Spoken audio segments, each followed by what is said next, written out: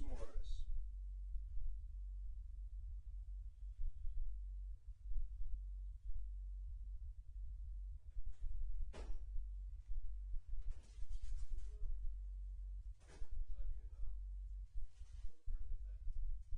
Told you they're better.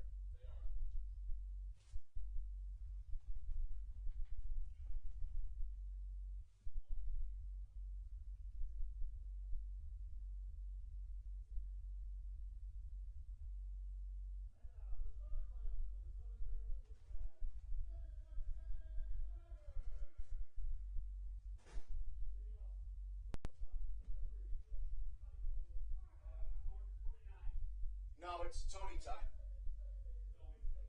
That's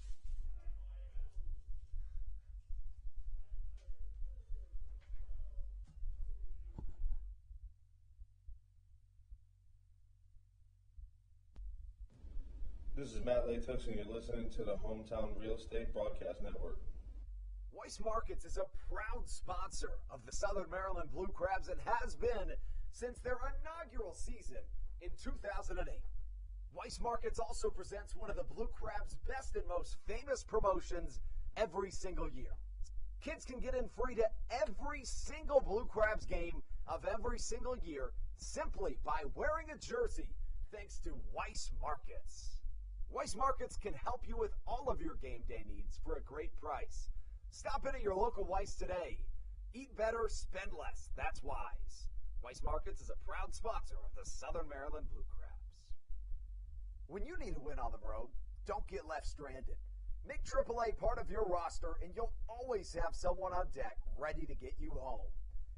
AAA also offers car care, insurance, and travel services and has stores conveniently located for Blue Crabs fans in Brandywine, Crofton, and Alexandria. Don't forget to ask them about membership discounts for military and first responders. Please visit AAA.com to learn more or to find a AAA location near you.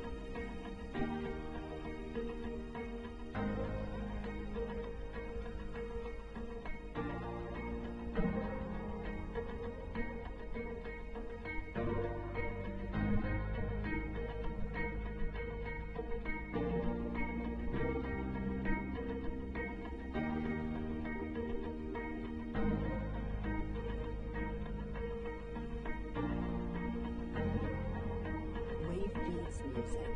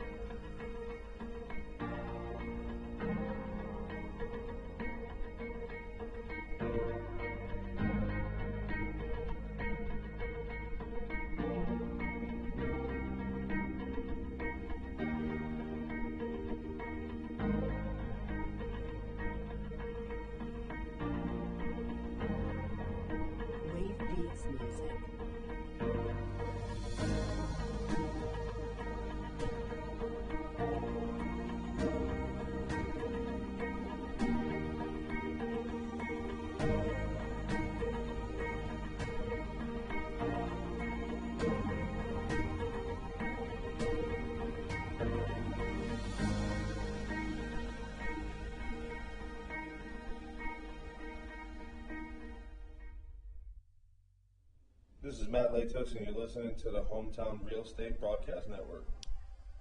Stevie Bowen alongside Andrew Banstra as we take you into tonight's contest. It's a doubleheader here at Regency Furniture Stadium.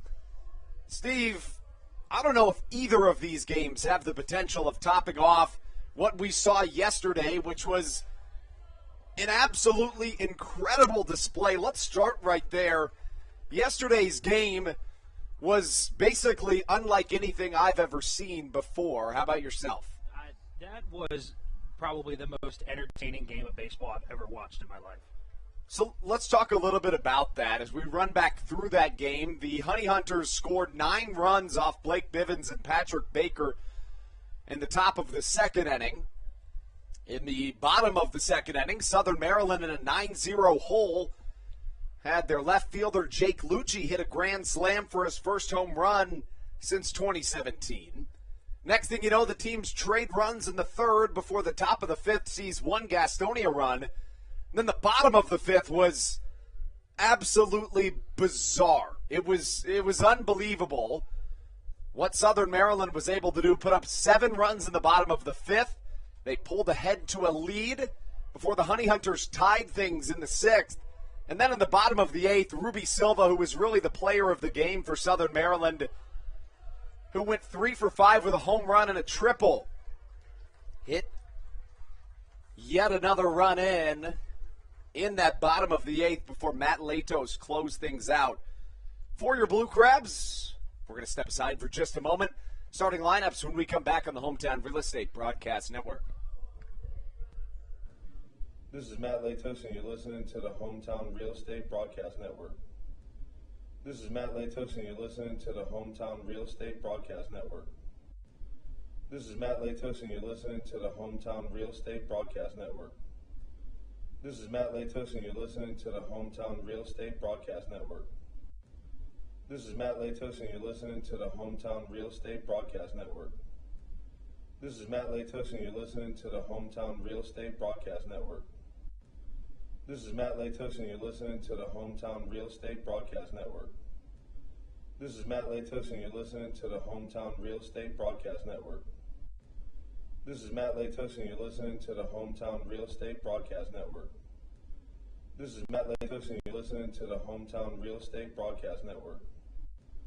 This is Matt Latos, and you're listening to the Hometown Real Estate Broadcast Network. This is Matt Latos, and you're listening to the Hometown Real Estate Broadcast Network. This is Matt Latos, and you're listening to the Hometown Real Estate Broadcast Network. This is Matt Latos, and you're listening to the Hometown Real Estate Broadcast Network. This is Matt Latos, and you're listening to the Hometown Real Estate Broadcast Network. This is Matt Latos, and you're listening to the Hometown Real Estate Broadcast Network. This is Matt Latos, and you're listening to the Hometown Real Estate Broadcast Network. This is Matt Latos, and you're listening to the Hometown Real Estate Broadcast. Welcome back inside Regency Furniture Stadium. Apologize for any technical difficulties that we may have experienced during that break. You heard from Matt Latos quite a few times, who closed out last night's game in the Blue Crabs' biggest comeback win of this 2021 season. Daryl Thompson gets the mound for the Blue Crabs in Game 1 of today's doubleheader. He'll face off against the left-hander, number 3, Stephen Farkas. The Honey Hunters come in with a 20-26 record on the season, and they lead off with their center fielder, number 1, Boog Powell. Batting second, the left fielder, number 12, Mike Pappy. Batting third, the designated hitter, number 3, Jason Rogers. In the cleanup spot, it's the second baseman, number 17, Mike Osinski. Batting fifth, the first baseman, number 25, Emmanuel Tapia.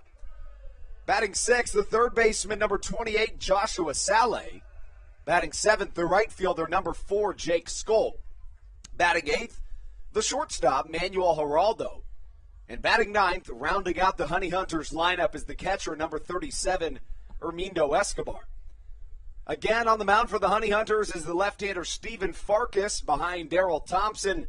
The Blue Crabs lineup reads as follows. Leading off, the shortstop, Michael Baca. Batting second, the second baseman, Kent Blackstone. Ruby Silva bats third, the center fielder who wears number 12. In the cleanup spot, it's the right fielder David Harris, followed by the first baseman Alex Crosby batting fifth.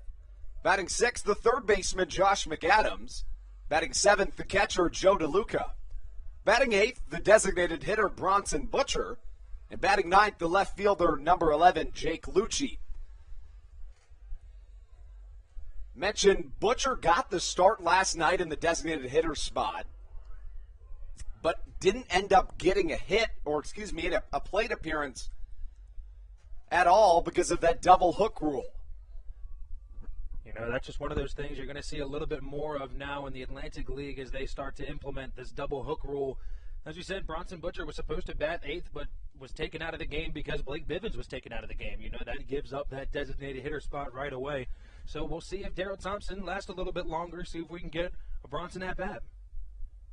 Thompson, you would have to imagine, would certainly last longer than Blake Bivens did last night. The right-handed Virginia native Bivens went 1 2/3 innings, allowing 3 hits, walking 4, hitting a batter, and allowing 7 runs all earned.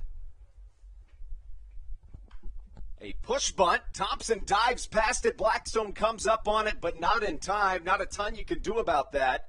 You know, that was almost a web gem play by Darryl Thompson. He wasn't far off from getting to that ball. That's one of the things you really love about Darryl Thompson. He's a guy that is in his 30s, but he'll lay out and he'll go and catch a fly ball. He'll do whatever it takes. We've seen it multiple times already, calling off some of his infielders on those fly balls. As you said, just a guy who likes to take charge. That brings up Mike Pappy. Pappy bats second. He hits .306 on the year, 10 home runs, 42 RBI. Yet another bunt attempt. Joe DeLuca right up in the air, catches. And after the offensive explosions we saw yesterday, I'm a little surprised to see back-to-back bunt attempts. You know, a little surprised as well, as you said. No, normally don't see that, especially from these top two guys in the lineup. Being the top two, they still have a decent amount of power. We almost saw Mike Pappy put one out of here yesterday as well. So, as you said, it's kind of surprising. That brings up an individual we did not see yesterday in the form of Jason Rogers. Rogers, the MLB veteran, played for the New Britain Bees for a couple of seasons and was spectacular in that first base designated hitter role. Started the season in the Mexican leagues, did Jason Rogers. I beg your pardon. Started the season with the Honey Hunters, went to Mexico, and is now back with the Honey Hunters. Rogers hits .299 on the season in 27 games played, 5 home runs and 24 RBIs for the brand new Gastonia Honey Hunters. Quick pick move over to first, not in time to get the speedy Boog Powell.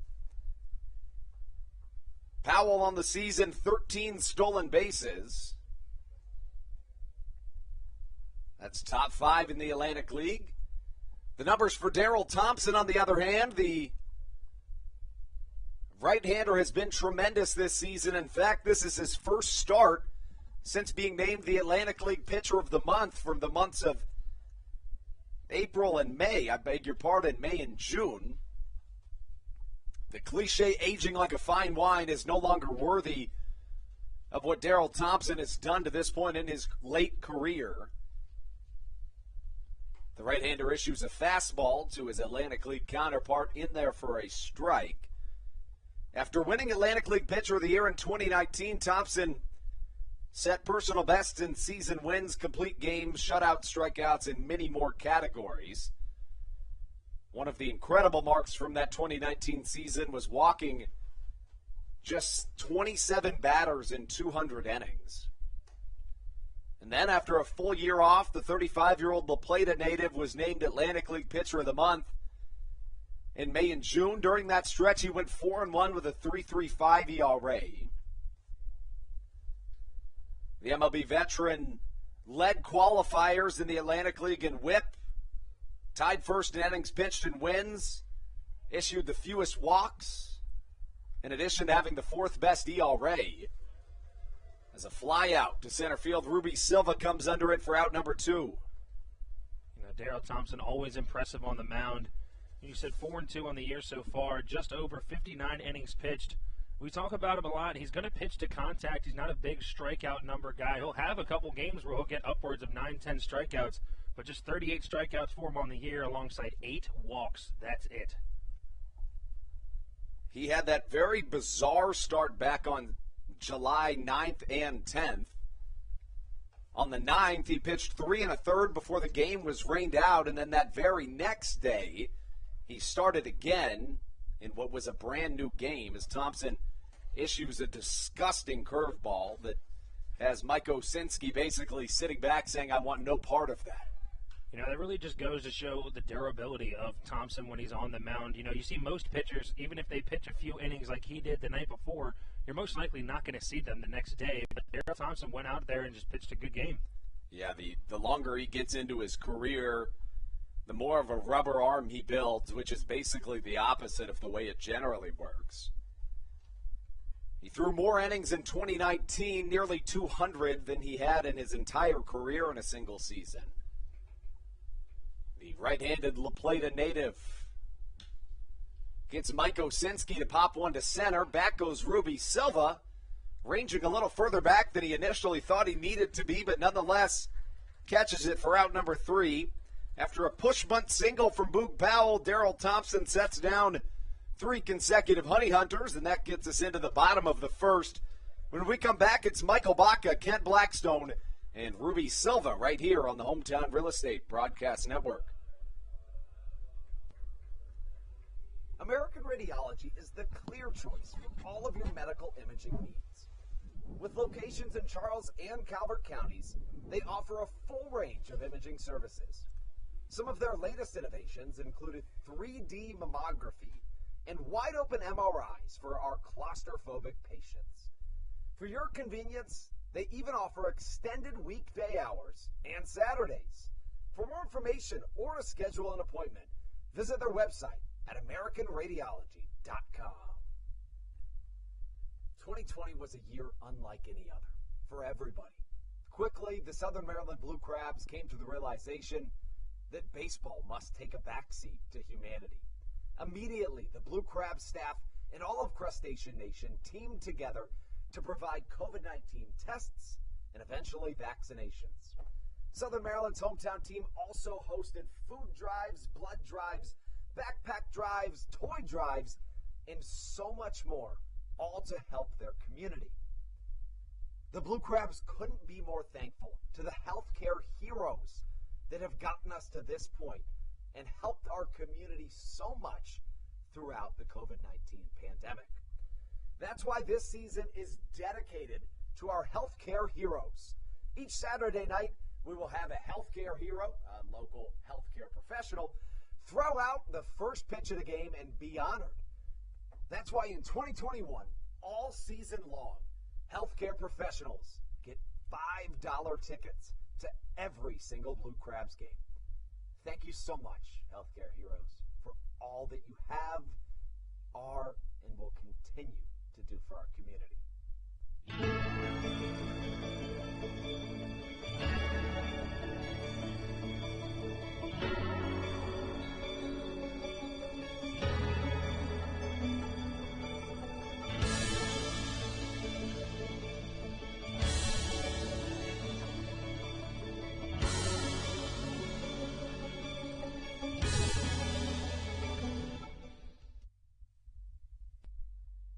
Welcome back inside the Hometown Real Estate Broadcast Network. Andrew Banster alongside Stevie Bowen. Take you into the bottom of the first. Michael Baca leads us off. Yesterday, Baca went 1 for 4, also drove in a run.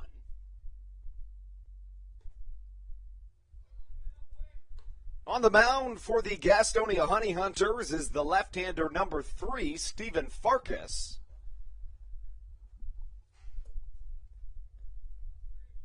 The story for Farkas, this is his first season of professional baseball.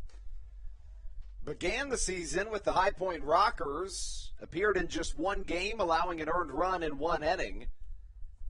After being traded to the Gastonia Honey Hunters, has played not too shabby for his first season in professional baseball.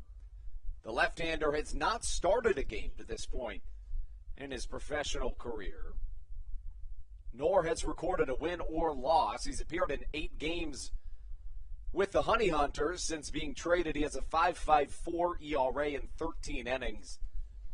He's allowed 10 runs, 8 earned, walking 10, striking out 9. Allows about 1 walk and 1 hit per inning as Michael Baca hits one well to the left side. Ranging over is Mike Pappy as he watches it land in foul territory back behind the Jenkins Enterprises LLC sign by the Blue Crabs bullpen. You know, Andrew, we've talked about it before. It is so hard from this angle to tell if a ball is going to go out or not off the bat, because I could have sworn that one was landed on the clubhouse right away. Yeah, off the bat, I certainly thought that was out. Baca's hit 2 home runs this year, both of them against the Honey Hunters. They came in back-to-back days on June 15th and 16th in Gastonia. This time he hits one right up the middle. Mike Osinski ranges back behind second base and throws to first for out number 1. Had Osinski not have been shifted to the opposite field of Michael Baca, that likely gets through for a single. You know, that's what I was going to mention. I think that's a pretty solid piece of hitting there. You know, 9 times out of 10, that's a base hit right up the middle. But as you said, Mike Osinski playing super close to that second base bag, and he didn't have to move far at all. A left-on-left matchup now to take place as Kent Blackstone steps into the left-handed batter's box. First pitch from Farkas well outside with 1 down here in the bottom of the first. Yesterday, Blackstone went 2 for 4, scored 2 runs, and drove in an RBI in a Blue Crabs 14-12 victory. This time he drills one well to the right center alley. The MLB veteran Boog Powell ranges about 30 steps to his left and catches on the run for out number 2. Of course, this is the first of 2 games here at Regency Furniture Stadium this evening. Coming on the heels of a Blue Crabs series opening thriller in which Southern Maryland dug back from a 9-0 deficit in the second inning, clawed back to secure a 14-12 win, largely because of the man that steps into the box right now, Ruby Silva. He went 3 for 5 yesterday. He had a triple, he had a home run, as well as a double. Came up a single shy of the cycle. Steve, that home run went over the batter's eye in center field, roughly 420 feet off the bat. You know, and Andrew, you weren't in the booth for the hit, and from your angle, you saw it a whole lot better than I did because we just talked about it's hard to tell where they're going to land. I thought that one had just kind of scraped the batter's eye, but that one sailed over the batter's eye in center field. It did, and Ruby Silva's reign in Southern Maryland continues. The left-handed hitting Silva, who was traded from the West Virginia Power to the Southern Maryland Blue Crabs back on July the 11th, has been nothing short of fantastic since rejoining Southern Maryland after a great season in 2019. Silva, after that single, is 11 for 27 since joining the Blue Crabs. And here in this series, he's 4 for 6. In those 6 at-bats, he's hit for the cycle over the span of a little over 1 game. David Harris comes up to the plate. The right-handed hitting Harris drove in 2 runs yesterday. He went 1 for 4 and scored a run. Off-speed pitch from Farkas misses in the dirt, and the count evens at a ball and a strike. Again, this is the first professional start in Stephen Farkas's career. The Honey Hunters also put Jacinto Garcia on the mound yesterday, who was in his first start of the 2021 season. As the catcher, Armindo Escobar, gets the rough end of the stick on that one, coming off the bat of David Harris and knocking him back out onto his heels. It made me a little bit nervous there because it looked like he stumbled back. I wonder how hard he got hit with that foul ball, but he seemed to shake it off pretty easily. Yesterday, Jesus Sucre got the start back behind the dish for the Honey Hunters. Sucre had a great game, going 2 for 5 with 2 runs scored, as David Harris lines one right over our head here in the Baynet press box for strike number 2. One of these days, I'm waiting for a foul ball to just come right by the window. It's bound to happen at some point. Did you ever hear the story of the Atlantic League broadcaster in 2019 at the very beginning of the season who, as Harris swings through a pitch for strike number 3, but his name was Mark Schwartz for the Somerset Patriots, and a ball came into his booth. He caught it, and I can't exactly remember what it is, the line he had. It was something like, "I'm amazing" or something. And it went so viral that Scott Van Pelt had a one-on-one with him on SportsCenter. It was crazy. I feel like I do vaguely remember that somehow. It went pretty viral as Southern Maryland looking for not necessarily virality, but at least just a win, maybe a doubleheader sweep today. The final note before we sign off, Southern Maryland technically could get a series win today in Game 1 and in Game 2 because today is a makeup of last time the Honey Hunters were in town. That came back on what was scheduled for July the 8th. So this is technically Game 3 of that series because it's a makeup. The Honey Hunters and the Blue Crabs split the first 2 games of the series. Game 3 was rained out, postponed for today, so whoever wins this first game could get a series win. Does that make sense? It does. I think it does. All right. Well, with that note, let's send it into the second inning of action right here on the Hometown Real Estate Broadcast Network. Through October of 2021, COVID-19 vaccinations are offered right here at Regency Furniture Stadium. No appointment necessary. Just swing on by and get your COVID-19 vaccination today. Take one for the team, Southern Maryland. Get the vaccine. Dyson Building Center is one of the oldest family-owned and operated hardware, lumber, and building supply stores in Southern Maryland. They are located in St. Mary's County on Route 5 in Great Mills. Dyson's has an expansive and diverse inventory to help you with all of your home improvement and project needs. Whether you're new to the world of DIY, a tried and true DIY professional, or somewhere in between, the friendly and experienced staff at Dyson Building Center is ready and willing to help you today.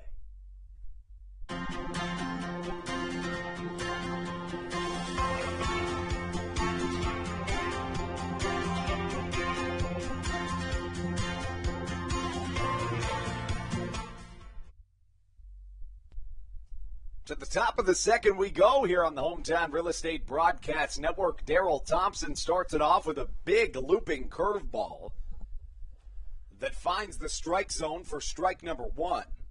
Thompson's done a great job with some control with that curveball lately. He's thrown it about 3 times, every single time in there for a strike so far. You know, and generally your first time through the order, you're not going to show people that many curveballs. But Thompson, part of the beauty of what he's able to do is basically he's been around the block enough times that he can pinpoint and knows exactly the weaknesses of each hitter, and is really the best example of a veteran presence in this Atlantic League that resonates with Greg Maddux in a way, a guy that didn't necessarily blow you away with speed, but would certainly have ridiculous off speed and great control that would result in a plethora of quality wins, make that quality starts, I should say. Thompson faces off against Emmanuel Tapia, who taps one foul. The count stays at 0-2. Go over some Atlantic League rule changes here in this 2021 season. Of course, back in April, the Atlantic League was named the first ever partner league of Major League Baseball. Emmanuel Tapia hits one to the right side. Looked like it may have gotten out, but instead, a chance to throw out Tapia at second base. All for naught, but you'll take that over a home run any day. You know, Tapia missed that ball going over the fence by, no exaggeration, about 3 inches, I think. That hit right off the top of the wall. I think even David Harris assumed it was out because it looked like he slowed up just expecting it to go over. Yeah, I agree, and the slugging percentage is off the charts for Manuel Tapia, who's 11th in the Atlantic League in slugging percentage at .587. So he's got a lot of power in that bat. Of course, the two big MLB Atlantic League rule changes here in this 2021 season, the first of which being the double hook rule, which we saw in its full effect last night when Bronson Butcher didn't even get an at-bat after starting the game in the designated hitter slot. Before he was able to come up to the plate, Southern Maryland starting pitcher Blake Bivens was taken out of the game. And that was a perfect example of the double hook rule, which states once a team's starting pitcher is replaced, the team will lose its designated hitter for the remainder of the game. The club will be required to use a pinch hitter or a relief batter can pitch. The double hook rule represents a compromise between the historical rules of the National League, which was not employed with a designated hitter ever other than in 2020, and the American League, which has used the DH since 1973. Of course, there's also the pitching rubber moving back as Joshua Saleh hits one high in the sky to the left side, but right at the third baseman, Josh McAdams, for out number one. The pitching rubber will move back here at Regency Furniture Stadium in just a couple of weeks. It'll come on August 4th. Now, I have a question about that. I have a question about the mound getting moved back, because we talked about the second half of the season starts right in the middle of that Long Island series we have in the beginning of August. Are they waiting until after that series to push the mound back, or because that's right in the middle, right? Are they just going to do it like before the game? Well, so my understanding is that, or my assumption would be that they're going to build up the mound to implement that second pitching rubber. Mm-hmm. And by the time that first game of the second half rolls around, they'll just plop that pitching rubber in. I mean, I'm not 100% sure. So you're saying, like, say 2 weeks before that happens, Right. They're just going to start building up the mound, but they're not actually going to move the mound back until that day. Okay, that makes sense. Exactly. Yeah, that makes more sense. I didn't know if that was like, all right, we played one way against Long Island last night, but hey, it's the new part of the season. We got to do this mound today before the game starts. I didn't know if it was like one of those types. Right. So it will be like that for the players, but in terms of implementing it onto the field of play, it would be, I would assume, built up the day before as Josh Skoll lines one through the right side. That'll bring one run home in the form of Emmanuel Tapia, who lets out a scream as he comes home, scoring the first run of today's contest. It's a good piece of hitting there by Jake Skoll. He's got some power behind that bat, but we've seen it all too often with a lot of these players on this Gastonia team. They're able to just throw their hands at the ball and put it where they want to, and he put it just out of the reach of Blackstone at second. That makes way for Manuel Geraldo. Geraldo 1 for 3 yesterday, but he scored 3 runs. He walked once and also had a drop third strike that he reached on that hit off the back of his head when Joe DeLuca was trying to throw to first. First pitch to Geraldo, a long strike down the right field line.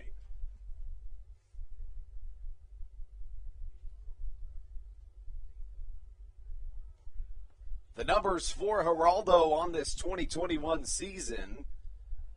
The left-handed hitting Geraldo hits .279 on the season. 1 home run, 6 RBIs in 12 games played. Off the end of his bat and fouled as the count works to no balls and 2 strikes.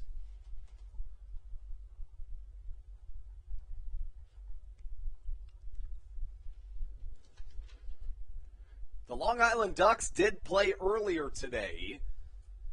The Lexington Legends were leading throughout most of the game, but the Ducks came back at the end for a comeback 10-8 victory as Thompson issues yet another strikeout.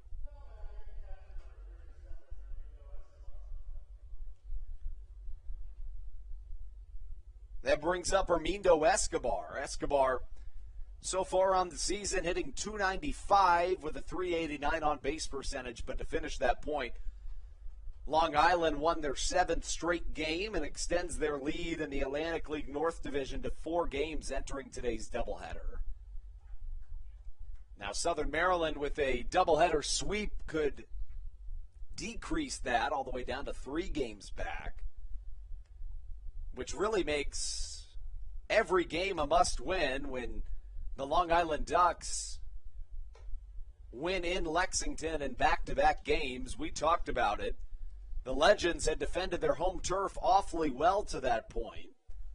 Lexington on the season was 19-2 entering this series with Long Island when they played at home, but the Ducks have doubled that loss total of the Legends at home in back-to-back wins. Thompson rears back, but Escobar spoils the pitch foul. Skoll was going on the pitch. Skoll had a pretty solid jump on that pitch. I think he might have beaten that throw. But as you said, he trumps back to first off the foul ball. 2 away here for Thompson in the top of the 2nd inning of baseball. Make sure you stick with us in the 3rd inning when Barstool Sports Coach Duggs joins the broadcast. Coach Duggs, a legend in the sports media community, really across all sports. If you have a Twitter account, you know who he is. I would think, right, Steve? Wouldn't you think? I would assume so. Pitch out from Thompson. A snap throw down to first from Joe DeLuca, not in time, as Escobar works the count to 2 balls and 2 strikes.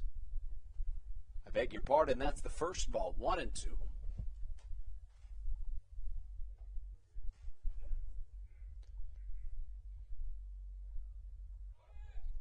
Skoll goes on the pitch once more, and it's Joe DeLuca came up with the throw down to second. He stumbled a little bit on home plate as the count evens at 2 balls and 2 strikes.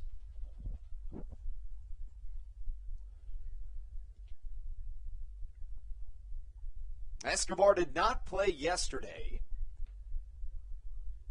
Jesus Sucre got the start as the starting catcher for this squad. I beg your pardon, Escobar did start. He went 1 for 2, but was pulled after 4 innings. That game yesterday was a long one. It's easy to get lost in. 3 hours and 37 minutes and 26 total runs in the contest. Escobar gets into one well. Ruby Silva ranges off into deep right, make that left center field, and catches on the run near the warning track for out number 3. The Honey Hunters score 1 run as 5 batters come up to the plate. The Blue Crabs have a chance to equal things up when we come back, and they'll do so in the form of Alex Crosby, Josh McAdams, and Joe DeLuca when we come back on the Hometown Real Estate Broadcast Network. This is Daryl Thompson, and you're listening to the Hometown Real Estate Broadcast Network. In February of 2020, Regency Furniture Stadium and the Southern Maryland Blue Crabs were given what we view as an honor, being named the 4th mass vaccination site in the state of Maryland.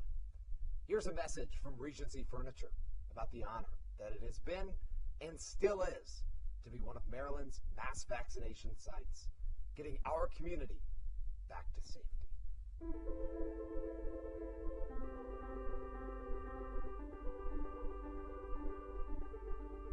During these times of uncertainty, it helps to know there are things we can control to help ourselves and others. For me, it presents the hope that soon enough my friends and family will be together again.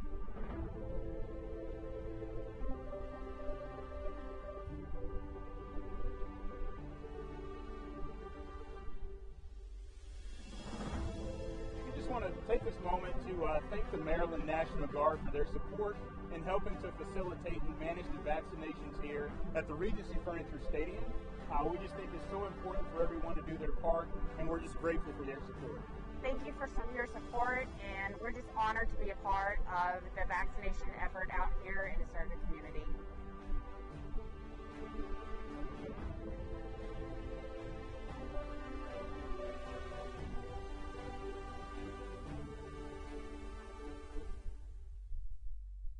it's Chris Paul, Cliff Paul, Aaron Rodgers, or even the son of a former Blue Crab, Patrick Mahomes, you've seen many athletes endorsing State Farm.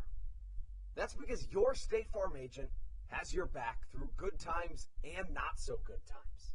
That's why all the Blue Crabs, Darryl Thompson and the whole team, trust State Farm with their insurance needs. State Farm is the company people have trusted for over 99 years to help life go right. Welcome back into the Hometown Real Estate Broadcast Network. Alex Crosby leads things off. Attempting to push bunt down the third base line, but it scoots foul at the last moment. Southern Maryland right now trailing the Gastonia Honey Hunters by 1 run. In their first inning of offense, the Blue Crabs saw their first 3 batters put real solid contact on the baseball, one of which was awarded with a single by Ruby Silva, but Southern Maryland would end up stranding Silva after David Harris struck out. Crosby taps one up the middle, hustles towards first, but Stephen Farkas fields, spins, and throws for out number 1.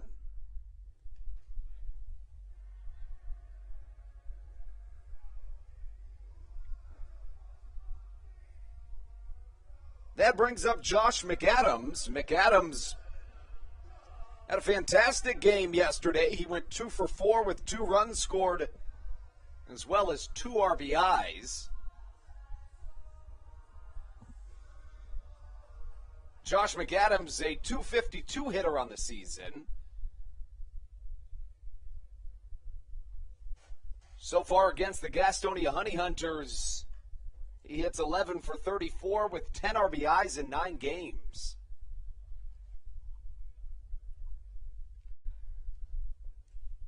Stephen Farkas, in his first professional start of his young career, sees Josh McAdams drill the ball to left center field. Not a chance you ever see that again.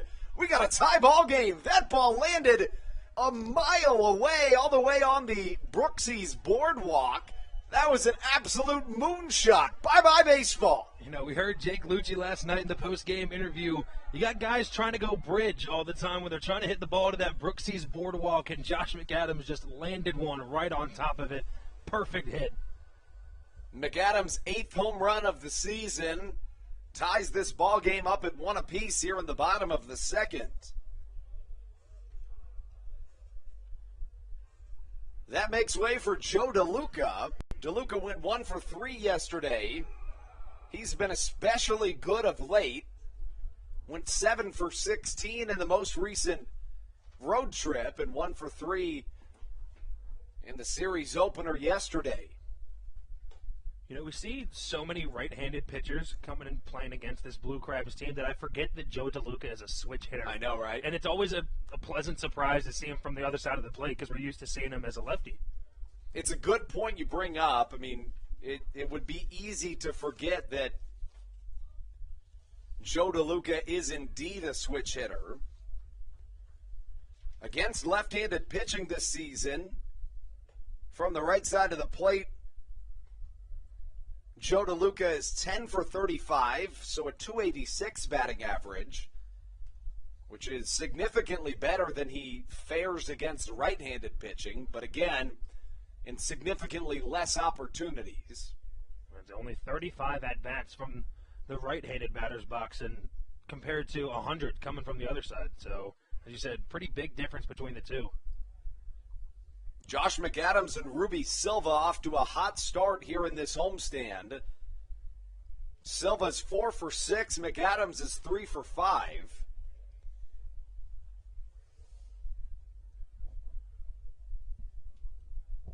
The two combined for 7 RBIs here in just the second game of this homestand. A chopping ground ball to Geraldo at short. Bobbling it was Emmanuel Tapia at first, but he secures it in time for out number 2. So with 2 down, Bronson Butcher finally gets his Regency Furniture Stadium debut. The right-handed hitting Butcher was signed by the Blue Crabs just a few days ago. back on July the 13th. Has not played a game against the Honey Hunters this season, although he started yesterday's contest as the designated hitter, but of course, per the MLB Atlantic League rule changes, once the starting pitcher's pulled, the relief pitcher takes over the designated hitter spot in the batting order. You know, every time I say that rule, I try to make it as simple as possible, but it always just sounds so confusing. I mean, it's a pretty confusing rule if you're someone that only knows, like, the very little basics of baseball, like, kind of just how it works. You got to really know a little bit more about what a designated hitter is, what he does for the team, how the starting pitcher works, all that kind of stuff, and then you start to understand the rule a little bit more. Butcher appears to have broken his bat. He'll check. May not. It certainly sounded as though he did. Nonetheless, he'll check it once more and decide, you know what, I'm going to grab a new piece of lumber. Yeah, might as well. I mean, as you said, it definitely sounded like it cracked. You know, as a professional baseball player, you don't pay for your own bats, so you're not too worried about grabbing a new one. Butcher, in his first season of professional baseball, joins the Atlantic League from the Pioneer League, which is a newly formed independent league. It was affiliated for nearly 100 years, but after the entire league was dropped from minor league baseball, they became a MLB professional partner league. He hit over 300 in the Pioneer League. As he takes a big hack at a fastball, swings on through it, and he goes down on strikes for strike number 3 and out number 3. We take you into the top of the third. When we come back, Daryl Thompson back out onto the mound on the Hometown Real Estate Broadcast Network.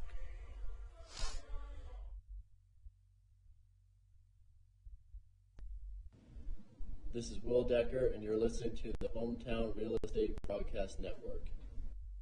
All Pawn is Southern Maryland's premier pawn shop and is the official pawn shop of the Southern Maryland Blue Crabs. Stop by and say hello today. They've been a part of the Southern Maryland community for 18 years. If you need some cash to hold you over, or if you're just doing some spring cleaning and want to clear some stuff out, please bring it by All Pawn and let them make you an offer. If you have broken jewelry or some that you just don't want anymore, please bring it by, and they'll pay you more than anyone in the Tri-County area. They're located on 301 in White Plains, just south of DeMar Road. Go Blue Crabs!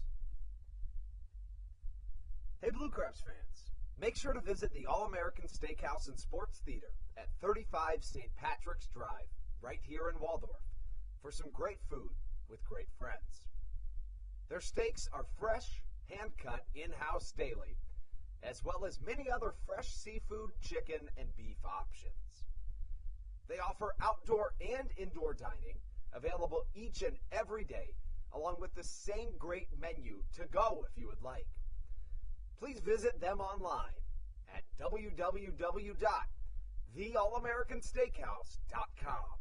That's www.theallamericansteakhouse.com. You can also visit them on Facebook or Instagram. They have daily specials that you just can't pass up. Thank you, Blue Crabs fans.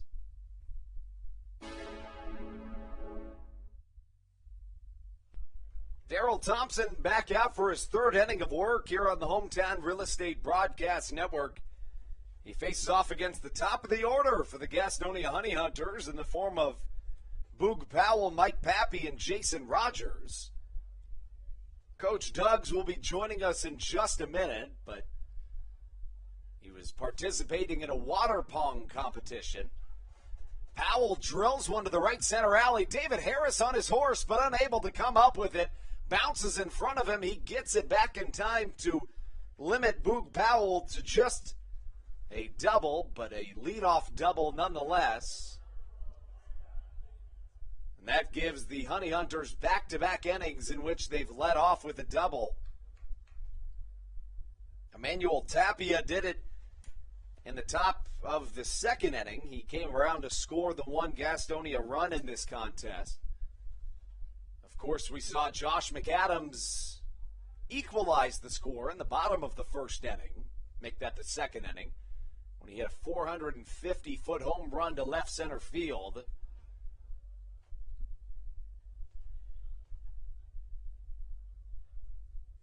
Thompson with a long look into his catcher, Joe DeLuca.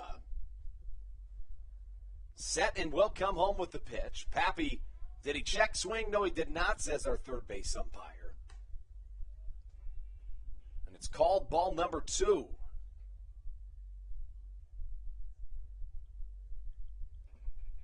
Thompson facing off against Mike Pappy, who hits .306 on the season. He's got 10 home runs and 42 RBIs. Another check swing, but it was in the strike zone nonetheless. The count 2 balls and 1 strike. It's Wagon Wednesday here at Regency Furniture Stadium. So if you hear dogs barking, that's why. And we're thrilled to have a guest joining us in just one moment here on the Hometown Real Estate Broadcast Network. Get to that after this next pitch as Thompson takes another look into his catcher, Joe DeLuca. Thompson, the MLB veteran, facing off against Mike Pappy. The look in here with no outs in the top of the third inning.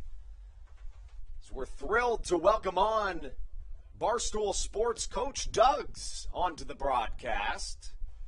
Of course, Coach Duggs joining us from Jacksonville, Florida, making a little bit of a trip to a couple of minor league baseball stadiums. Coach, it's great to have you on. I appreciate you having me. It's great to be here. Yeah, man. Well, let's get right into it as Mike Pappy hits one high in the sky to center field. Ruby Silva comes up with it.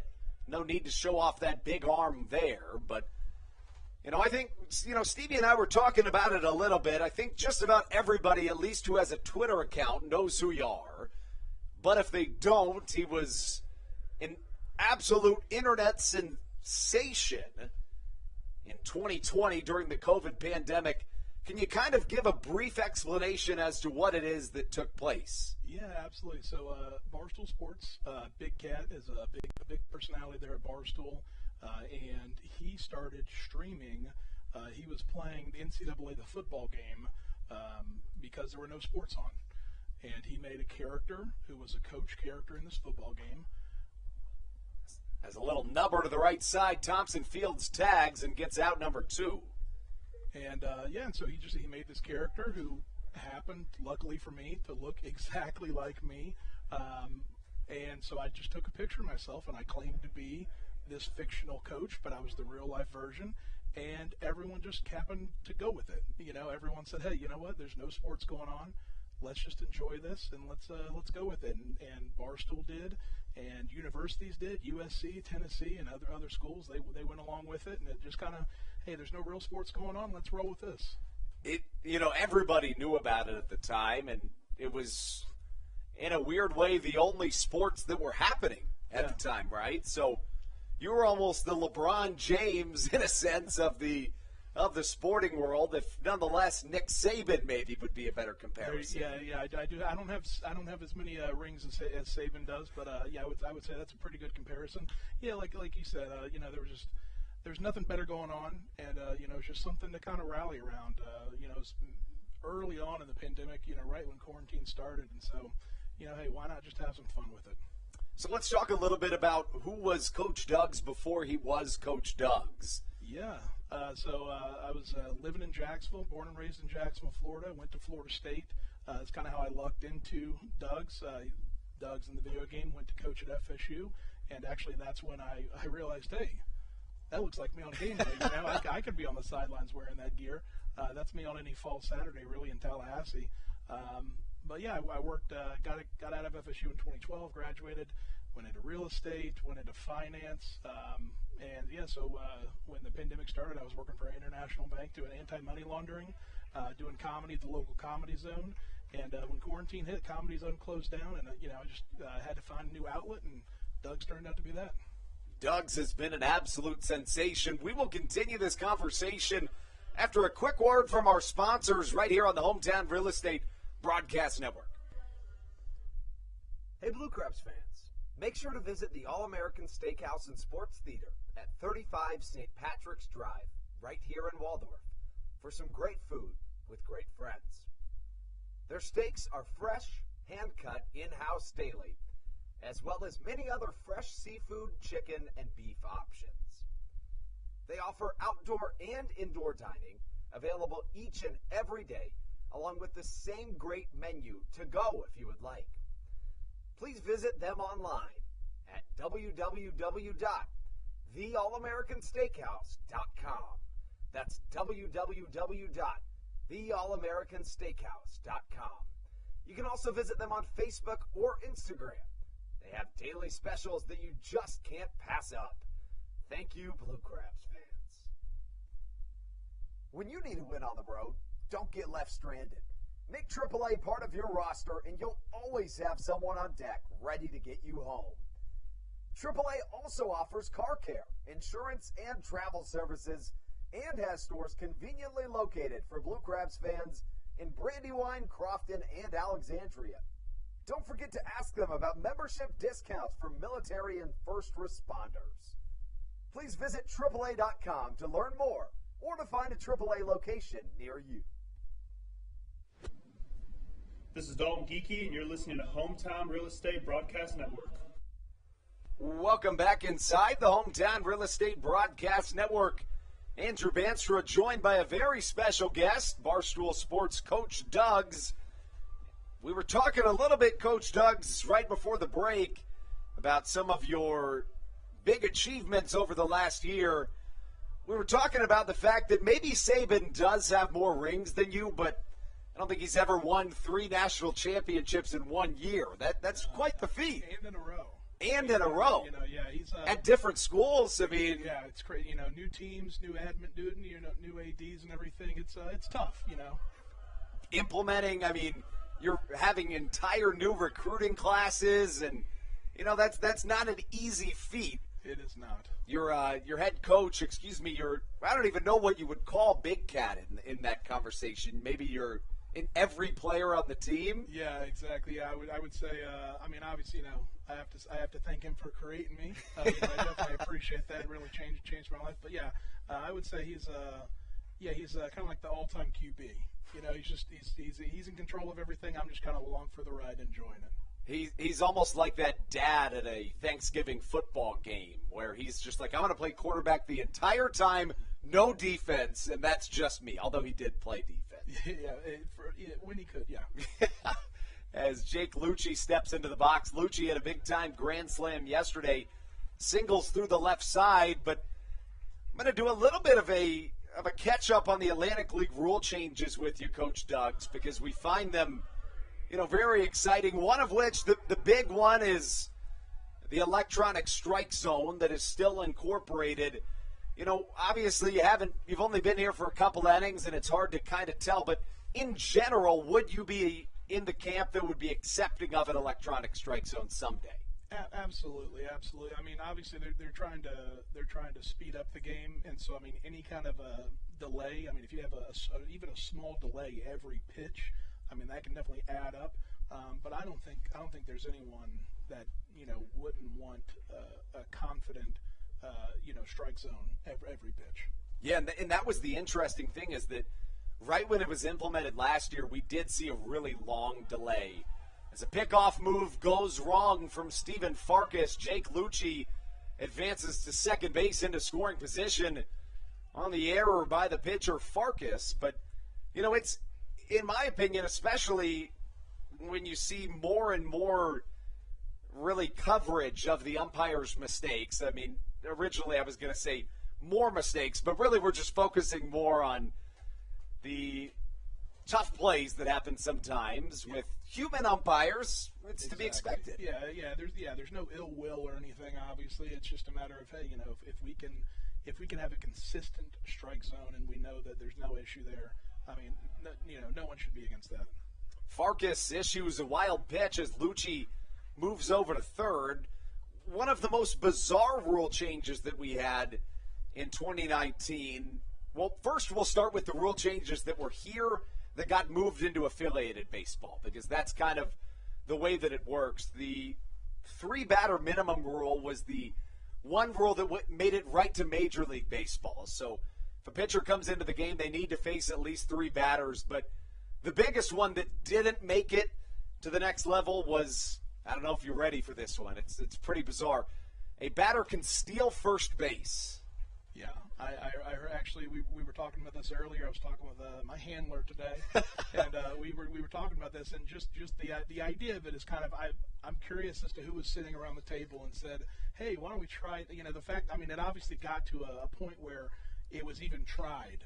That's pretty funny. But I'm curious to see how, I wish I was here to see it, because I can't imagine that would have it would just been so much confusion.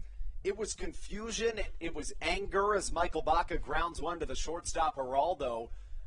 Lucci unable to advance home. But the thing about it is that it was anger. It was confusion. Pitchers were really frustrated because originally it went down as a walk. So if on the first pitch of the at-bat, the ball gets past the catcher and somebody steals first base, it goes against their numbers, and these guys are all trying to get back to affiliated baseball. So yeah, I can definitely understand that. Well, when I was in Omaha a few weeks ago for the College World Series, I was talking to Barstool Carl, a Chicago personality for Barstool, and we were talking about even the third strike, the dropped third strike. We were talking about, why is that even still a rule? I agree. But Carl, he was a pitcher for Illinois, and so he told us that in order to close out the strike, or in order to close out the out, you have to have possession of the ball. Okay, well that makes sense. And I was like, okay, like that. It's still odd to see the hitter run, but that makes sense. We had one yesterday where it was a drop third strike, and the catcher threw down to first, and it hit off the back of the head of the guy running to first. He was fine, but it was just bizarre, and kind of shows you why even have that be a part of the game. It's dangerous. It is. It certainly is. The stealing of first base, however, was interesting to say the least. Players were really hesitant at first, and eventually the first guy to do it was Tony Thomas, who stole first base, and the National Baseball Hall of Fame and Museum accepted his cleats into the Hall of Fame. Nice. And they're on display, and the first couple guys that had an opportunity to do it were getting booed and screamed at from their dugout. Next thing you know, the guy that does it goes to the Hall of Fame. Yeah, that's talk about peer pressure, Yeah, right. The other real jarring one that generally kind of can be pretty controversial that I've started to come around to is something that's going to be taking place just a couple of weeks on August 4th, the first day of the first half, make that the second half of this 2021 season. They're going to move the pitching mound back 1 foot. So that obviously is a tough one to swallow from many different angles, but what would be your initial reaction to that? Yeah, and so I understand the reasoning for it. I understand why they would want to do it. I guess my issue would be, it's going to completely change the. I guess the same reason the pitchers would be upset, that you stole first. I'm just thinking about the records here and the injuries. That's obviously first. Yeah. No, either way. But yeah, I guess their purpose is they want less home runs. As Silva grounds one through the right side, putting the Blue Crabs on top 2-1. Have they stated why they want to do it? So they say that they did a ton of background on it, and essentially in the late 1890s, they moved the mound from 55 to 66, or 60 feet 6 inches. And then in the 1960s, they changed the angle as to which, or the height of the mound, to make it a little bit different. But this would obviously be the biggest change in a long time. Essentially, they're saying that the velocity is, getting up there more and more every year, and all of these Atlantic League rule changes are geared to create more offense and put more balls in play. The interesting part is Blackstone tries to steal third, unable to swipe down the tag is Joshua Saleh. As Blackstone picks up his 6th stolen base of the year. But, the interesting thing that I saw an active MLB pitcher put this on his Instagram story, which kind of made me sort of thinking. He said, well, wait, obviously pitchers are going to be mad about this, but could it not benefit the pitchers because they're going to get more movement and so on and so forth? So there was a New York Times reporter who did a study on it. As David Harris sends a moonshot to left center field, bye-bye baseball. See you later. A 3-run shot from David Harris. That's the second huge home run hit by the Blue Crabs today, right in front of Coach Doug's. Did you know that one was off the bat? Oh, yeah, you can tell. You can hear it. Oh, yeah. It's a different sound. Yeah. But, just changing it. I mean, even one – I mean, I guess that tells you just moving it 1 foot can make such a difference. It is. It's pretty remarkable that the New York Times study said that in moving the mound back 1 foot, it'll take about half a mile an hour off of the velocity. But in terms of a breaking ball, the average breaking ball will move 4 centimeters more than it would previously. So you'd have to think that getting roughly a quarter of an inch of movement and losing a mile an hour on your velocity is somewhat of a fair trade, but yeah, it's going to be interesting to see how it kind of takes place. So let's talk a little bit about, you were saying that you really like visiting minor league baseball teams, and that's something that, you'd like to do for Barstool, and that when you start there full-time in a couple of months, or when you move up there full-time in a couple of months, that's something you're looking to do. What kind of got you into minor league baseball? What makes that kind of the drawing? Because I'm interested by that. I love minor league baseball too. Yeah, absolutely. Well, just minor league sports in general. Obviously, it's baseball season now, and obviously there's so many teams, so many cities, so it's easy to get to them. But yeah, growing up in Jacksonville, Florida, we had the Jaguars. Which I don't want to disparage them at all. Sometimes people might refer to them as a minor league team, but obviously I've been a Jaguar fan since '95. But yeah, we had first they were the Suns, now they're the Jumbo Shrimp, and that's just kind of like a fun thing to do. And when you get baseball out here, especially in minor league, there's a big difference between going to a Major League Baseball game where people are paying $100 a ticket. The food costs a lot, and then maybe they're leaving after, because their team gets shut out or something, and they're paying a lot of money for a bad experience. You come out to a minor league game, and everyone's just here to have fun. Obviously they want their team to win, but they're here to have fun. They're here for the in-between innings stuff. They're here to see the home runs, the foul balls, and you just get all types of people out here, and just everyone's just here to have a fun time. And no matter who wins or loses, everyone still goes home having had a good time. And I think that's really special. And one of the favorite things of mine about minor league sports and baseball in general is the rebranding and the crazy stuff they do. We're proud to say that tomorrow will be our first ever Wing Wars. So that's basically every Thursday, or the first Thursday of every month. Our first 2 got rained out. It'll be all-you-can-eat beer and wings in the Legends Club. There you go. And we'll rebrand from the Southern Maryland Blue Crabs to the Southern Maryland Blue Cheeses. Nice. So we're pumped about that one. But, you wouldn't see an MLB team doing that. No, not at all. I mean, I think the closest they get are like maybe their new city uniforms, right. But yeah, no, that's the beauty of it. The minor league baseball, you get all the promotional stuff. You do what you can to get people in the seats, and it's always a fun time. Like I said, the Jacksonville Suns were the Suns for a long time, but the owner of the Akron Rubber Ducks, and before they were the Rubber Ducks, I think they were the Toros, they were some other name. But yeah, that's you get a new owner come in, and you get a wacky, cool name and or logo, and you rebrand, and just it's all about having fun. It really is. It's remarkable. The Rubber Ducks are one of my favorites for sure. I love the Trash Pandas. Oh yeah, down in Mobile. Yeah, well, that's I was saying earlier to Kyle, the New Orleans team, they rebranded to the Baby Cakes. As Josh McAdams sends one on top of the clubhouse. Coach Doug's, how about that? I tell you, man, I might just stay up here the whole game. I mean, you're clearly the good luck charm. And that's Josh McAdams' second home run of the day. And as a reminder, we're only in the 3rd inning.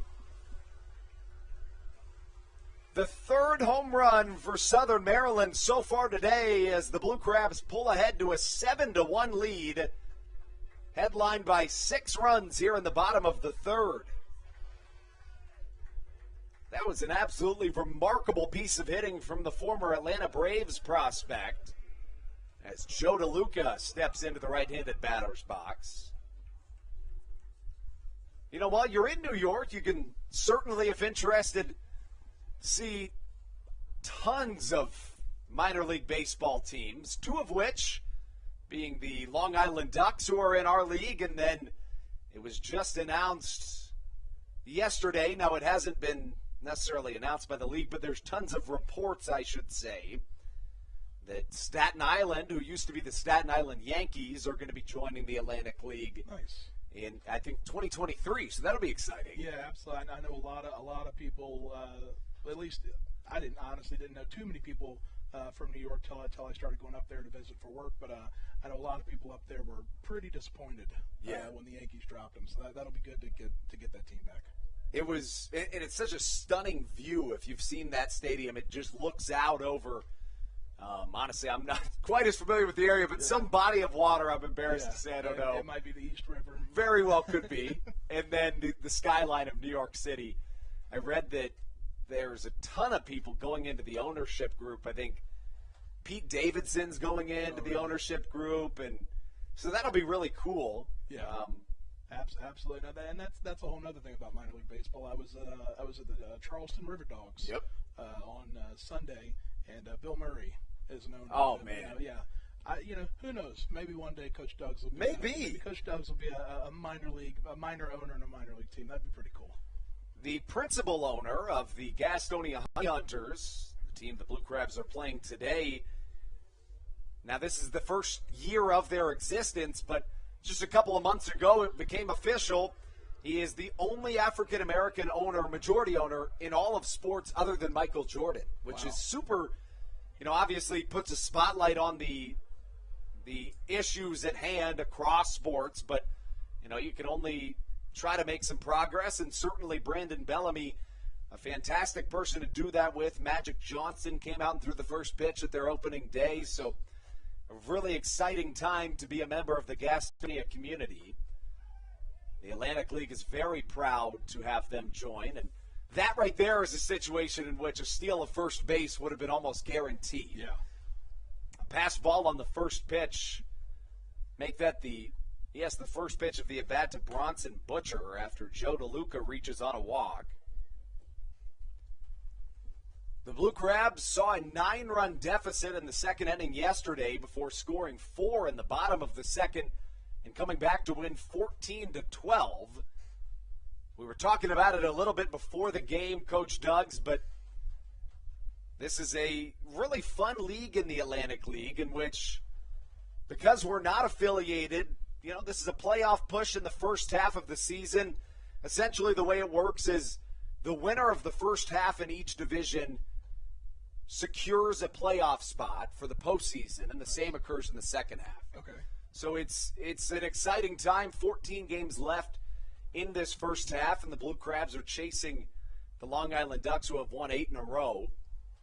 They had a couple of big-name MLB stars getting ready for the Olympics with them last week in the form of Ian Kinsler was on their team, Danny Valencia, basically the down-the-road neighbor of the Honey Hunters had Edwin Jackson and David Robertson on their team. So those were real fun names to watch pop into the Atlantic League. Absolutely. Well, you watch them here, and then a week or two later, they're in Tokyo. Certainly, and that's kind of the other beauty of the Atlantic League is that, for example, we're about a month and a half into our season, and we've had 70 players' contracts purchased by the MLB. So basically, they can purchase our players' contracts, and they report to nothing lower than AA. So we have 2 guys on the Omaha Storm Chasers right now that pitched in the same game last week. Started the season with us, and now we're there. That's awesome. Yeah, so it's a very interesting league. It also makes things kind of difficult for us, of course. Yeah, of course. Yeah, when you're going into a playoff push, and right. Yeah, you lose 4 starting pitchers in a week. yeah. So you don't want to be too good. Exactly. Exactly. So it's interesting to see how rosters are formed. Of course, Darryl Thompson is a very rare example in the Atlantic League. Thompson has been with the Blue Crabs now in his 9th season. And at the age of 34, make that 33 in 2019, was named the Atlantic League Pitcher of the Year. Through just 27 walks in 200 innings. Wow. Pretty remarkable story. On the other end is a 9-year MLB veteran, Matt Latos, who is the closer for the Blue Crabs. So those two have been an incredible pair to watch.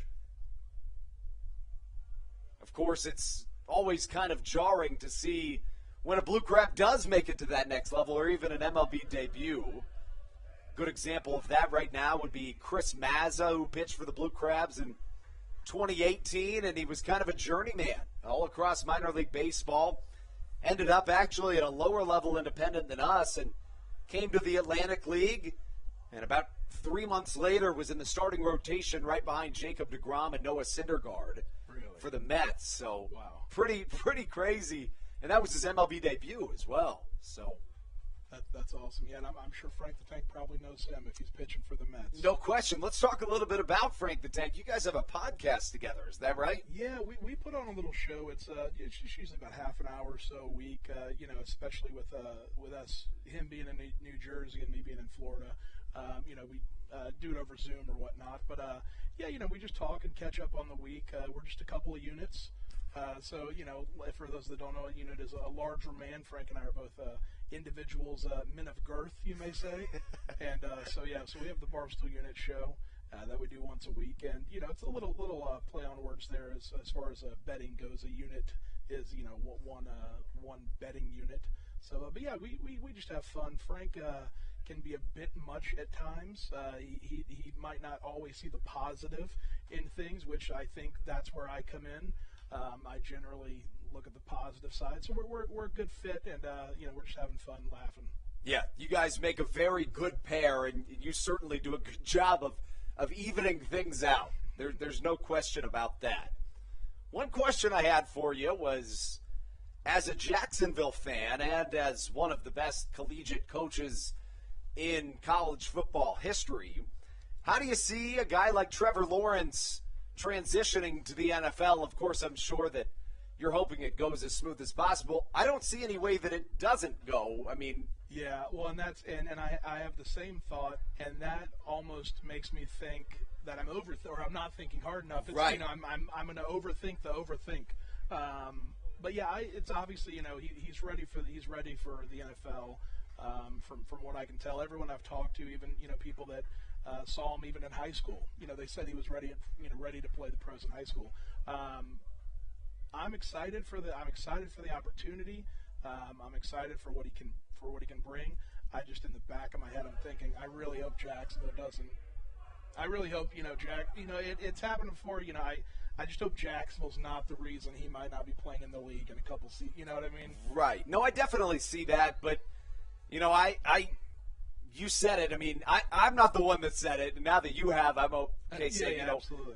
They can sometimes be considered to be a minor league in that they just don't perform year over year. But in bringing in Urban Meyer and to pair him with Trevor Lawrence, I mean, you don't want to say I don't know how they could fail, but I don't know how they could fail. Yeah, exactly. It's kind of like saying, this kicker hasn't missed a field goal all season, Right. In that sense. But, yeah, I have full faith in him and everything. Obviously, Urban Meyer's a great coach. My only concern is, if he doesn't win the first couple of seasons, I hope his heart is good. I hope, he doesn't, in 3 seasons, if it's 3 losing seasons, I hope he sticks through it and stays around.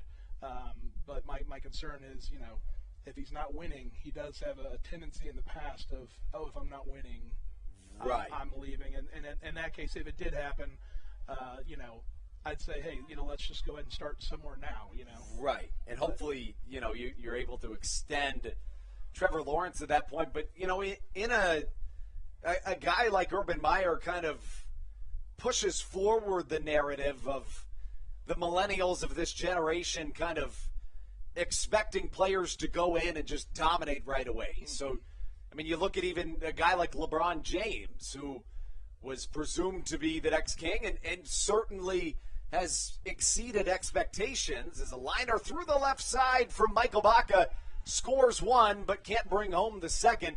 Southern Maryland extends it to an 8-1 lead over the Honey Hunters. But, you know, you look at a guy like LeBron who didn't get a ring until his 9th season. Giannis is another good example. I think this was his 7th season and he got a ring. So it takes time to get these things going. Absolutely, and that's you know, you see the same thing. You know, as an FSU grad, I saw the same thing with Leonard Hamilton. You know, like 5 or 6 years ago, they were questioning whether or not to extend him, and extend his contract. It's like, hey, you know, these things take time. You don't want to just keep restarting every few seasons. There's obviously a few NFL franchises that are like notorious for doing that. Right. You know, every 3 or 4 years, there's a new quarterback, a new coach. So I'm all in on Urban and Trevor, and you know, I hope they can win. And if they can't win right away, at least they stick it out. Because I'm all for it. Hey, if it takes 10 years to get a Super Bowl, but it comes, I'm all for it. Certainly, yeah. I mean, you even look at Baker Mayfield as a good example in that. I mean, I would put Trevor Lawrence far and away above Baker Mayfield. But my point being that, you know, Baker didn't walk into a great situation by any means.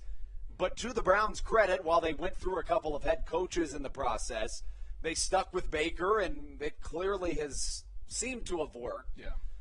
You know, I think they made it to the 2nd round last year. I don't know that they made it to the AFC Championship game. But, I mean, that's more than you could have asked for if you're the Cleveland Browns, as Kent Blackstone blasts one to the right side. This one bounces off of the Silver Diner sign in right center field. Blackstone rounds second. That's going to be a diving triple that gets off the Blue Crabs dugout. 2 more runs score. It's a 10-1 Blue Crabs victory. And Coach Doug's, the team may have to hire you to just be and grace us with your presence if we ever need, you know, to get some sort of a rally going. Hey, you know what? I won't be too far away in a couple of months. You know, New York City's not that far away, and I'd be more than happy to come down here and visit from time to time. I'm just happy to be here. Like I said, you know, minor league baseball. It's just we're here to have fun, and it's definitely fun watching this team right now. You know, it's you have to mention the fact that in the 2nd inning of yesterday's game, the Honey Hunters had a 9-run lead on the Blue Crabs, and now here we are, not even 24 hours later. Southern Maryland has a 9-run lead on the Honey Hunters. You never know what's going to happen, but that's kind of the beauty of minor league baseball. Yeah, absolutely. Ruby Silva taps one up the middle. That gets through. Silva's now 3 for 3 on the day. As a matter of fact, that's his 2nd RBI single of this 3rd inning. That's the beautiful thing about just sports in general is, you know, you wake up and you don't know what you're going to see. No, but you play to win the game. Now a 10-run lead for the Blue Crabs. It's 11-1 the score. Southern Maryland has had the Honey Hunters number this year, 7-2 against Gastonia. And really, the series sweep by the Blue Crabs over the Honey Hunters changed the course of their season. Coach, the Blue Crabs started the season 4-11, but after sweeping the Honey Hunters, they won 15 of their next 17. Wow. That's that's just one of those things. You never know when the bats are going to get hot. Absolutely, and yeah, when you're having a streak like that, you just don't mess with anything. And that's the thing is that, you know, internally nothing was messed with, but 4 starting pitchers had their contracts purchased. An MLB veteran outfielder had his contract purchased. We lost a couple of players here and there to injuries. But, you know, all in all, the team has really stayed up at that higher bar. They were in first place for 2 weeks and are now 4 games back with 14 games to go here in this first half. David Harris, who hit a home run earlier in this inning, comes back up to the plate.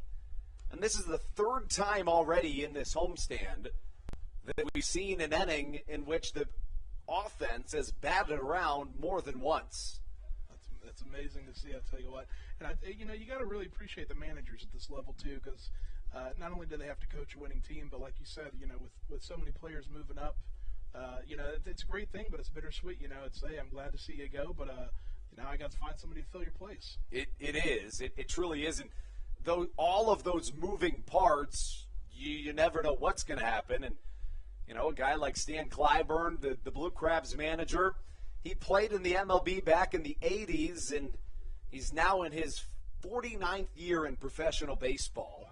Between playing, managing, he was a hitting coach one year, so pretty insane stuff. Coach, there's a million things I'm sure that they have scheduled for you today. I am thrilled that this was a long inning so we could have a lot of time to talk because I was worried it would go too fast. Is there any final words before we sign off for this pitching change? No, just remember, just like in the game of football and baseball, style points matter. In this case, style runs matter. So just, always go for that 50-burger. That 50-burger is what the Blue Crabs will stretch for today.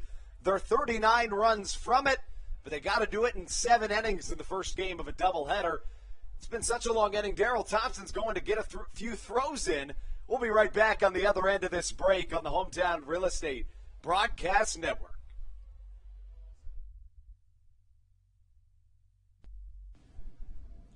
This is Carlos Diaz, and you are listening to the Hometown Real Estate Broadcast Network. Good. American Radiology is the clear choice for all of your medical imaging needs. With locations in Charles and Calvert counties, they offer a full range of imaging services. Some of their latest innovations included 3D mammography and wide-open MRIs for our claustrophobic patients. For your convenience, they even offer extended weekday hours and Saturdays. For more information or to schedule an appointment, visit their website at AmericanRadiology.com. The Charles County Department of Health encourages you to get the COVID-19 vaccination today. You can get it all over Southern Maryland or no matter where you are across the United States. Vaccinations are offered right here at Regency Furniture Stadium with no appointment needed. Charles County Department of Health and the Southern Maryland Blue Crabs urge you to take one for the team and get the vaccine. Monkey.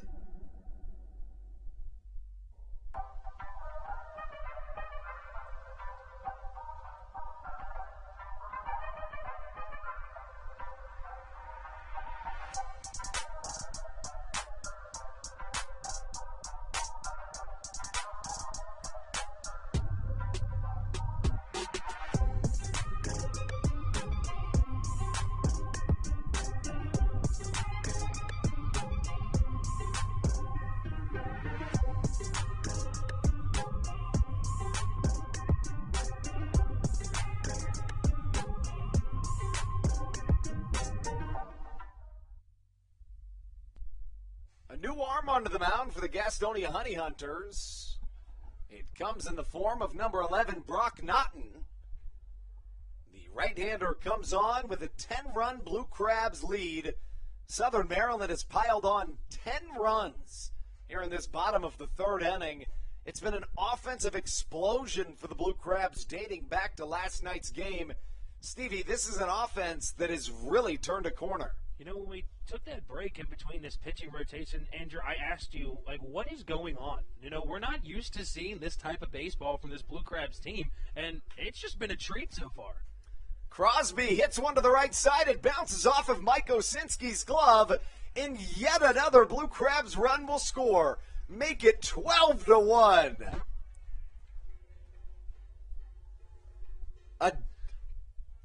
A dozen runs for the Blue Crabs.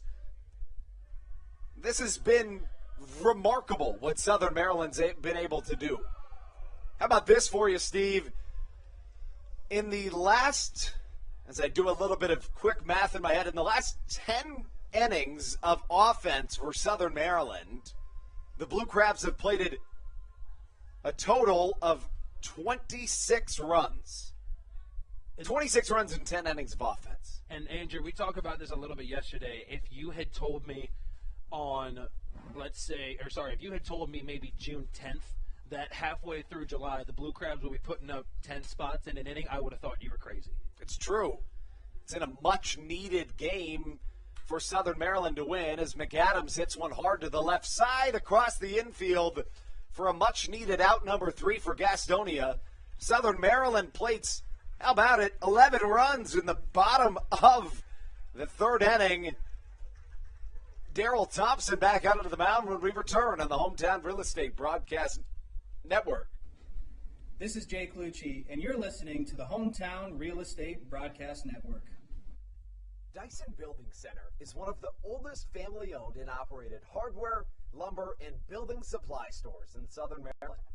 They are located in St. Mary's County on Route 5 in Great Mills. Dyson's has an expansive and diverse inventory to help you with all of your home improvement and project needs. Whether you're new to the world of DIY, a tried and true DIY professional, or somewhere in between, the friendly and experienced staff at Dyson Building Center is ready and willing to help you today. In February of 2020, Regency Furniture Stadium and the Southern Maryland Blue Crabs were given what we view as an honor, being named the 4th mass vaccination site in the state of Maryland. Here's a message from Regency Furniture about the honor that it has been and still is to be one of Maryland's mass vaccination sites, getting our community back to safety.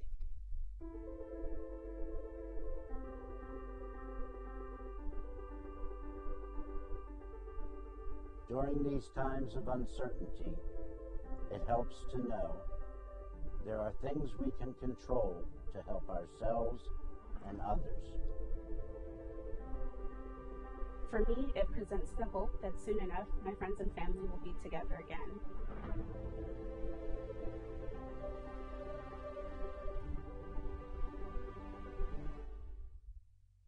This is Jake Marshall, and you're listening to the Hometown Real Estate Broadcast Network. In combination with a rain delay, and now about an hour of offense in the bottom of the third from Southern Maryland, we're probably in line for a long night here at Regency Furniture Stadium, but I'm perfectly fine with that. Emmanuel Tapia comes into the left-handed batter's box. I'm thrilled to be calling Blue Crabs baseball, especially when they're on top by 11 runs. It's a 12-1 lead for your Blue Crabs. Here in the top of the fourth inning, Daryl Thompson back out for his fourth inning of work. Steve, that was such a long inning of offense. Thompson went down to the bullpen to get his arm loose again. You know, we say it, or you guys heard, we had Coach Duggs in here coming in, and I left the booth for a moment to just kind of watch throughout the press box, and we talked about that. We were like, wow, Daryl Thompson has to go out there and warm up because the offense is just doing so well. That's something you love to see, especially if you're Stan Clyburn. It's true, and Thompson certainly in line for the win now, assuming he can make it through 5 complete innings. 3 infielders on the right side of the infield as Michael Baca crosses over near where the second baseman would generally play. A ball and 2 strikes the count from Thompson to Emmanuel Tapia. You know, that can be draining for a defense to stand out in the field for an hour and watch the other team score 11 runs. Kind of takes some of the swag out of you when you come back to the plate. You know, I mean, despite last night, the Honey Hunters allowing the Blue Crabs, come back from that 9-run lead, your team was still able to put up 12 runs. I think you need to take that confidence into this game, but, I mean, I agree with what you're saying. I think after that last inning, all of that confidence is just withered away. That brings up Josh Saleh. Saleh flew out to the Blue Crabs' third baseman, Josh McAdams, in his first time at the plate. Yet another shift given to another left-handed hitter as Baca crosses over towards second base yet again. Saleh hits one hard to the right side, but David Harris is right there to catch for out number 2. You know, this is a Blue Crabs team that, after starting 4-11 and then going 15 of 17, faltered a little bit. They found themselves losing 6 out of 10, which, that happens during the course of a season. But when you're looking at a playoff push and a Long Island team that has now won 8 straight, you needed this offensive explosion to really stay in the mix. Winning 1 for the Blue Crabs wouldn't do it in terms of gaining ground in the Atlantic League North Division. If the Blue Crabs split today, they'll stay at 4 games back in the standings. Whereas if the Blue Crabs sweep this doubleheader, they'll move up a full game, just 3 games back of the Long Island Ducks. The Blue Crabs do play the Ducks 4 more times in this first half. In fact, 4 of their last 7 games are against the Ducks. Blackstone on the run. He spins, throws, and why not? The Blue Crabs on a roll here on the Hometown Real Estate Broadcast Network.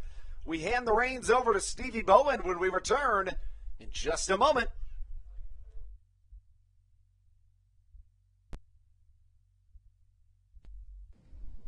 This is Josh McAdams, and you're listening to the Hometown Real Estate Broadcast Network. Did you know that the Washington, D.C. metro area is the 5th most expensive place to live in the entire United States of America? Sometimes finding affordable housing in this area can feel impossible. If you're struggling to find affordable housing, look no further than the Villages of St. Charles by Ross Properties. You can visit them online at villagesatstcharles.com for more information today. Villages of St. Charles. They'll have you safe at home. There's nothing quite like when the Blue Crabs retire the side. At Wealth Management Partners, they're on your side for your retirement planning needs. It's never too early to start planning your retirement. Talk to the experienced financial advisors of Wealth Management Partners located right here in Waldorf. Call them today at 301-885-0955. Again, Wealth Management Partners. Call them today at 301-885-0955.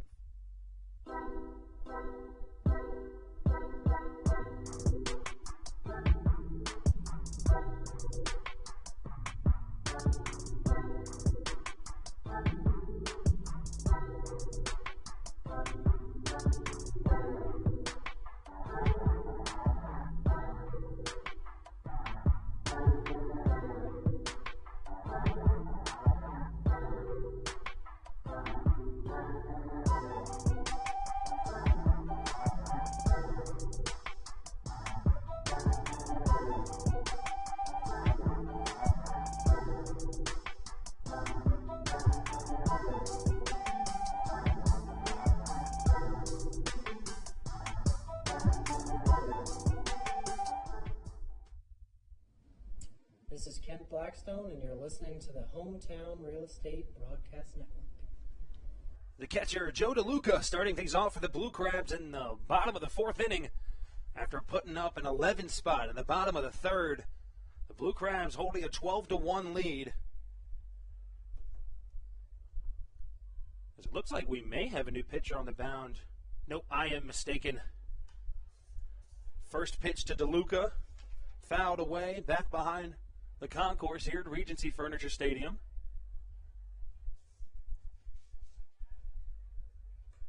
We saw Brock Naughton last night pitch against the Blue Crabs. Naughton was only in for a third of an inning. But that third of an inning, he gave up 4 hits, 4 runs, all of them earned, including that huge 3-run home run by Ruby Silva. He had 2 walks, and he only faced 7 batters as he comes in here to face Joe DeLuca, and he starts with a 2-1 count.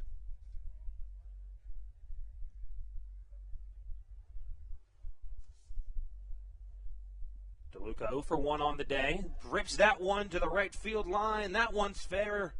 And DeLuca strolls into first base with a leadoff single to start the bottom of the 4th inning. That's DeLuca's first hit of the day. Back to what I was saying, he was 0 for 1 beforehand. Grounded out to the shortstop and then walked and eventually came around to score back in the bottom of that last inning. That's going to bring up the new guy to this team, the designated hitter of Bronson Butcher. Butcher listed as a catcher, but in the designated hitter spot today. Butcher 0 for 1 with a strikeout, and then also walked and came around to score as the first pitch fastball fouled off back behind us here in the Bayonet press box as he starts off with an 0-1 count.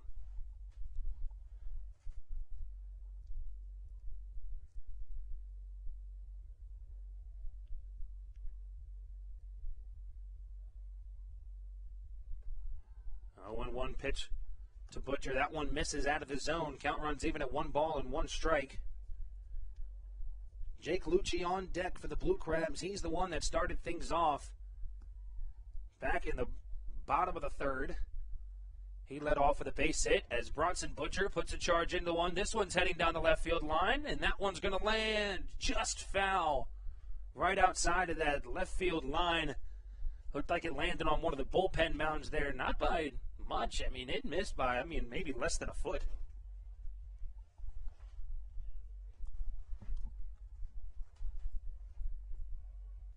Now the designated hitter has a 1-2 count with nobody out here in the bottom of the 4th inning.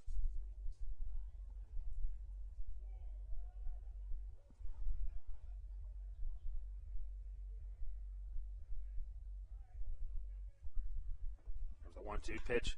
This one weakly grounded up the middle. It's going to be the shortstop of Manuel Giraldo. Getting over there, able to make the play himself, an unassisted double play as he tosses it over to first. Takes it himself, and quickly after after a leadoff single by Joe DeLuca, Bronson Butcher grounds into a double play, and now we got 2 away in the bottom of the 4th. Brings up Lucci, as we talked about. He is 1 for 2 on the day. Both of his at-bats coming in the bottom of the 3rd. We talked about, had that nice base hit, little chopper through the opposite side of the field, and then struck out swinging for the second out of that inning as he takes the first pitch out of the zone for ball 1 to start the at-bat.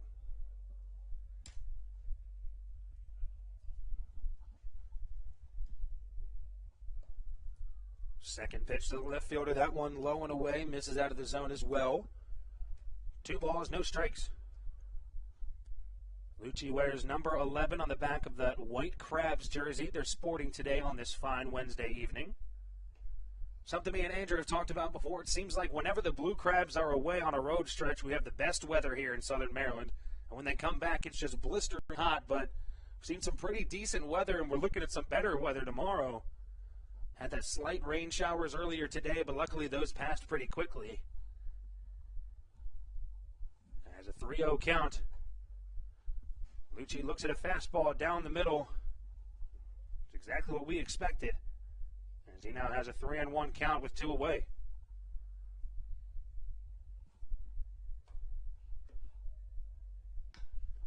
That ball grounded over to the right side. Second baseman Mike Osinski able to get over there and make the play for the 3rd out of the inning. The Blue Crabs, Joe DeLuca started off with a leadoff base hit. Bronson Butcher double play and a ground out by Jake Lucci as we head into the top half of the 5th inning. Blue Crabs still with a healthy 12-1 lead. We'll be right back on the Hometown Real Estate Broadcast Network.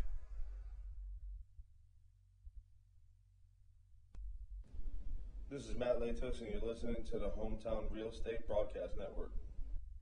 When you're in the market to buy or sell a home, call Tony McClure of Century 21 New Millennium and his Grand Slam team. The realtor of the Southern Maryland Blue Crabs since our first season in 2008. Tony and his team of preferred partners includes Tim Murphy of CNF Mortgage and Steve Scott of the Scott Law Group. Together, they will ensure that your real estate needs are nothing short of a grand slam. The quality service you will receive is Hall of Fame worthy. Put Tony's 41-plus years of experience to work for you. Call or text Tony today at 301-928-1280 for your personal Grand Slam experience. Go Blue Crabs. Did you know that the Washington, D.C. metro area is the 5th most expensive place to live in the entire United States of America? Sometimes finding affordable housing in this area can feel impossible. If you're struggling to find affordable housing, look no further than the Villages of St. Charles by Ross Properties. You can visit them online at villagesatstcharles.com for more information today. Villages of St. Charles, they'll have you safe at home.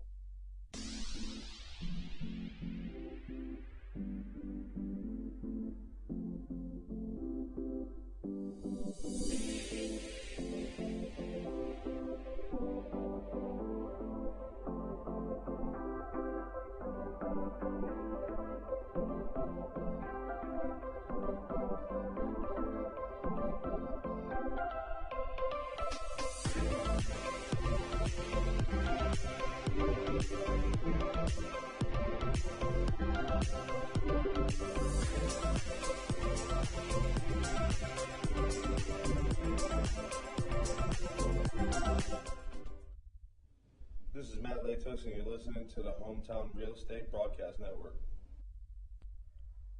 First pitch to the shortstop of Manuel Geraldo. Swing and miss for strike one as Daryl Thompson comes back on the mound for the top of the fifth inning. Me and Andrew talked about before, Daryl Thompson able to get some innings under his belt. You like to see him go 7+ normally when he gets these starts, as we're already through 4 full. He doesn't look like he has any signs of stopping anytime soon. That one ripped over to the first baseman, Alex Crosby. Daryl Thompson hustling over to cover, and he gets there and able to complete the first out of the inning as we have one away in the top of the fifth. And of course, in game 2, the right-hander Cody Strayer will get his first start in the Atlantic League and his first start with the Blue Crabs. Theoretically, if you had to choose one game to put up 12 runs in, it would be not the game Daryl Thompson was pitching, but you can't get picky about offensive explosions. Andrew, I don't think we're able to pick and choose which games the Blue Crabs scored 12 runs in an inning. We should just be excited that they're doing it. For Cody Strayer, this is his 6th season of professional baseball, all in independent baseball, but has never reached as high as the Atlantic League. Of course, the Atlantic League, the highest level of professional baseball. Independent baseball. This one's popped into the infield. Josh McAdams calls off Joe DeLuca right around that home plate circle, and now quickly there's 2 away in the top of the fifth. He did reach as high as the American Association once. That was in 2017. Most recently played in the Pecos League. Brings up the center fielder of Boog Powell, as he's currently 2 for 2, had that bunt single to lead off the game. And it was a pretty good one as well. Nice push bunt just out of the reach of Daryl Thompson. And then had a big double into the right center gap back in the 3rd inning, as he's looking to go 3 for 3 as he takes the first pitch strike.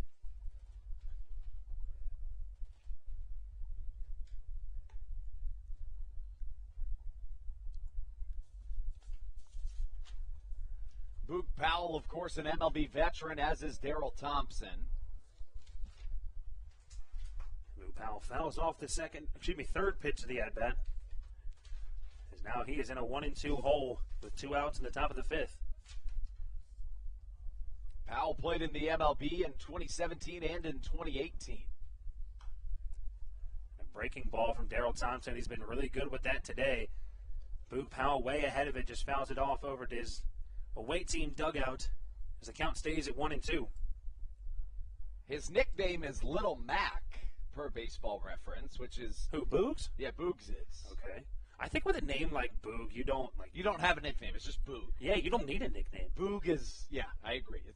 I think about it a lot, about how he has no relation to, the Boog Powell, and right. I think that makes it so much cooler to me that he was just named after him. But I said about a minute ago, Daryl Thompson, that breaking ball perfectly hit on the outer half for strike number 3. And it's funny, his name is Little Mac because this Blue Crabs offense has run through the Gastonia Honey Hunters like an 18-wheeler today. That takes us into the bottom of the 5th inning. Due up for your Blue Crabs. It's going to be the top of the order of Michael Baca, Kent Blackstone, and Ruby Silva when we return on the Hometown Real Estate Broadcast Network.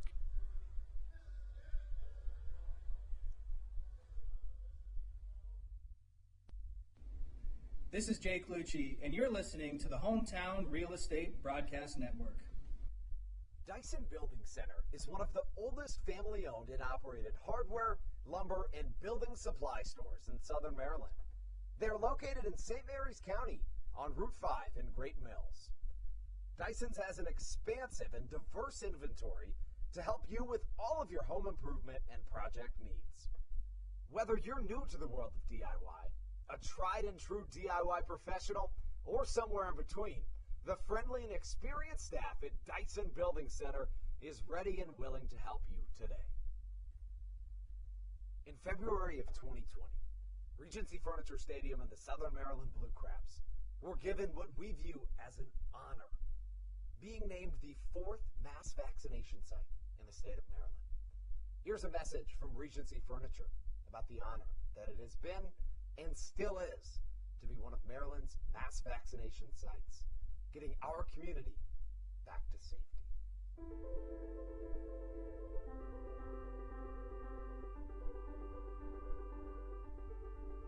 During these times of uncertainty, it helps to know there are things we can control to help ourselves and others. For me, it presents the hope that soon enough, my friends and family will be together again.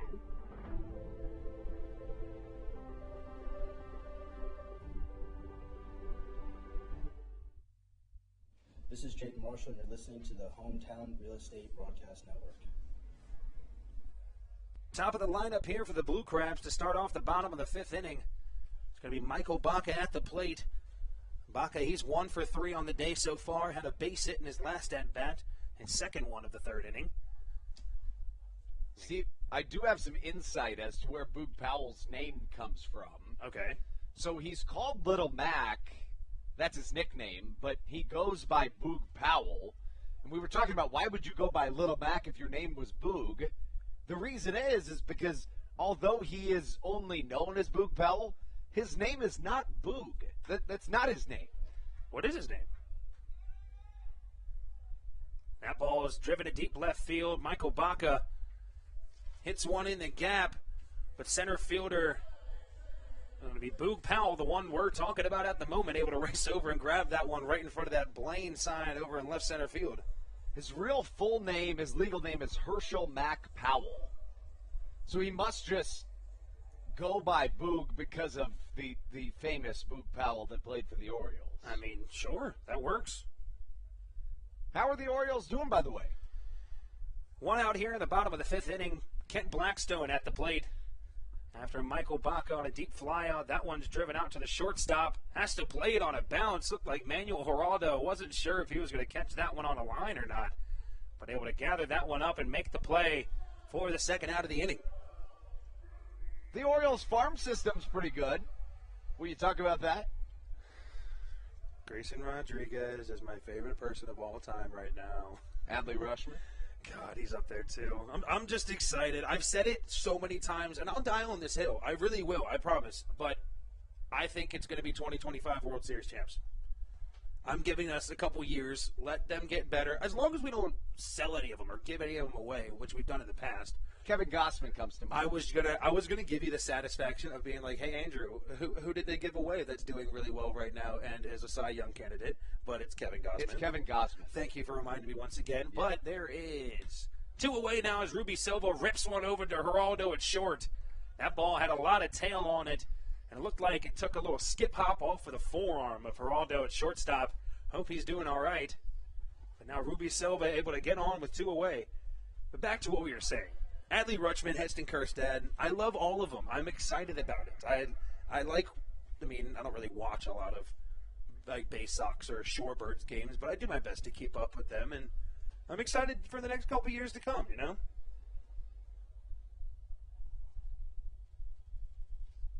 Two away now in the bottom of the 5th inning. Brings up Will Decker, going to come in here and pitch for the right fielder David Harris. Looks like Decker's going to take his spot in the outfield as he grounds over to the second baseman Osinski for the 3rd out of the inning. When we come back, Andrew Bandstra back on the mic. When we return on the Hometown Real Estate Broadcast Network, your Blue Crabs still up 12-1.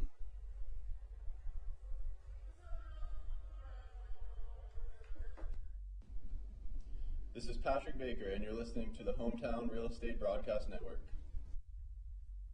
Hey, Blue Crabs fans, make sure to visit the All-American Steakhouse and Sports Theater at 35 St. Patrick's Drive, right here in Waldorf, for some great food with great friends.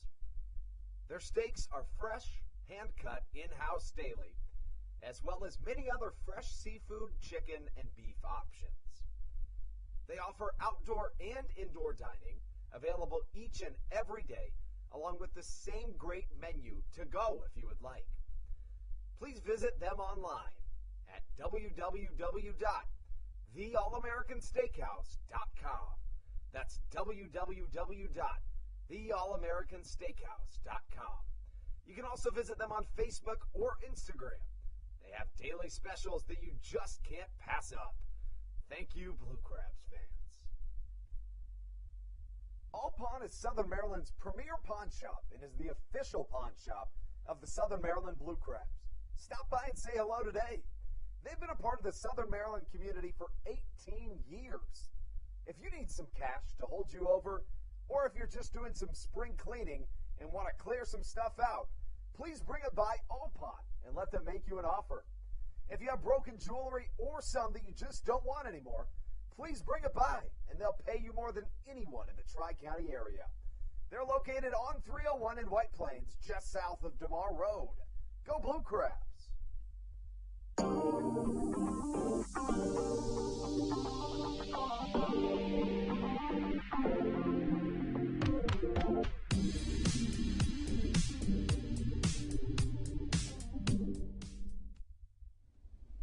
This is Patrick Baker, and you're listening to the Hometown Real Estate Broadcast Network. Second baseman Mike Osinski going to start things off for the Honey Hunters here in the top of the sixth inning. Blue Crabs still with a healthy 12-1 lead after dropping 11 in the bottom of the third inning. Darrell Thompson back on the mound once again. No surprise there. As he starts off Osinski with a first pitch strike in the zone.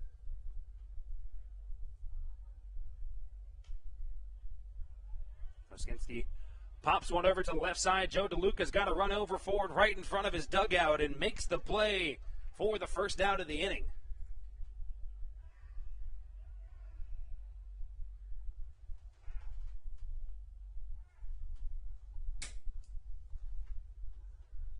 Now we got one out. And it's going to be the pitcher of Brock Naughton. Going to have an at-bat here due to that double hook rule. Jason Rogers' day is done. Looks like they want to keep Naughton in the game, so he's going to hit here.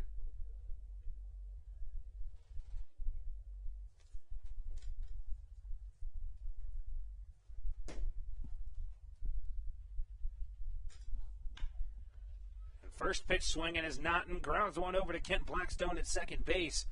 Able to grab that one and throw over to first for the second out of the inning. And quickly, Blue Crabs go 1-2 to the first two batters they see. Something that kind of got lost in the mix last inning was the fact that Ruby Silva had yet another single, making him 4 for 4 today, and 7 for 9 here in this homestand. Ruby Silva back in Waldorf for the first time since 2019. I think he's having a good time here. What do you think? I think that's a fair assessment. 4 for 9, yeah, 4 singles, a double, a triple, and a home run. 7 for 9. Still. I beg your pardon. No, either way, that's and 6 RBIs, by the way. It's crazy. And I apologize for earlier. I got a little mixed up. That was Mike Pappy that led off the inning. This is the second baseman, Mike Osinski, as he fouls off the first pitch he sees for strike one.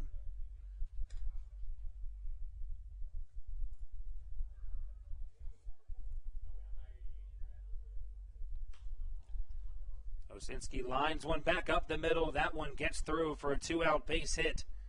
Now Gastonia has Osinski on first. That brings up the first baseman, number 25, Emmanuel Tapia, who led off the top of the second inning with that double right off the top of the wall down the right field line. as he's looking to come in here and produce another base hit.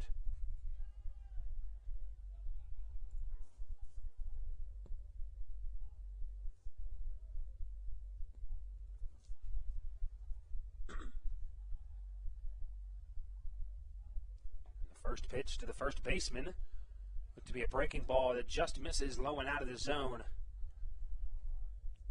Tapia starts with a 1-0 count. Thompson not wasting any time, gets right back on the pitching rubber. Fires a fast ball at him. This one misses the zone once again. Just misses as the count runs to 2-0.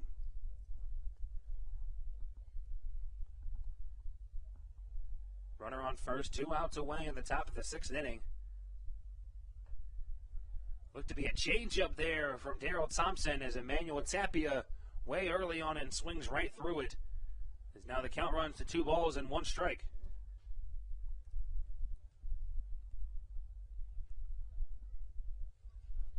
Tapia 1 for 2 on the day. Change up on the outer half of the strike zone. That one's in there for strike number 2.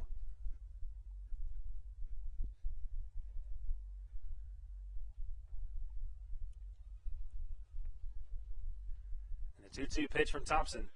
This one breaking ball in the dirt. That ball looked to travel about 58 feet out of the hand of Thompson. As now it's 3 balls and 2 strikes on the first baseman.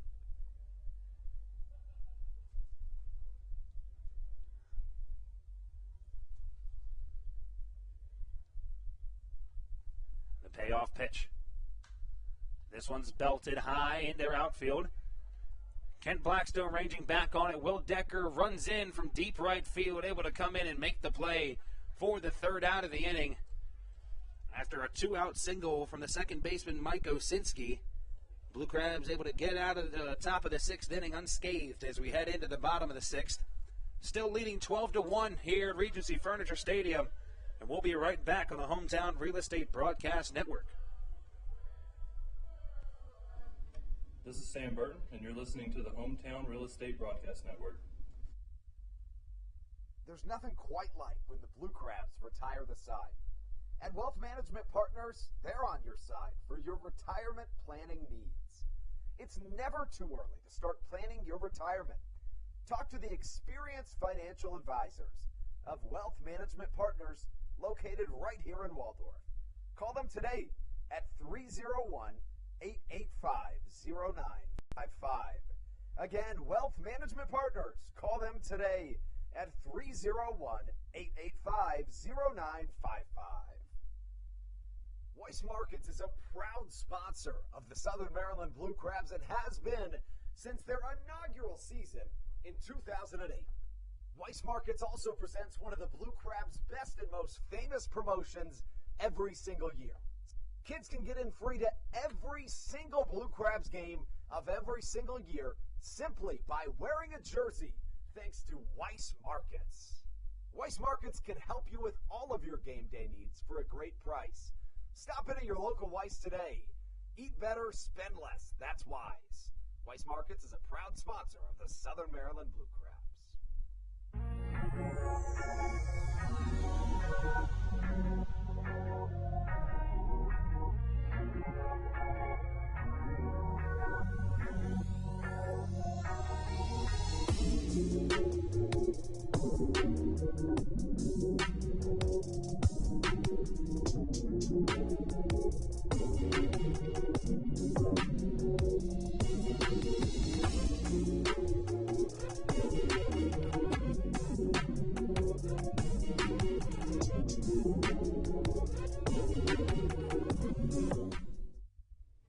This is Sam Burton, and you're listening to the Hometown Real Estate Broadcast Network.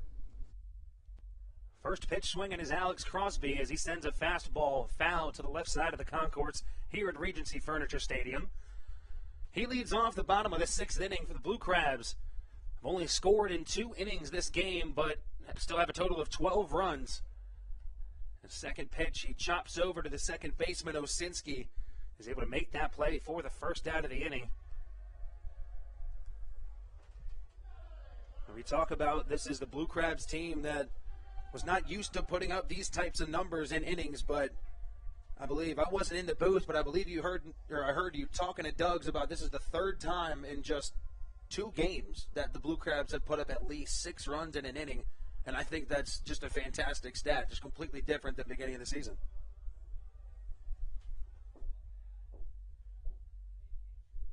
Even to compound on that, these are 2 teams that have combined to bat around 3 times over the course of 2 games, including the Blue Crabs putting up 16 batters up to the plate a couple of innings ago. And Josh McAdams, par for the course for him as he laces a single into right center field. You know, if Boog Powell had a little bit less speed than he already does right now, I think that one gets in the gap for a 2-bagger, but nonetheless, a good piece of hitting from the third baseman. You know, this Blue Crabs team has really raised their batting average over the last week. There was a time last week when the team combined to hit for 250, and now the team hits for a 261 batting average, which is pretty remarkable. Joe DeLuca was hitting 220 last week. Now he hits 270. A lot of these guys, we saw a couple of the stats right after last night's game. Their batting average has just skyrocketed. You know, I mean, it makes sense. You've seen the offense they're able to produce when they're at the plate.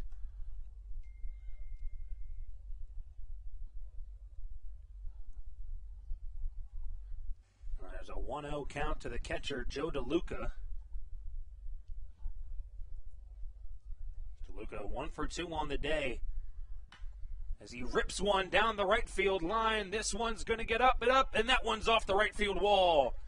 Joe DeLuca hustling for second base, and an absolute cannon from the right fielder to be Jake Skoll. Nonetheless, Joe DeLuca in there at second base with a stand-up double off the right field wall. DeLuca now 2 for 3 plus a walk today. This is the Blue Crabs team that just cannot quit hitting the ball. McAdams 3 for 4 today with 2 home runs. I mean, talk about a remarkable performance offensively for Southern Maryland. You know, we've said that before. One of the big key factors in the Blue Crabs being able to consistently win games is you need most of your lineup to be able to produce at the plate, which is some of the struggles they had towards the beginning of the season. You know, maybe you would see just 1 or 2 guys have a good game and the rest not so much. But that's exactly what we've seen here from the Blue Crabs as of recent. The whole lineup top to bottom just being able to produce. And the first pitch, the designated hitter of Bronson Butcher back in the plate. He starts off with an 0-1 count. Butcher still looking for his first hit today. As that one fouled back into the screen, and quickly count runs to 0-2. Butcher walked and came around to score in the third. Other than that, he's 0 for 2 with a strikeout and grounded into a double play.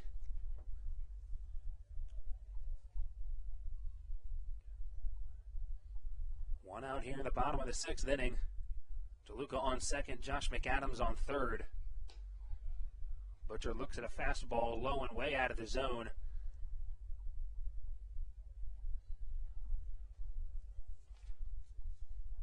Ramindo Escobar has to scoot over and grab that ball. As now the count runs to 1 ball and 2 strikes. 1-2 pitch. Butcher laces that one over to the shortstop. Geraldo makes a spinning play from his knees. Throws it across the diamond to get Butcher out at first, but Josh McAdams able to score on the play, and Joe DeLuca holds at second base. So now we have 2 outs in the inning, but the Blue Crabs put another run on the board as they are up 13-1. You know, and Butcher did his job there. He's able to put one in play and get a run home. You know, you can't talk enough about what Ruby Silva has done since joining the Blue Crabs. He's put up video game numbers, speaking of Coach Doug's. He's gone 14 of 30 since joining the Blue Crabs. I mean, that's remarkable. Yeah, it's an amazing stat to have anywhere. It brings up Jake Lucci now, the bottom of the lineup for the Blue Crabs. Lucci sees a high inside fastball. His ball 1 is recorded. Lucci had himself a day last night. Big grand slam coming in the bottom of the 6th inning and a double on his line as well. As he's 1 for 3 on the day with a base hit back in the 3rd and came around to score. as he ropes one down the right field line, but that one just hooks a little too far in. As that one goes foul, and the count runs even at 1 ball and 1 strike. You know, DeLuca, McAdams, and Silva have been the big 3 bats of late. McAdams had 2 home runs in the first 3 innings tonight.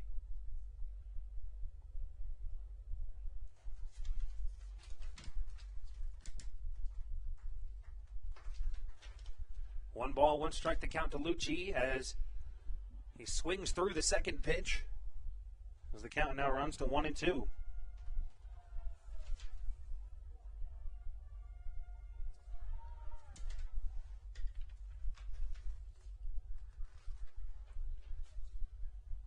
And the 1-2 pitch to the left fielder. Swings and fouls that one back into the screen behind us. As the count stays at 1 ball and 2 strikes. Talk about it a lot. That left center power alley is Jake Lucci's bread and butter, as we've seen him go there many times. A lot of room down that left field line, as Mike Pappy's given him. Jake Lucci rips one into right field. That one drops for a base hit. Jake Skoll going to come up with it and toss it. And Emmanuel Tapia is just going to cut it off as the Blue Crabs now have runners on first and third with 2 outs in the bottom of the 6th inning. And Joe DeLuca has the speed to score there, but the sportsmanship from Ray Ortega telling him to hold up, and wisely does so. You know, I think that goes along with the sportsmanship, yes, of course, but at the same time, you got to think about it. You're up 13-1. There's no need to be aggressive, maybe potentially getting someone injured, trying to make a play at the plate, just being a little bit smarter. This is true.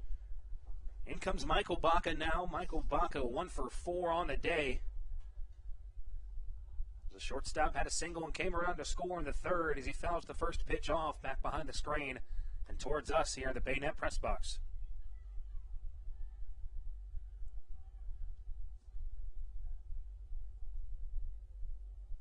Two away in the bottom of the 6th inning. The Blue Crabs able to plate 1 run. Inside fastball, second pitch to Baca as he fouls that one away to his hometown dugout.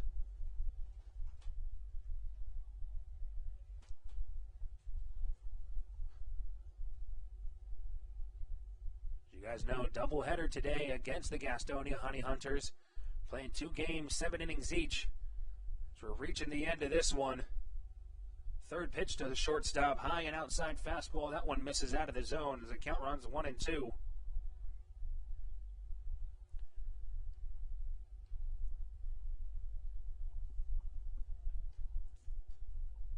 The 1-2 pitch to the shortstop, Baca. To be breaking ball low and outside as the count runs even at 2 balls and 2 strikes.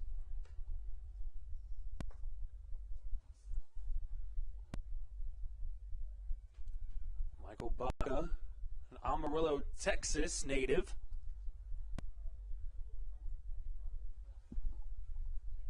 Last played for Ottawa in the Canadian League before coming to the Blue Crabs.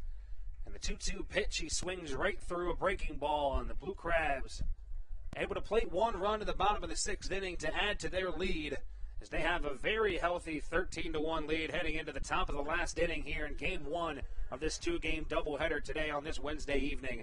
And we'll be back with more action for you guys on the Hometown Real Estate Broadcast Network.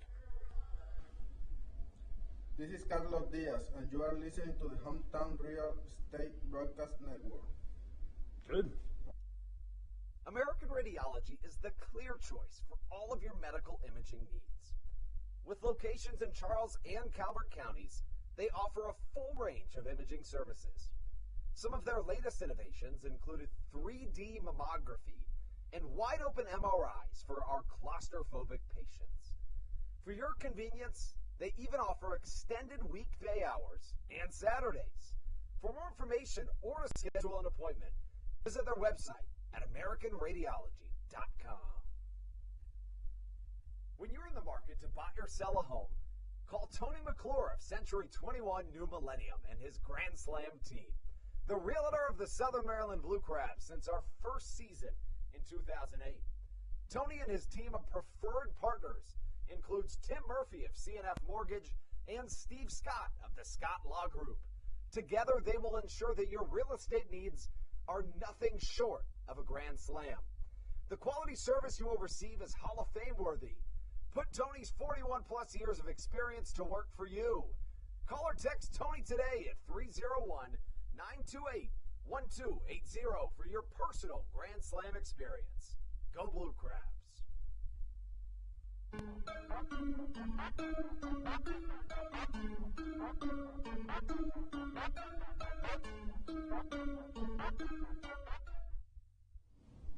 This is David Harris, and you're listening to the Hometown Real Estate Broadcast Network.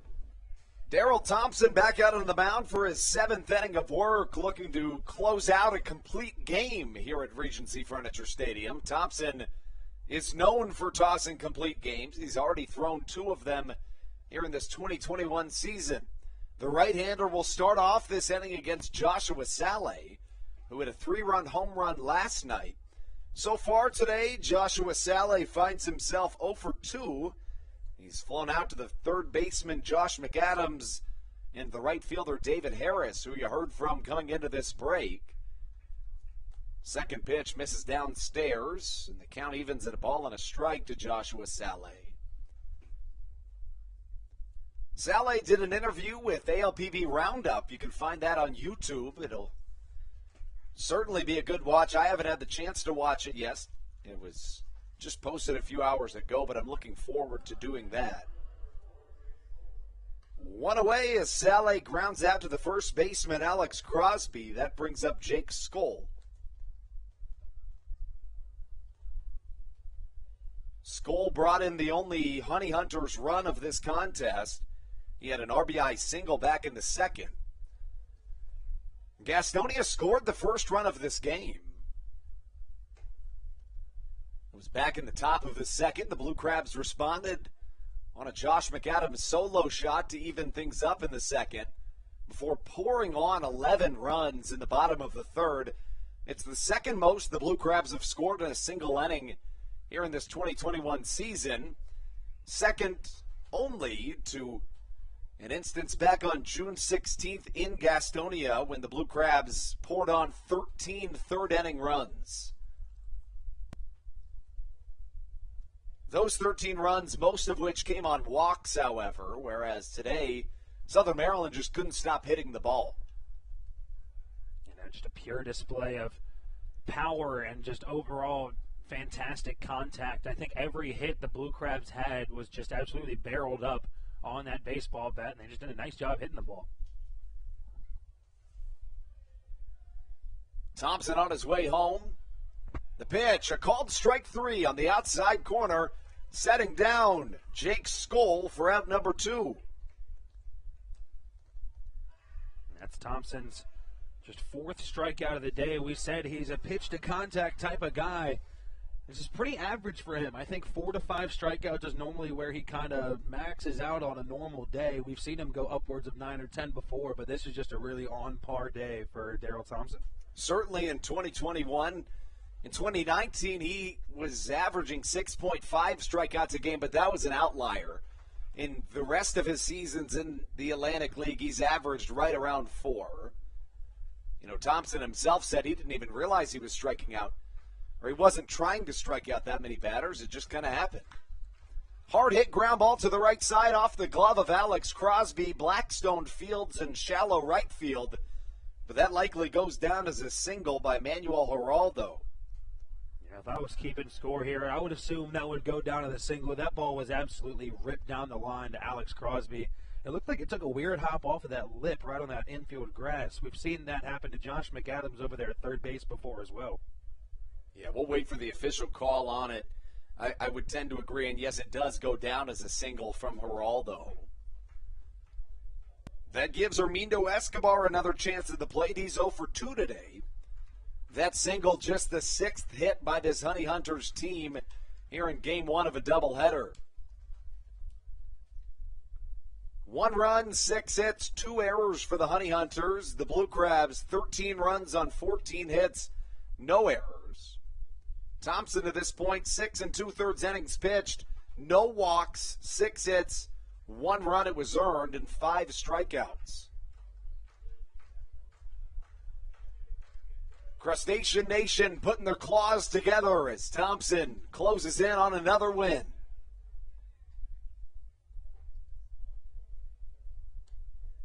So far this year, Daryl Thompson finds himself pitching awfully well. Won the Atlantic League Pitcher of the Month for the first month of the season. In just about 60 innings coming into this start, he was 4-2 with a 3.62 ERA. That's dipped down below 3.40. A blooper to the right side. Kent Blackstone calls off his outfielders, and it drops past his outstretched glove. And, of course, this is a situation in which you can afford to have mistakes like that, but, you know, neither of the two individuals that reached base on blatant errors or even errors in general, but both of which you could argue are plays that should have been made.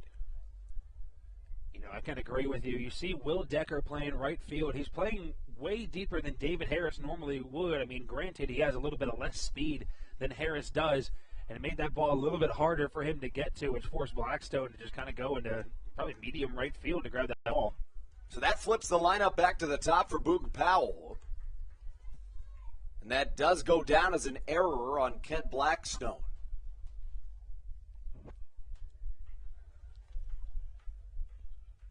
Thompson a look off to third. The pitch hit high in the night sky to the left side. Josh McAdams watches a fan nearly catch that ball, but it hits off his hands and drops down onto the concourse floor for an interesting strike number 2. Can you confirm that did hit off his hands? It looked like it did. Okay, because I have like this weird folded over part of the backstop where I can't really see that, and it looked like he just missed it and it hit him in the head. I got nervous for a second, but if you said hit him in the hands, that makes me feel better about that. I believe it hit him in the hands. It's tough to say. Wishing him the best nonetheless. Another weird Bermuda Triangle type pop-up. This time Ruby Silva says, you know what, I'll take it myself. Daryl Thompson, grinning from ear to ear, closes out a complete game victory. The Southern Maryland Blue Crabs win the first 2 games of this homestand and secure yet another series win. Southern Maryland technically making this game up from what would have been a rubber match back on July the 8th with the Honey Hunters. The Blue Crabs advanced to 25-22 on the season, while the Honey Hunters dropped to 20-26. Southern Maryland now 3.5 games back of the division-leading Long Island Ducks. We're going to have to get right off the air. We'll come back in time to recap this game. We're going to keep the stream up, so no need to log out and log back in. We'll be back in about 25 minutes. We got to get the lineups and everything set. We'll be right back on the Hometown Real Estate Broadcast Network.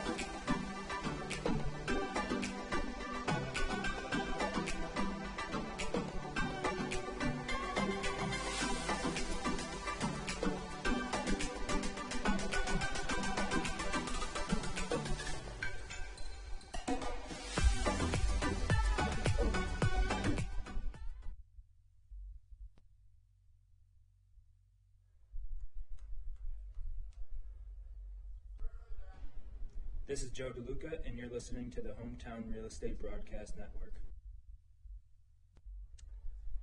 Hello and welcome back inside the Hometown Real Estate Broadcast Network.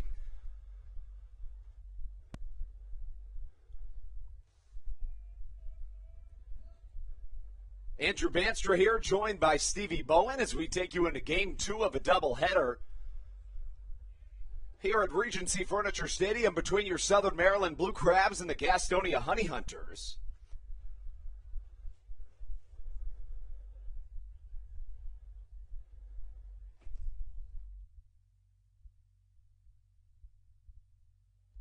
Cody Strayer on the mound for the Blue Crabs after a 13-1 victory, headlined by an 11-run bottom of the third inning for Southern Maryland. Strayer starts out his Atlantic League debut with a 3-0 count. The right-hander, not quite a submarine pitcher, but arguably more than a sidearm pitcher.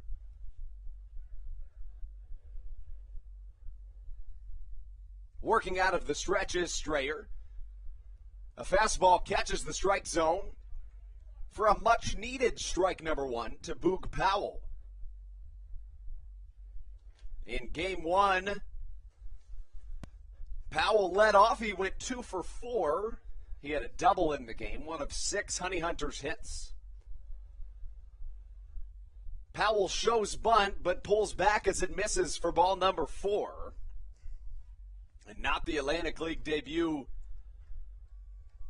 Cody Strayer, the tenured independent baseball veteran, here in his 6th season in independent baseball, here playing in his highest level of independent baseball. He now faces Mike Pappy after the leadoff 6-pitch walk. First pitch to Pappy, again out of the stretch, it misses low and away. Running back through that incredible Game 1 of this doubleheader, Ruby Silva went 4 for 4 in the game with 2 runs scored and 2 RBIs. David Harris hit a 3-run home run, went 1 for 2 with a walk drawn in the contest.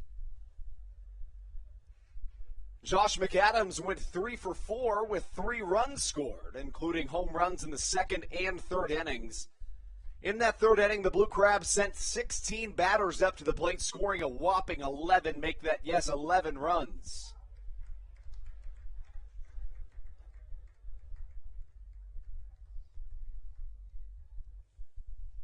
The count now 2 balls and a strike after a Darrell Thompson masterpiece in Game 1, a vintage performance from the MLB veteran and reigning Atlantic League Pitcher of the Year in 2019.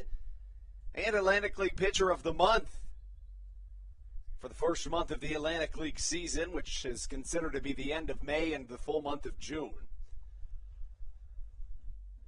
Thompson got the win in Game 1, advancing to 5-2 on the season. He pitched 7 innings of 1-run baseball, allowing 6 hits, no walks, 5 strikeouts.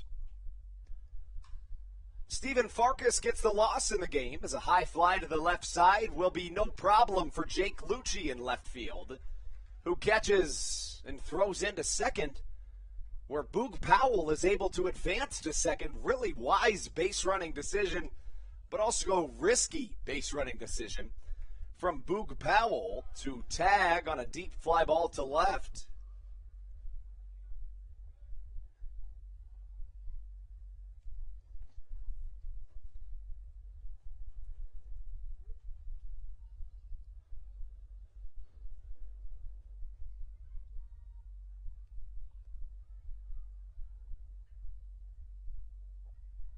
Jason Rogers now comes up to the plate, and after a long wait, the MLB veteran designated hitter steps back into the right-handed batter's box. In Game 1, Rogers went 0 for 2, but was pulled rather swiftly after Stephen Farkas exited the game after 2 2/3 innings pitched.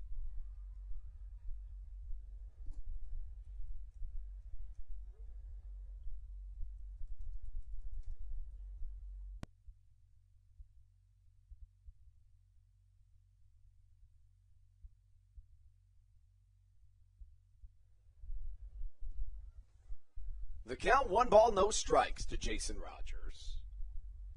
Again, 1 away here in this top of the first inning. After Stephen Farkas issued 2 2/3 innings of work, Brock Naughton came in for 3 1/3, allowing 1 run, 5 hits. Strayer comes across with a fastball, evening the count at a ball and a strike. Rogers, as we speak, hitting .293 on the season. This is his 29th game played. He started the season with the Gastonia Honey Hunters, was then had his contract purchased by the Mexican leagues before coming back to the Atlantic League as a member of the Gastonia Honey Hunters in their inaugural season.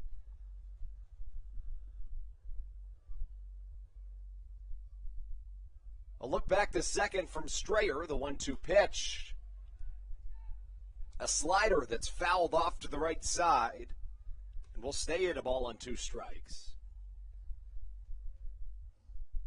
Again, Strayer in his 6th season of professional baseball has played as high as the American Association.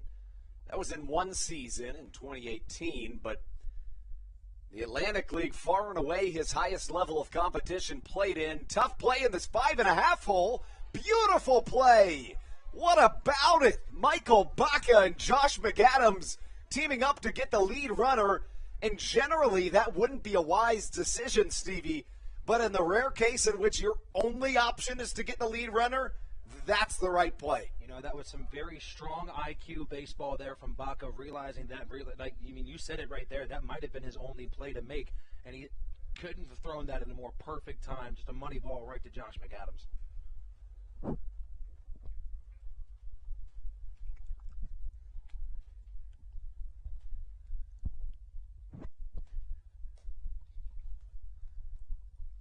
Emmanuel Tapia now steps into the left-handed batter's box. In Game 1, Tapia went 1 for 3 with a run scored. You know, we mentioned Thompson's masterpiece. Of course, no walks, just 6 hits and 7 innings of 1-run baseball, getting his 5th win of the season. Hard hit to the right side, but Blackstone leaps out of the gym and snags it out of thin air. Watch out, Giannis Antetokounmpo. Big leaps from Kent Blackstone. He shows off the bunnies, and we take you in to the bottom of the first. The defense helps out Cody Strayer, and we'll take you into the bottom half with Michael Baca, Kent Blackstone, and Ruby Silva do up on the Hometown Real Estate Broadcast Network.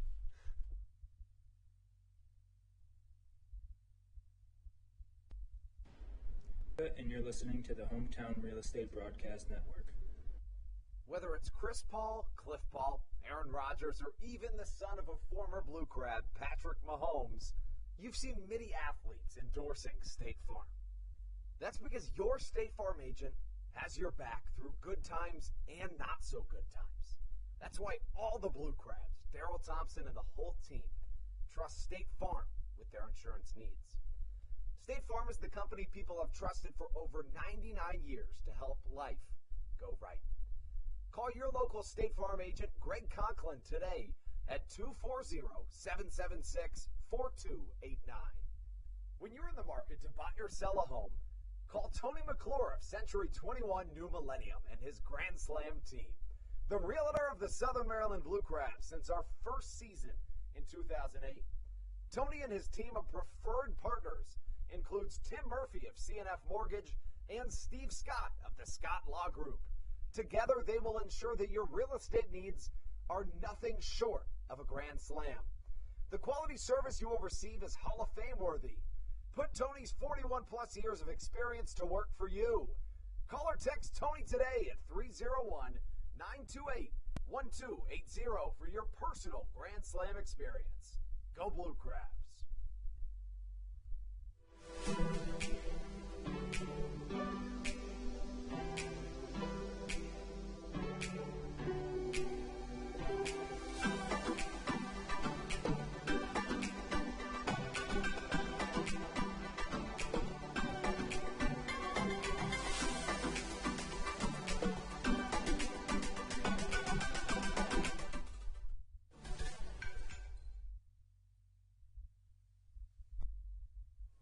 Michael Baca leads things off for the Blue Crabs here in this bottom of the first inning.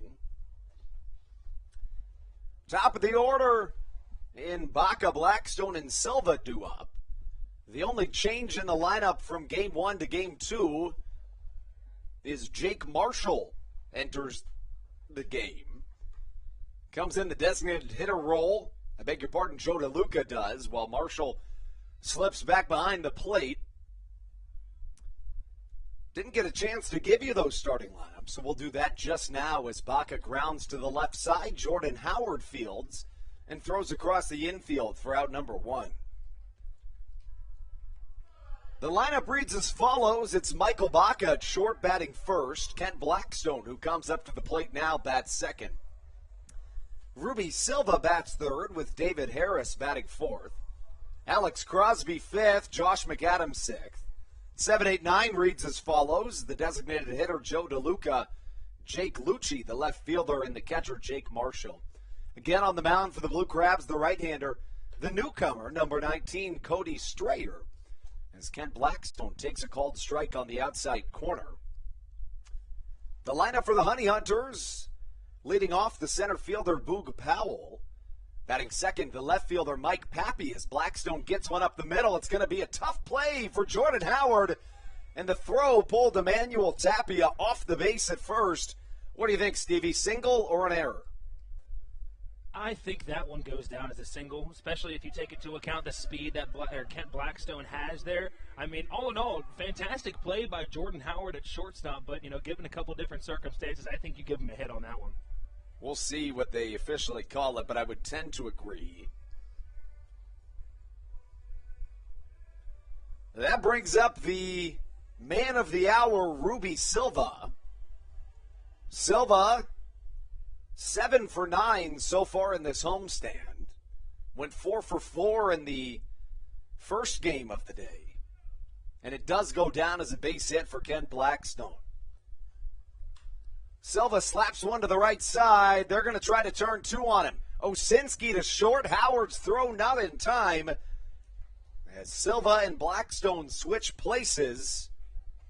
Here with 2 down on the bottom of the first. A nice job by Ruby Silva, just digging it out the box. You already know that 1 out is going to come from the hit you just gave up, but at the same time, you want to do your best to just make sure you get there so it's not a double play, and that's what he did. That brings up David Harris. Harris wears number 14 on the back of his jersey. In game 1, he went 1 for 2, drew a walk, and had a 3-run home run for the right-handed Harris and the cleanup hitter for the Blue Crabs. It was his 7th home run of the season, giving him 35 RBIs on the 2021 campaign.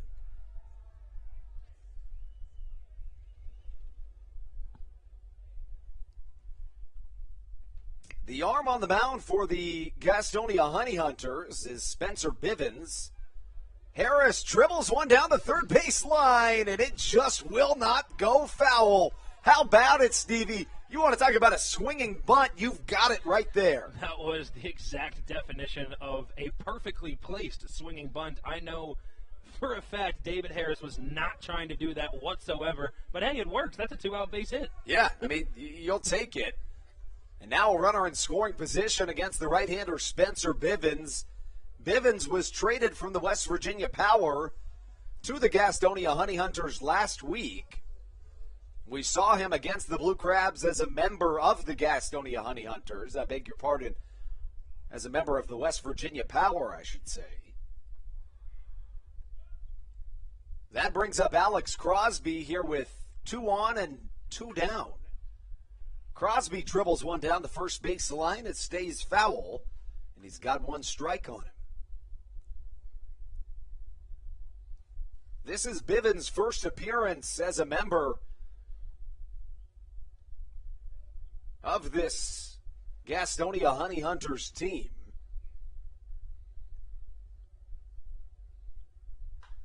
Crosby rips one down to the right field line. It's got a chance, but right at the right fielder, Jake Skoll, who corrals it with 2 down and 2 on to end the bottom of the first inning. It's a scoreless first, but it didn't come without its excitement When we come back, Cody Strayer out onto the mound when we return right here on the Hometown Real Estate Broadcast Network.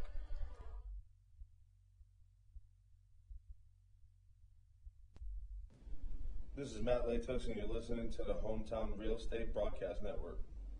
Weiss Markets is a proud sponsor of the Southern Maryland Blue Crabs and has been since their inaugural season in 2008. Weiss Markets also presents one of the Blue Crabs' best and most famous promotions every single year. Kids can get in free to every single Blue Crabs game of every single year simply by wearing a jersey thanks to Weiss Markets. Weiss Markets can help you with all of your game day needs for a great price. Stop in at your local Weiss today. Eat better, spend less. That's wise. Weiss Markets is a proud sponsor of the Southern Maryland Blue Crabs. When you need a win on the road, don't get left stranded. Make AAA part of your roster, and you'll always have someone on deck ready to get you home. AAA also offers car care, insurance, and travel services, and has stores conveniently located for Blue Crabs fans in Brandywine, Crofton, and Alexandria. Don't forget to ask them about membership discounts for military and first responders. Please visit AAA.com to learn more or to find a AAA location near you.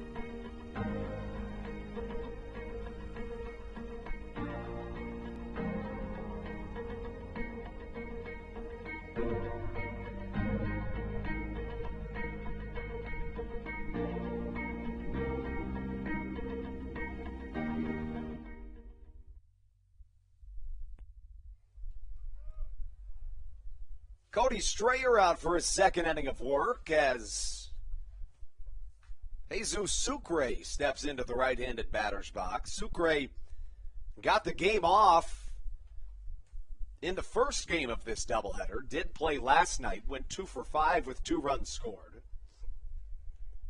First pitch from Strayer misses just a touch outside, and that's how we get started with this top of the second inning. Sucre, an MLB veteran, a former Baltimore Oriole.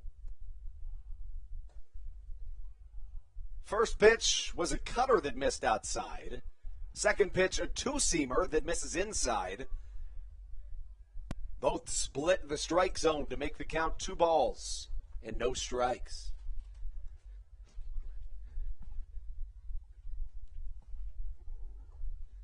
Off-speed pitch, just a touch outside.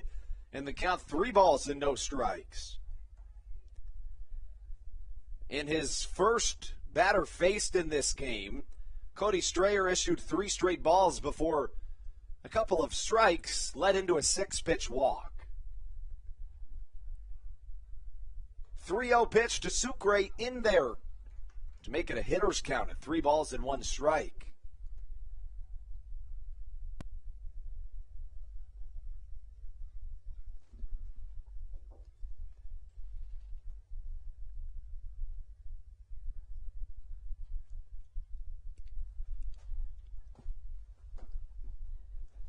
Strayer bounces on the mound. Did Sucre offer it the 3-1? No, he did not, says the first base umpire. And it's a 5-pitch walk issued by Strayer.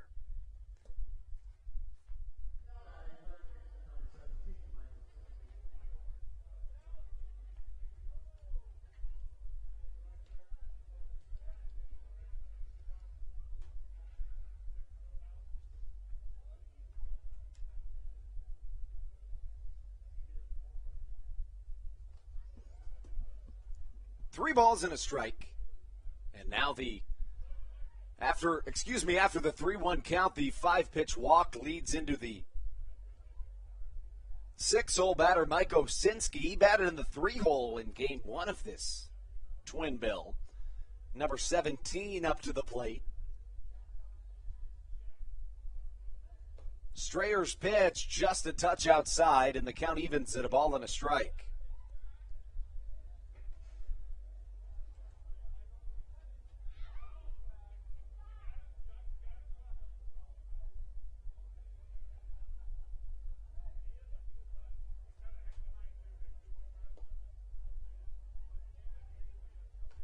1-1 misses just a hair outside. 2-1 the count.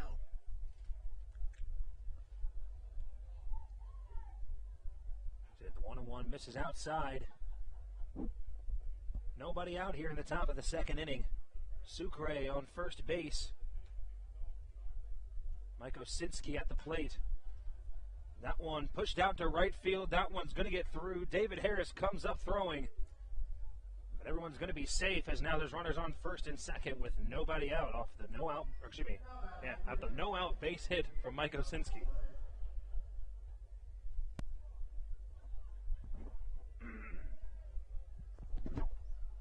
It's Strayer's first game with the Blue Crabs as he now faces Joshua Saleh.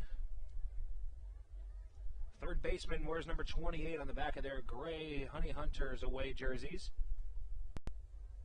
As time is called as they take a second at the mound. Talked about the last game a little bit. The Blue Crabs able to put up 11 runs in the bottom of the third inning. Bottom of the third inning that took almost an hour in itself. The first pitch to the third baseman.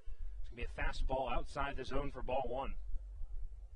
Saleh had that 3-run home run last night, but went 0 for 3 in the first game of today's doubleheader.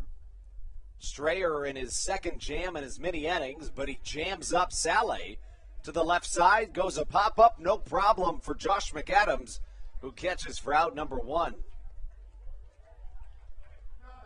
Nice job using that breaking ball in on the hands, just forcing Saleh to pop that one up. We talked about him a little bit. This dude's got some power behind him. We saw him put one out of here to opposite field, right over that Meridian Fitness Club sign in left center field, and that ball got out of here in a hurry. That brings up Jake Skoll. Skoll, the right fielder, wears number 4 in game 1. He went 1 for 3. The batting average sits at .258. Runners on first and second with one down here in the top of the second inning. First pitch to Skoll misses outside. And that's really been the Achilles heel for Cody Strayer to this point, is falling behind batters.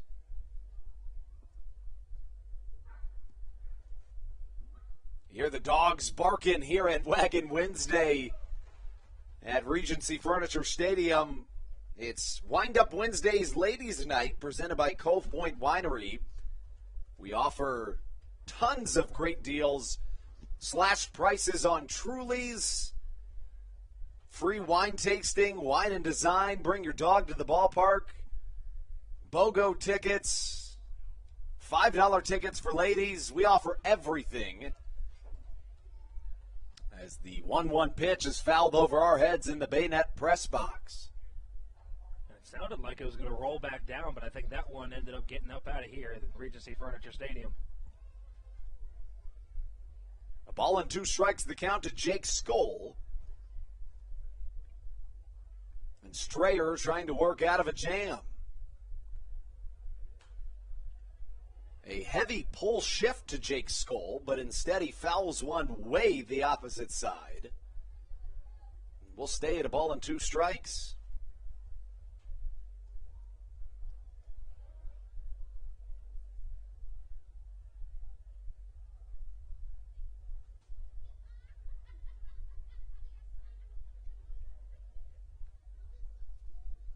The 1-2 for Strayer way outside. Looked like he tried to rush it after a long look back to Jesus Sucre at second base as the count evens at 2 balls and as many strikes.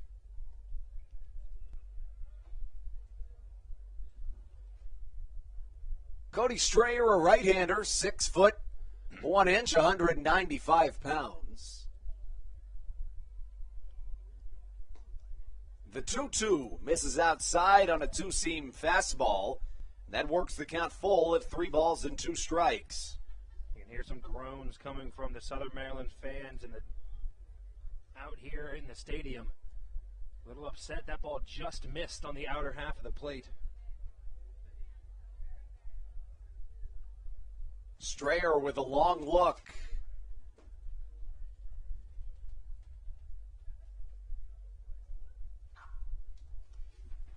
The 3-2. Chop to the right side. This could be 2. Crosby wisely steps on first You could make the argument he could have thrown to second, but I think he made the right decision in taking the sure out. I think he had a chance to get Osinke going for 2, but it's always better just the safe route. If you try to rush it, you can end up sending that ball out into left field, and then 2 more runs are just going to come around to score at that point. That brings up the 9-hole hitter, the shortstop, number 10, Jordan Howard. Not to be confused with the longtime Chicago Bears running back, Jordan Howard. Oh, it's not the same person? It's not, but you'd be surprised in hearing that there's 3 former SEC defensive backs in the Atlantic League as we speak. That's pretty cool. One of which made the NFL practice squad roster. That was Devon Torrance of the Lancaster Barnstormers.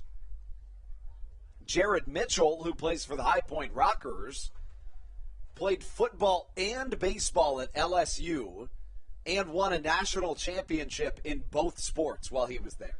That's awesome. Howard, the 9-hole hitter.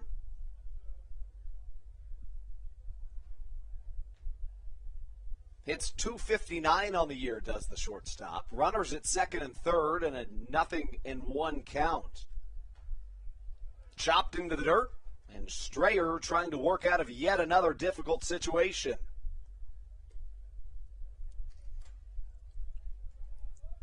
Back in the first inning,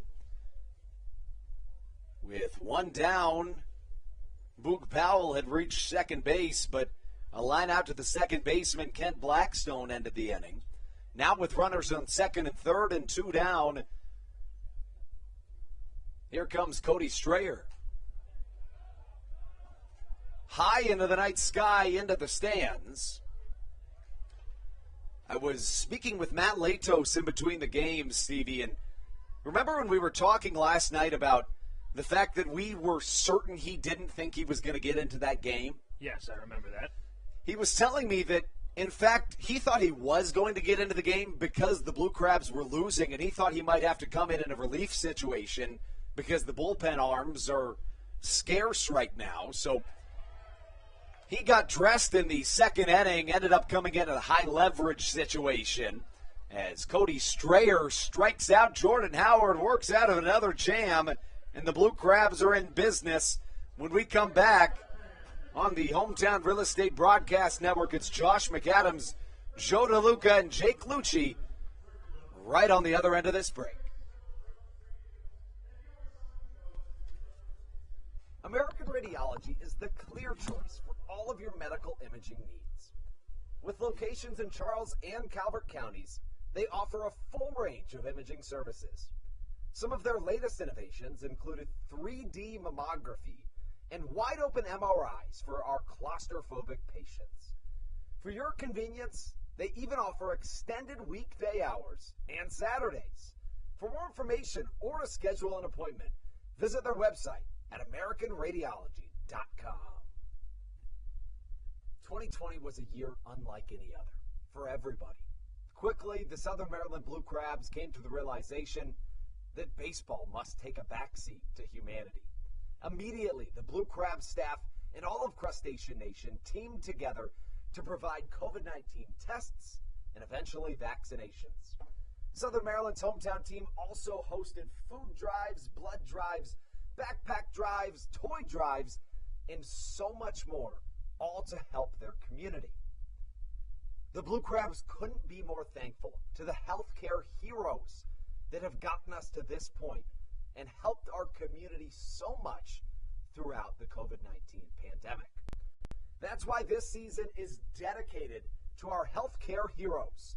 Each Saturday night, we will have a healthcare hero, a local healthcare professional, throw out the first pitch of the game and be honored. That's why in 2021, all season long, healthcare professionals get $5 tickets to every single Blue Crabs game. Thank you so much, healthcare heroes, for all that you have, are, and will continue to do for our community. Spencer Bivens comes up to the plate, comes back onto the mound here in the bottom of the second inning. Josh McAdams, who had an incredible game back in game 1 of this doubleheader. He had 2 home runs in the first 3 innings as McAdams grounds out to the third baseman and comes up in what looks to be some pain in his left hand.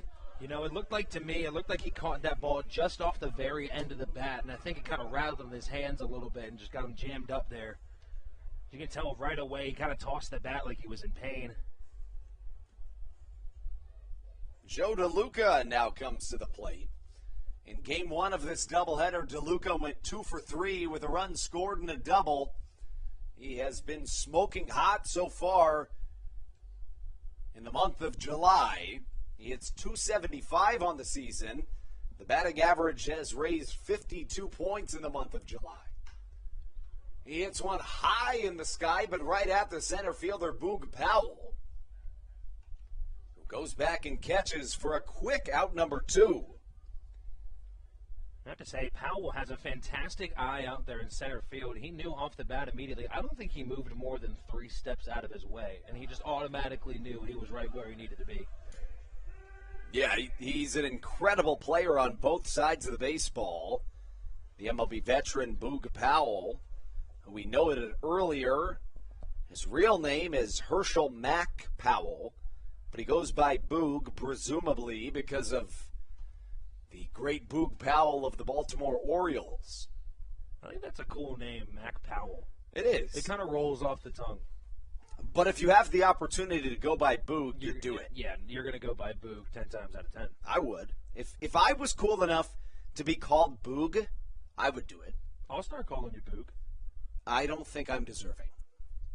Do you? No, you're right. I was trying to be nice there, but you make some good points. Thank you. I appreciate that. Well, I don't actually. Would you start calling me Boog if I asked nicely? Absolutely not. All right. We need nicknames for each other. Jake Lucci comes back up to the plate. The 0-2 swung on and missed as Lucci fans on strike number 3. That's how we get into the middle third of this contest. Stevie Bowen on the mic when we return on the Hometown Real Estate Broadcast Network. Through October of 2021, COVID-19 vaccinations are offered right here at Regency Furniture Stadium. No appointment necessary. Just swing on by and get your COVID-19 vaccination today.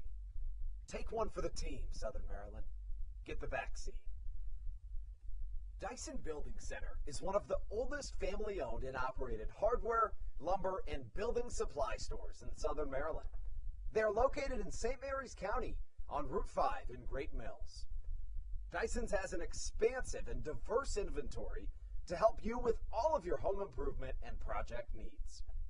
Whether you're new to the world of DIY, a tried and true DIY professional, or somewhere in between, the friendly and experienced staff at Dyson Building Center is ready and willing to help you today.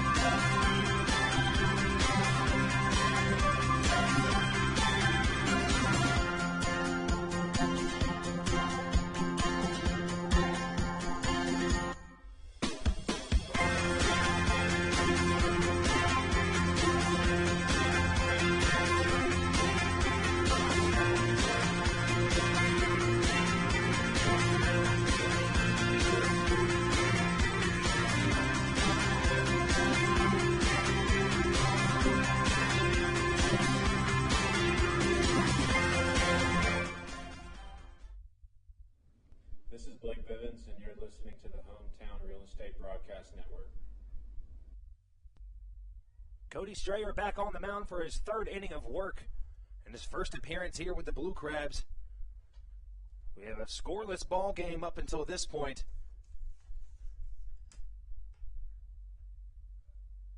As the first pitch to the leadoff batter, Boog Powell, fastball misses outside of the zone, and he start off at a 1-0 count. That ball is ripped out into left field. Skip hops a couple times to Jake Lucci, and Boog Powell is on with a leadoff base hit. That is just the second hit for Gastonia this game. The Blue Crabs, with two of their own, there's a couple of times now Gastonia has had a chance to score a couple runners, but Cody Strayer has done a nice job getting out of these jams.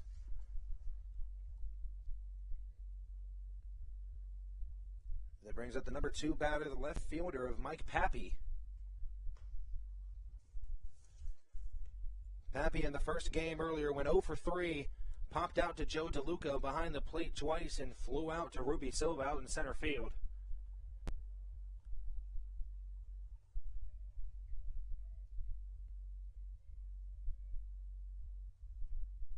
The 1-0 pitch. Fastball just misses out of the zone. They check with the second base umpire to see if Pappy went around. They say he held up as the count runs to 2 balls and no strikes.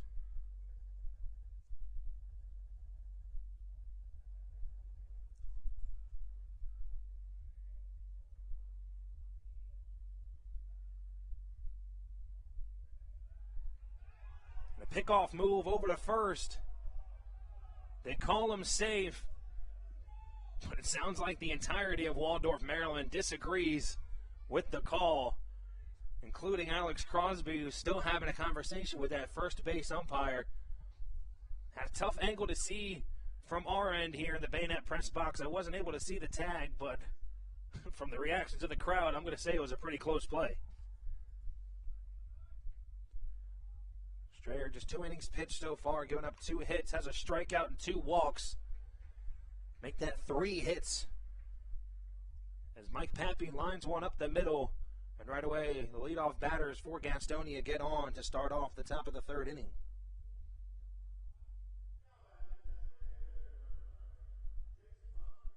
That brings up the DH, number 9, Jason Rogers. Rogers only had himself 1 at-bat last game. It was a deep fly out to Ruby Silva back in the 1st inning.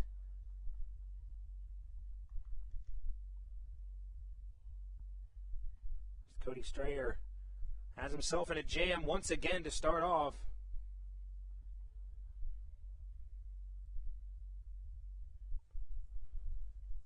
And the first pitch to the designated hitter. Fastball just hits the inside part of the strike zone as he starts off this at-bat with the strike 1.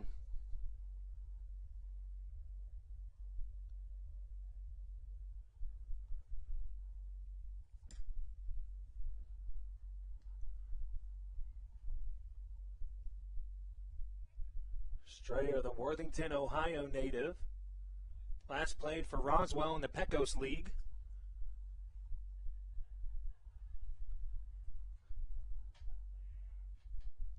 One and one the count now to the designated hitter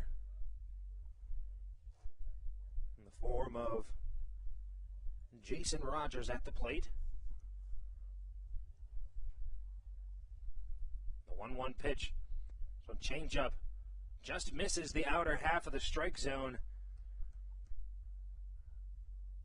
Looks to be this electronic strike zone shrunk a little bit since the last game. A couple pitches. Strayer's just missing on the outer part of the plate. Now a 2-1 count to the designated hitter Rogers. Powell on first, Pappy on second.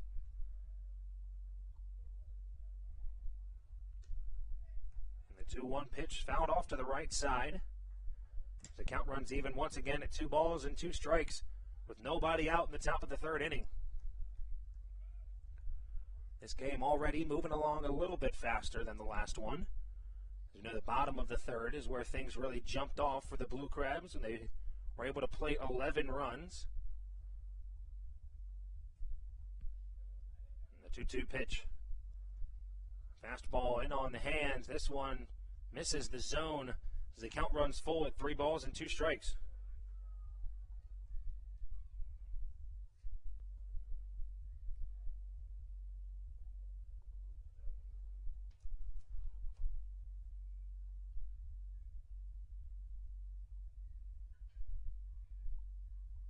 Payoff pitch. This one he reaches for. David Harris looked like he was playing in a little bit. Full sprints for that ball. And a nice play out in right field for the first out. Immediately off the bat, that looked like it was going to be a base hit. And presumably an RBI with the speed of Boog Powell coming around third base. But a nice job by David Harris playing in on that. And able to come in and force the batters to stay at first and second now with only 1 away. It brings up the 4-hole hitter of Emmanuel Tapia. Tapia lined out to Kent Blackstone to end the top of the first inning. The first pitch to Tapia. Fastball, this one tails a little bit too far out of the zone as he starts off with a 1-0 count.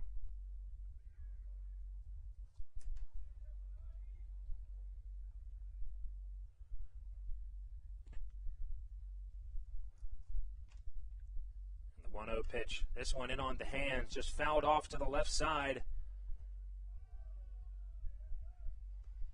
That ball lands in the stands here at Regency Furniture Stadium. It's always nice to see these doubleheaders, the fans being able to stick it out through both games. I know I appreciate it, and so do the players on the field. Blue Crabs have a good set of fans here in Waldorf. A 1-1 pitch. This one's ripped out to right center field. Ruby Silva's got to run for it. Goes back, makes the catch.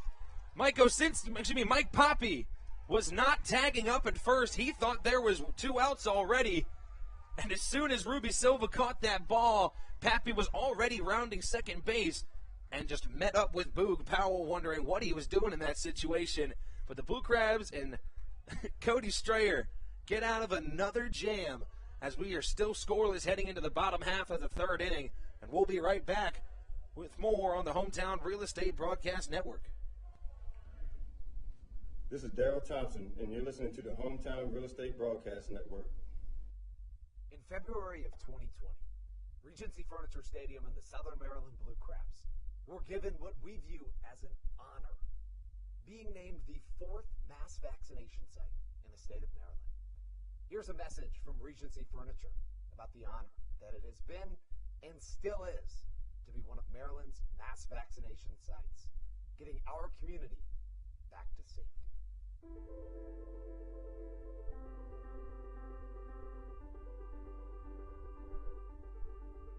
During these times of uncertainty, it helps to know there are things we can control to help ourselves and others.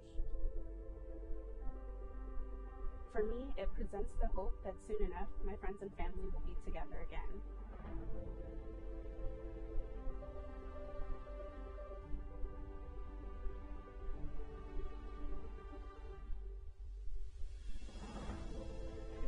Take this moment to thank the Maryland National Guard for their support in helping to facilitate and manage the vaccinations here at the Regency Furniture Stadium. We just think it's so important for everyone to do their part, and we're just grateful for their support. Thank you for your support, and we're just honored to be a part of the vaccination effort out here and to serve the community.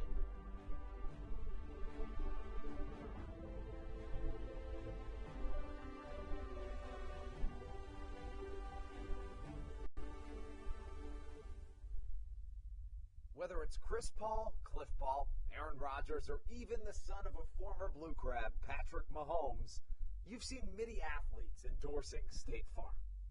That's because your State Farm agent has your back through good times and not. This is Kent Blackstone, and you're listening to the Hometown Real Estate Broadcast Network. Bottom of the third inning here at Regency Furniture Stadium. Going to be the 9-hole batter of the catcher, Jake Marshall, leading things off for the Blue Crabs, as we still are scoreless here after 2.5 innings. The first pitch, Then Marshall sees, he fouls off for strike one.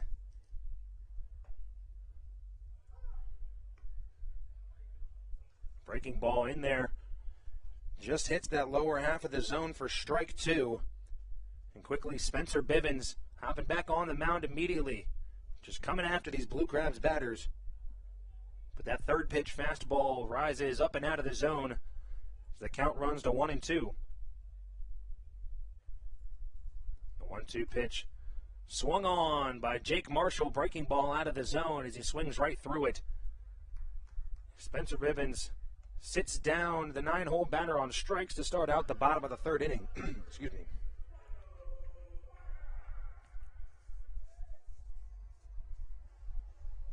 That turns things over to the leadoff batter of Michael Baca. As earlier today, he started the game off. Earlier today, went 1 for 4 at the plate. As after a shaky start with the Blue Crabs, has really shown some real strong baseball IQ. We saw him in that top of the first inning make that good play over to McAdams at third base. Really was the only play he could make in that situation and was able to get the lead runner out.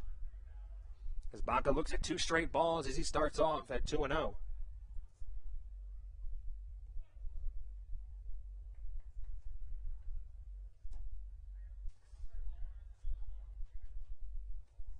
The 2-0 pitch to the shortstop coming from Bivens. Fastball looked like Baca wanted to swing at it but decides to hold. But that one's in there for strike one as he now has a 2-1 count. The 2-1 pitch from Bivens. Breaking ball in the zone.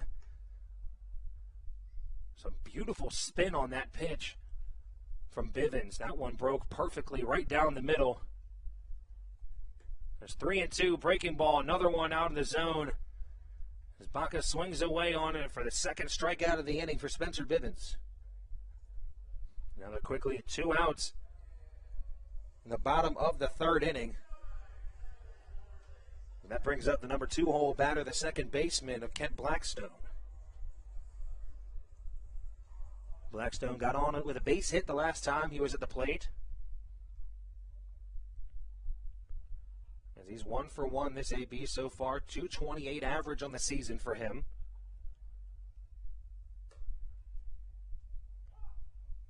First pitch fastball, Blackstone looks at it, but that just grazes the outer part of the strike zone for strike one. And a big swing on the breaking ball for strike two as Blackstone swings right through it as the count runs quickly to 0-2 once again to another Southern Maryland batter. Bivens doing a nice job so far. Just hopping on the mound and really just attacking these batters for the Blue Crabs. And that's what you got to do. You can't give them time to think about what they want to do with it. As Blackstone sends a deep fly ball out to right field. Jake Skull camps under it. And he reins that one in for the third out of the inning. Quickly, the Blue Crabs go 1-2-3 as we head into the top of the fourth inning. It's going to be Jesus Sucre, Mike Osinski, and Joshua Saleh leading it off for the Honey Hunters when we return on the Hometown Real Estate Broadcast Network. This is Josh McAdams, and you're listening to the Hometown Real Estate Broadcast Network. Did you know that the Washington, D.C. metro area is the 5th most expensive place to live in the entire United States of America? Sometimes finding affordable housing in this area can feel impossible. If you're struggling to find affordable housing, look no further than the Villages of St. Charles by Ross Properties. You can visit them online at villagesatstcharles.com for more information today. Villages of St. Charles, they'll have you safe at home. There's nothing quite like when the Blue Crabs retire the side. At Wealth Management Partners, they're on your side for your retirement planning needs. It's never too early to start planning your retirement. Talk to the experienced financial advisors of Wealth Management Partners located right here in Waldorf. Call them today at 301-885-0955. Again, Wealth Management Partners. Call them today at 301-885-0955.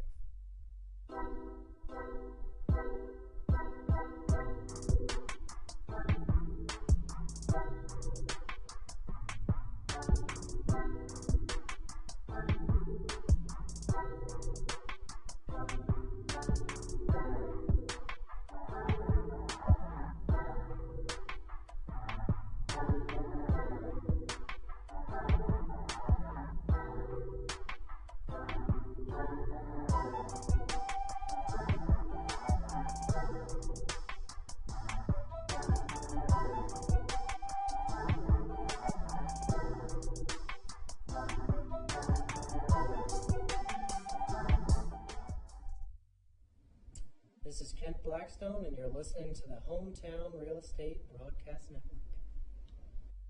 The catcher, Jesus Sucre, starting things off. The number 5 batter for the Gastonia Honey Hunters here in the top of the 4th inning. Still no score. Gastonia with 3 hits, the Blue Crabs with 2. As this game already looking very different than the one we saw earlier today. At this point, there were 12 total runs scored. Blue Crabs had 11 of them.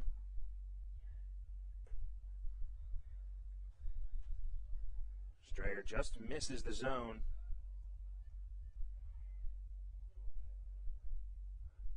So Sucre has a 2-0 count to start his at-bat.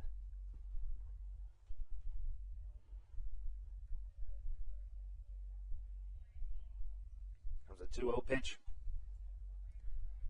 Something I'm a big fan of is Strayer uses that sidearm technique, something that's very hard to master, and if you're able to do it, you're bound to be at least somewhat decent pitcher, as that's just a whole different world when you're up there at the plate. And he's able to get the fastball in there for strike 1. So now the count runs to 3 balls and 1 strike to the catcher, Jesus Sucre.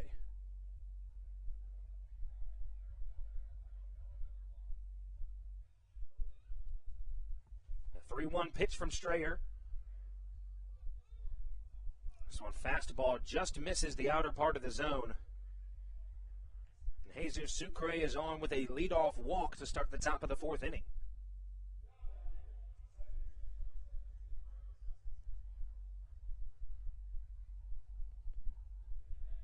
And that brings up the second baseman, Mike Osinski, as he was batting 3rd in the game beforehand, now in the 6th hole here for Gastonia in this second game of this doubleheader. First pitch to Osinski misses just out of the zone, almost the same pitch we saw just a moment ago for Jesus Sucre, as he starts off with a 1-0 count. 1 for 1 this game is Osinski, as he came through with a base hit back in the 2nd. Breaking ball misses low and away out of the zone for ball 2. You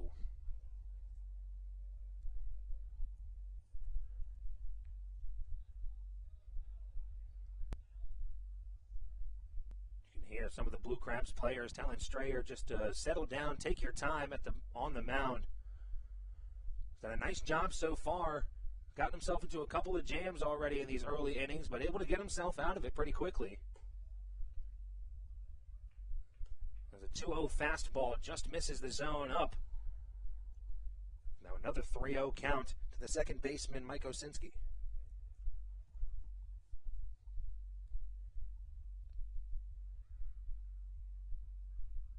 The 3-0 pitch, fastball, this one right down the middle. Osinski looked like he had the red light there, thought it might be ball 4. He stays in there for one more pitch, at least. As now is a 3-1 count to the second baseman.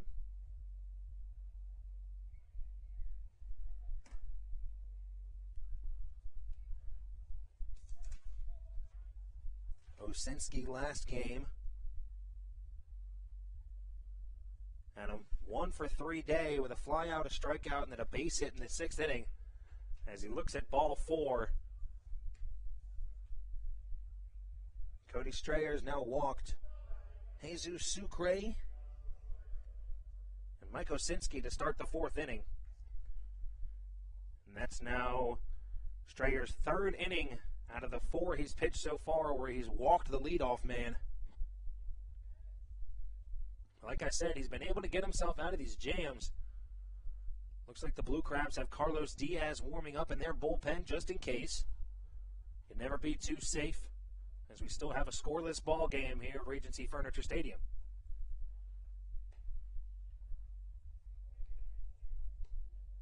The next batter is going to be Joshua Saleh, the third baseman.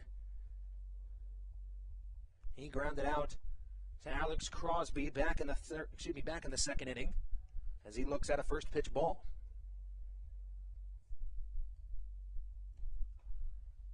Second pitch. This one hits the zone. Now a 1-1 count to the third baseman.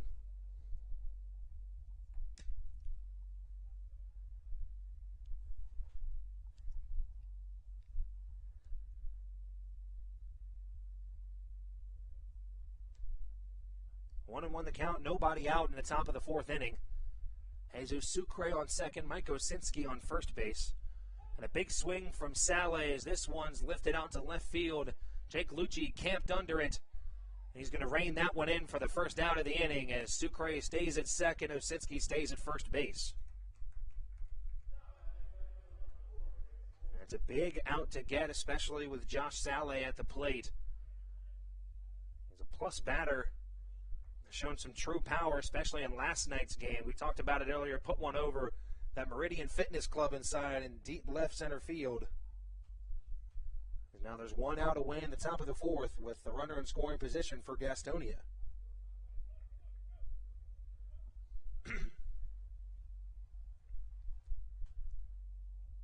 Big infield shift as Michael Baca plays to the right side of the infield for the right fielder Jake Skoll at the plate. First pitch to Skoll. Big swing on the breaking ball as he just fouls this one off back to the Roy Rogers padding behind the backstop.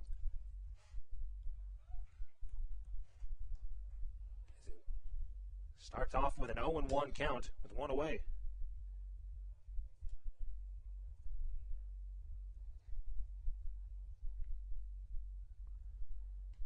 In the second, third, and fourth inning, Strayer has had a runner on first and second with nobody out, and then get to the first out right afterwards, and then eventually goes on to get himself out of the inning. So see what he can do there in this situation. Now a 1-1 count to the right fielder of Jake Skoll. Fastball way inside. Skoll has to hop out of the way of it. So the count runs to 2 balls and 1 strike.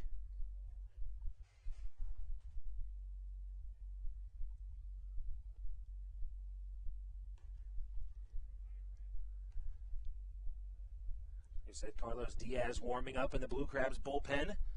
Nobody in the Gastonia bullpen as of yet. The 2-1 pitch. This one's belted deep right field. That ball is out of here. Jake Skoll with a towering 3-run home run that made its way out to the paved concourse well over the right field fence. And the Gastonia Honey Hunters take a 3-run lead in the top of the fourth inning with just 1 away.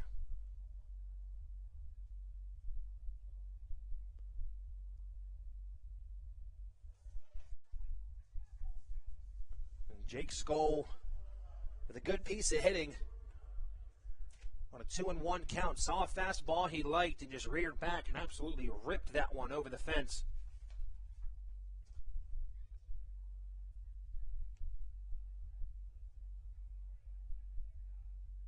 Skoll's 13th home run of the season, as he adds 3 more RBIs to his line. See how is at 37 on the season as well. And quickly, Cody Strayer has Jordan Howard, the 9-hole batter, in the shortstop at an 0-2 hole, at a 1-1 count.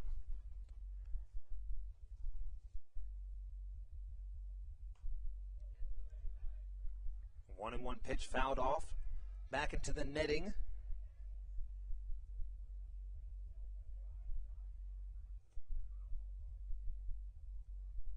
Count goes to 1-2 now to the shortstop.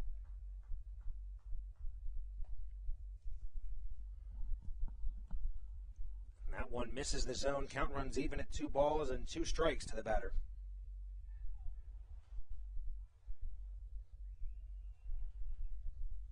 Strayer with a 2-2 pitch.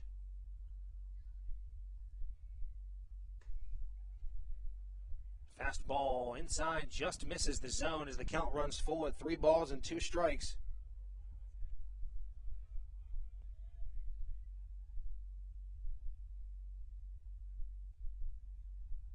The 3-2 pitch. This one grounded over to the right side. Looked like he hit off of Jordan Howard's foot before he was able to leave the box. That ball stayed foul anyways, as the count stays at 3 balls and 2 strikes with just 1 out here in the top of the 4th inning.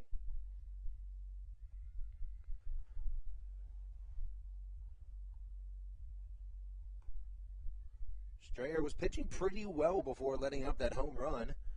Just 3 hits for him in 3 1/3 innings.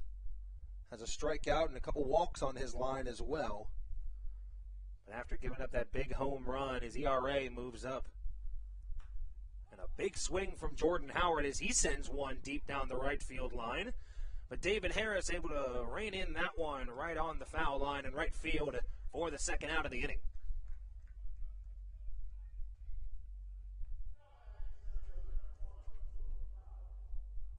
Lineup turns over now to the leadoff man for Gastonia of Boog Powell. He's currently 1 for 1 this game. Got on by the way of a walk back in the 1st and then had a base hit and was left on 2nd in the 3rd.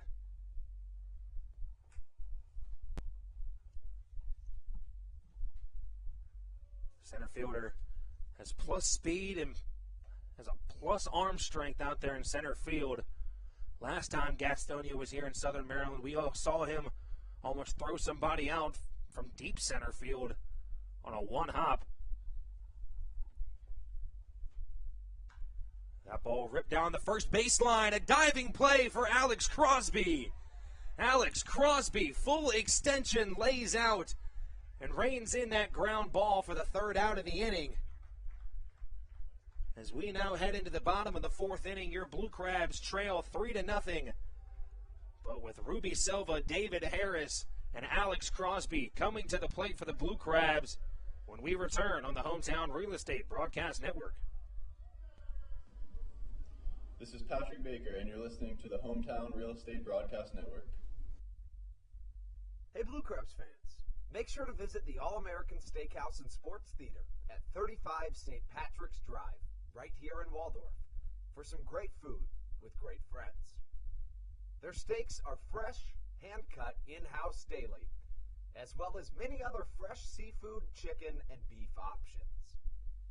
They offer outdoor and indoor dining, available each and every day, along with the same great menu to go if you would like. Please visit them online at www.theallamericansteakhouse.com. That's www.theallamericansteakhouse.com. You can also visit them on Facebook or Instagram. They have daily specials that you just can't pass up. Thank you, Blue Crabs fans. All Pawn is Southern Maryland's premier pawn shop and is the official pawn shop of the Southern Maryland Blue Crabs. Stop by and say hello today. They've been a part of the Southern Maryland community for 18 years. If you need some cash to hold you over, or if you're just doing some spring cleaning and want to clear some stuff out, please bring it by All Pawn and let them make you an offer. If you have broken jewelry or some that you just don't want anymore, please bring it by and they'll pay you more than anyone in the Tri-County area. They're located on 301 in White Plains, just south of DeMar Road. Go Blue Crabs!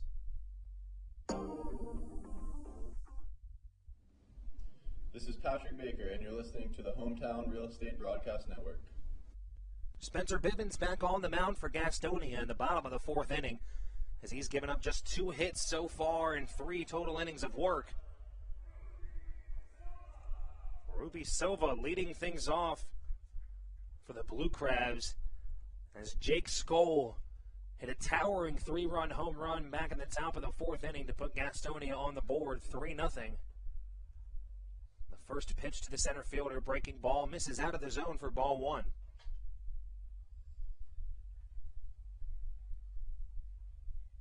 1-0 the count to Silva. And a big swing from the center fielder as he swings right through a fastball and quickly an 0-2 hole.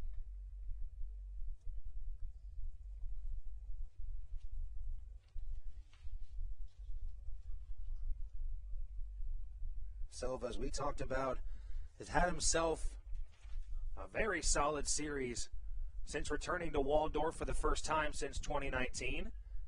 He found that one on the ground, picked it up and slammed it back on the ground over to the dugout. I think if there's any way to show your frustration without getting in any trouble, that's the way to do it. I would tend to agree. 1-2 the count now to the center fielder.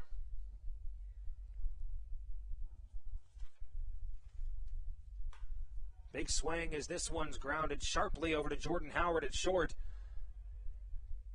Manuel Tapia able to stay on the bag this time as Ruby Silva was booking it down the base paths, but he grounds out to Jordan Howard, the shortstop, for the first out of the inning.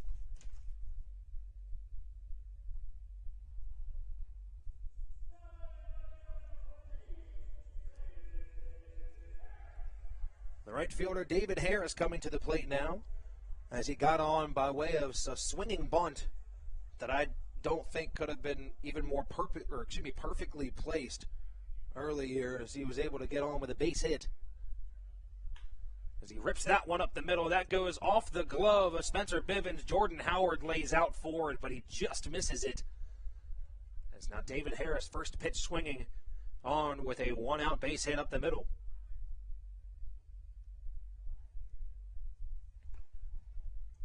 First baseman Alex Crosby comes to the plate.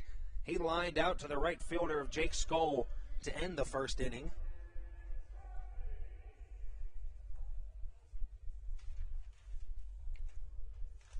Crosby in the first game of the doubleheader today. He went 0 for 3, had a walk back in the third inning and eventually came around to score. Reached on an error back in his second at-bat of that long third inning. It was a pickoff move over to first by Bivens, but David Harris back easily. Bivens struggled to begin this season as a member of the West Virginia Power. He appeared in 3 games starting 1, allowed 7 earned in 6 innings pitched.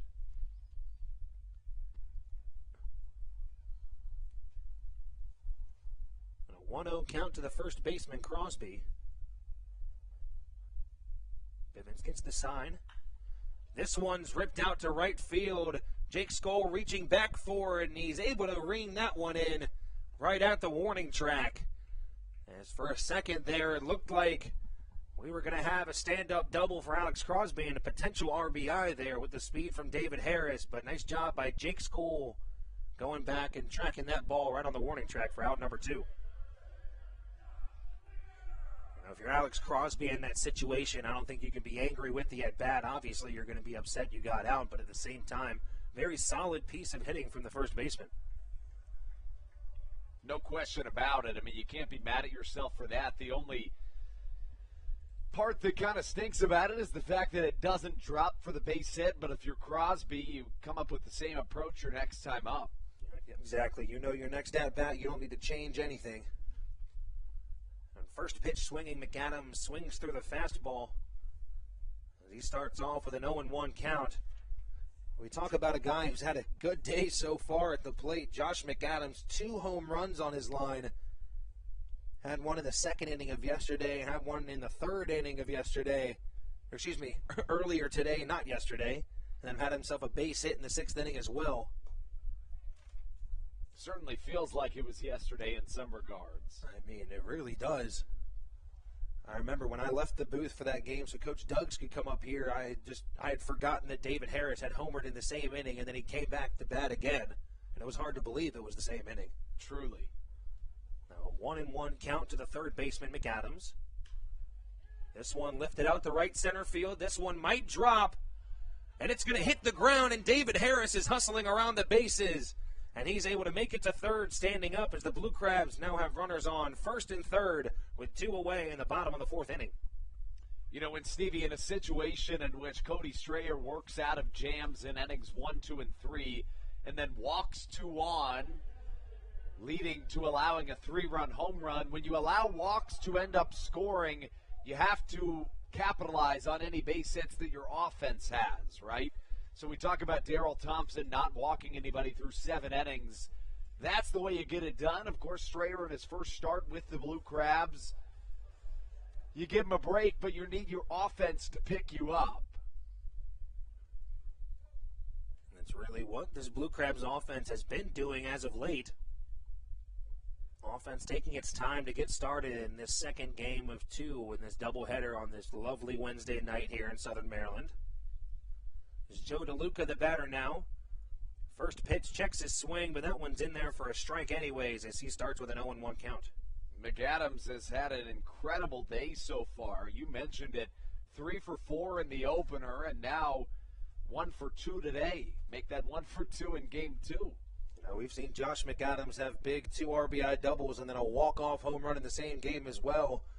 It's nothing new to the third baseman. The guy is just a good hitter. The second pitch to Joe DeLuca, breaking ball in on the hands as he fouls that one off to the right side for strike 2. You know, the last time the Blue Crabs had a doubleheader at home, that was the day McAdams hit that grand slam and the walk-off in the same day. So in his last 2 doubleheaders, he has 4 home runs. Not too shabby. It's pretty solid, and hey, he has time for more. Now an 0-2 count to the designated hitter of Joe DeLuca with 2 away in the bottom of the 4th inning. David Harris on third. McAdams at first base as that fastball high and outside the zone misses for ball 1 as the count runs to 1-2. You got to love watching David Harris play the game of baseball. You saw him just kind of waddle back towards first base, make that third base after the pitch out attempt to try to get him at third. He's got the speed to mess around out there on the base paths. You know, you like to see guys having fun out there. I saw it earlier, but I didn't make a comment. During that big scoring inning, I saw David Harris when he was going to score waving his arms around like Yasiel Puig did in that one video when he was coming around to score, and you could just tell he was having a lot of fun out there. Joe DeLuca stays alive with a 1-2 foul ball. The count stays at 1 ball and 2 strikes. Still 2 outs in the bottom of the 4th inning. We talked about David Harris at third, McAdams at first.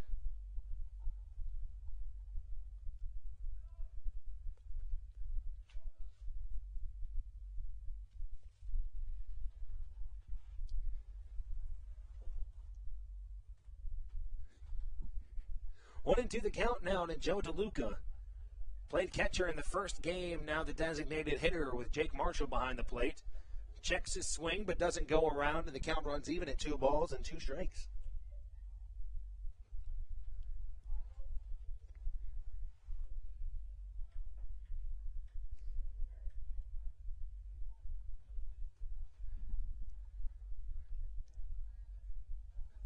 Two and 2 the count to DeLuca. DeLuca went 2 for 4 in the first game. A stolen base attempt by Josh McAdams, but DeLuca stays alive and fouls that one back into the backstop. The count stays at 2 balls and 2 strikes.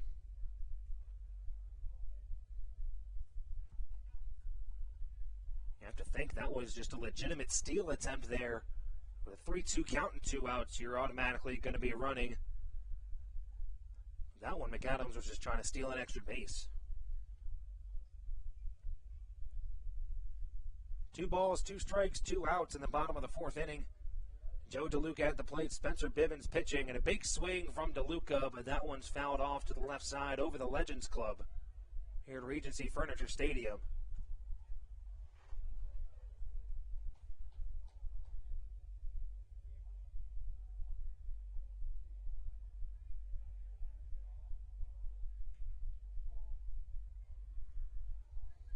Joe DeLuca staying alive in this at-bat. Was quickly in an 0-2 hole. A couple foul balls and a couple good eyes. As he now has a 2-2 count with 2 outs still. DeLuca, much like Collier, well known to work out at-bats. The 2-2 pitch from Bivens. This one swung on and lifted in the foul territory down the right field line. first baseman Emmanuel Tapia, as that one lands about 5 rows up in the stands.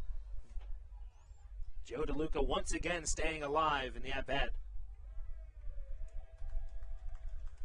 I can't really see down the right side, but I can tell by the reaction from the crowd, someone made a good play out there in the stands.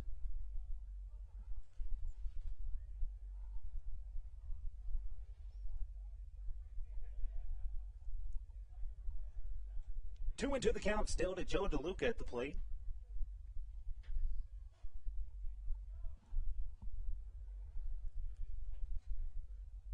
The 2-2 pitch from Bivens. DeLuca fouls another one off as he stays alive in the at-bat. And this is how you work around a starting pitcher that has found a groove.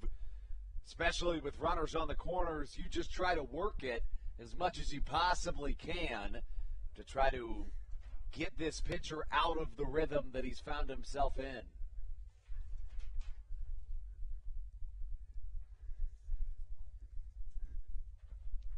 Two and two the count still to the designated hitter DeLuca. The 2-2 pitch once more. This one's driven out to deep center field. Boog Powell racing after it. But he's able to get out there to the warning track in one of the farthest parts of the field, right near that blue moon sign, just to the left of the batter's eye. The Blue Crabs leave 2 runners on base as they still trail 3-0 heading in the top of the 5th inning. And we'll be back with more action on the Hometown Real Estate Broadcast Network when we return. This is Matt Latos, and you're listening to the Hometown Real Estate Broadcast Network. When you're in the market to buy or sell a home, call Tony McClure of Century 21 New Millennium and his Grand Slam team. The realtor of the Southern Maryland Blue Crabs since our first season in 2008. Tony and his team of preferred partners includes Tim Murphy of CNF Mortgage and Steve Scott of the Scott Law Group. Together, they will ensure that your real estate needs are nothing short of a grand slam. The quality service you will receive is Hall of Fame worthy. Put Tony's 41-plus years of experience to work for you. Call or text Tony today at 301-928-1280 for your personal Grand Slam experience. Go Blue Crabs. Did you know that the Washington, D.C. metro area is the 5th most expensive place to live in the entire United States of America?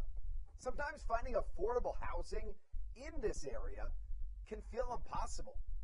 If you're struggling to find affordable housing, look no further than the Villages of St. Charles by Ross Properties. You can visit them online at villagesatstcharles.com for more information today. Villages of St. Charles. They'll have you safe at home.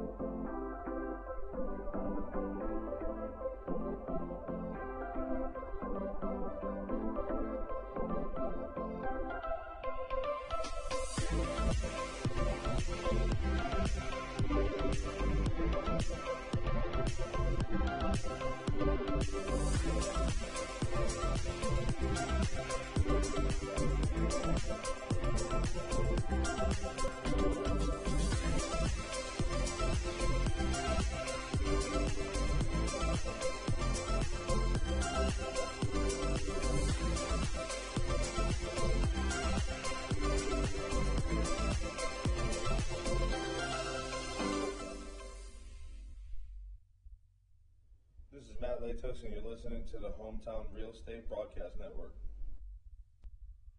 Carlos Diaz now on the mound for the Blue Crabs as he is in relief for Cody Strayer. Diaz, the only lefty in this Blue Crabs bullpen, the only lefty pitcher they have in general. As we've seen Diaz come in many times in these middle inning situations. So far this season, he's got a 1-0 record with a 4.05 ERA. And 15 games, he has 13 in the third innings pitched. Has given up 13 hits, 7 runs, 6 of them earned, 3 home runs, has walked 5 and struck out 17 in the process as he comes in to hopefully quiet this Gastonia lineup that was able to put up 3 runs back in the top of the 4th inning.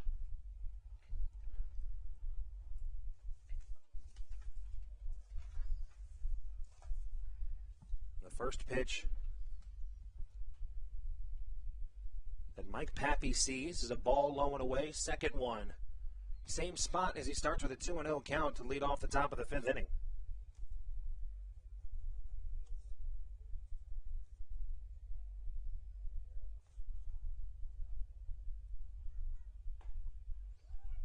And a big swing from the left fielder of Pappy.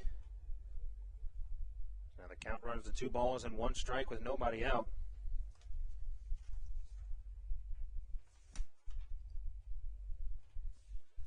Diaz being the only lefty pitcher in this bullpen as Pappy grounds out to Kent Blackstone over at second base for the first out of the inning. And the only lefty pitcher that these Blue Crabs have. The lineup is hitting better versus left-handers than they are right-handers so far this season. The Honey Hunters? Yes.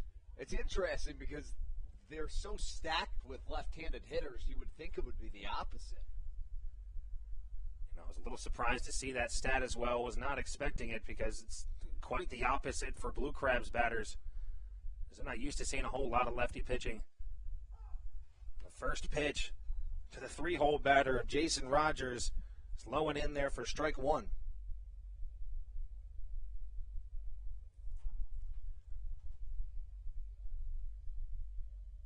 The second pitch, the designated hitter.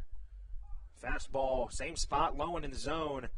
No swing from the designated hitter as quickly as looked at 2 straight strikes. That's something that Carlos Diaz does a lot on the mound. Doesn't take a lot of time in between his pitches. Just likes to get back up there and really attack the batter he's going against. As he takes a second to step off, looks for the sign one more time from his catcher. Joe DeLuca now behind the plate. Which means it looks like Jake Marshall's day is done. Granted, he would move in the designated hitter spot as DeLuca is now behind the plate. As they bring Carlos Diaz back in the game due to that double hook rule. Now the count. Third pitch low and outside as the count runs to 1-2. You know, DeLuca's just a workhorse back behind the plate. He plays so many games, logs so many innings at the catcher position. You know, he never seems to let up either, always moving. I've seen him jump and slide maybe 3 to 4 feet out of the way for a ball in the dirt and be able to just block it and keep it in front of him. A good catcher behind the plate. As the 1-2 pitch fouled off by Jason Rogers. The count stays at 1 ball and 2 strike.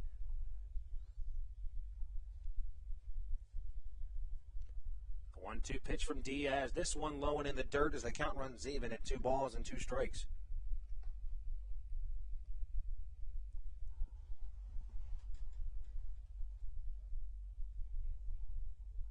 One away in the top of the 5th inning.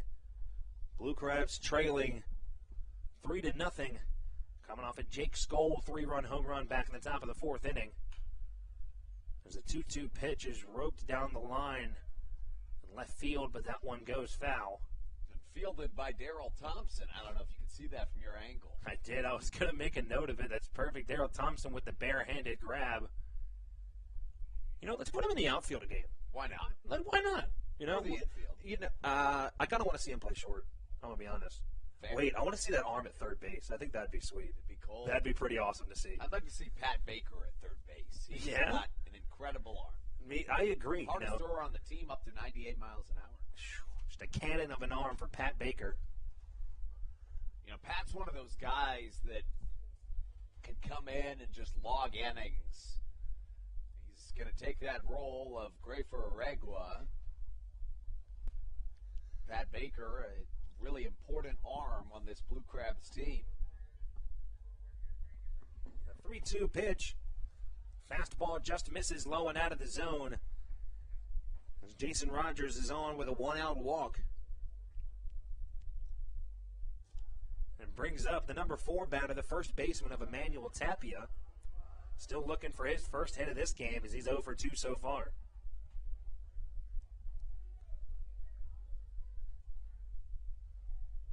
I'm just waiting on this Blue Crabs team to crack the code that has been Spencer Bivens to this point.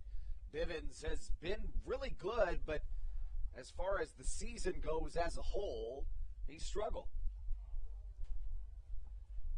Looked like that one might have ran inside and hit Emmanuel Tapia. As he takes a second, looks like that one did come inside and hit him. There's now a walk and a hit by pitch as a runner in scoring position for Gastonia with just one away in the top of the 5th inning.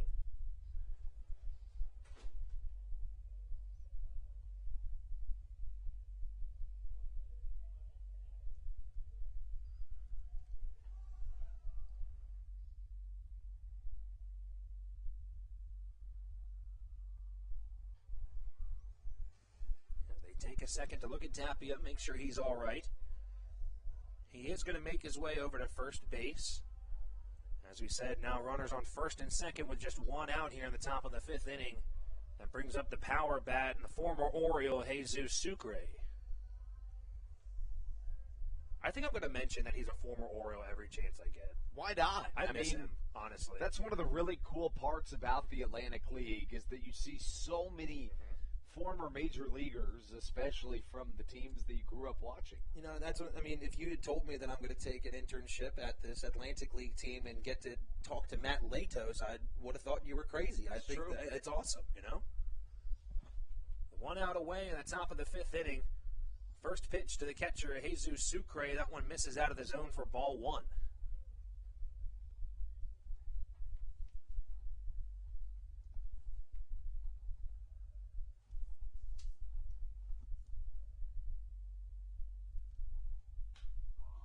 Ball lifted out to center field. Sucre knew it as soon as he hit it. As Ruby Silva looked to get a little tied up there looking for that ball. As he was able to pop that one up to center field for the second out of the inning.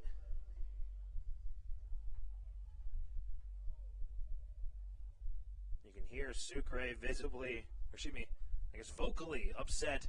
Knew as soon as he hit it that I was going to be popped up, and really the worst person in the outfield to hit a ball too, because I would say 99 times out of 100 he's going to catch it. I was going to say 9 out of 10, but I wouldn't even give him that. I might even say 999 times out of 1,000 Ruby Silva's going to catch the ball. Now the first pitch to Mike Osinski. Fastball misses out of the zone for ball 1. 3-0 still our score here. Both teams have 4 hits on their line. One of those hits for Gastonia being that Jake Skoll 3-run home run. Second pitch to Mike Osinski. Fastball right down the middle. Osinski just looks at it for strike 1. And then the count runs to 1-1 with 2 outs.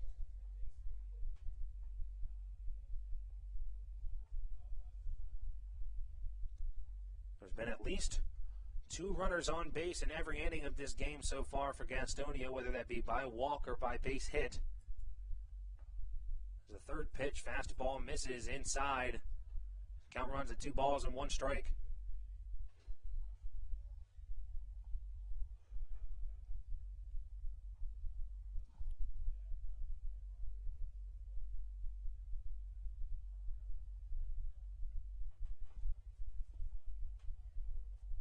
Osinski 1 for 1 on the day, had a base hit back in the 2nd inning and a walk back in the 4th.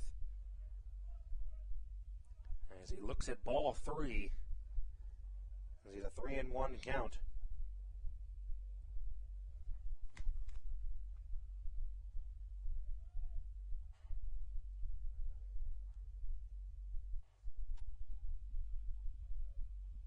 The 3-1 pitch from Carlos Diaz. That one misses high and outside of the zone for ball 4, and now the bases are loaded here with 2 outs in the top of the 5th inning. For the big bat of Joshua Saleh coming to the plate. Yeah, and this is a really make-or-break situation in the contest, of course. A 3-0 lead is a comfortable lead to work back from. Now, let's not put anything past the Southern Maryland team that clawed its way back from a 9-0 deficit in the second inning of yesterday's series opener, but you don't want it to stretch any further than 3 in a 7-inning doubleheader.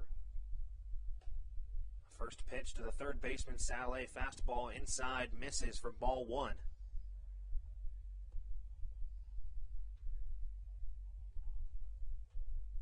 Saleh also looking for his first hit in this second game,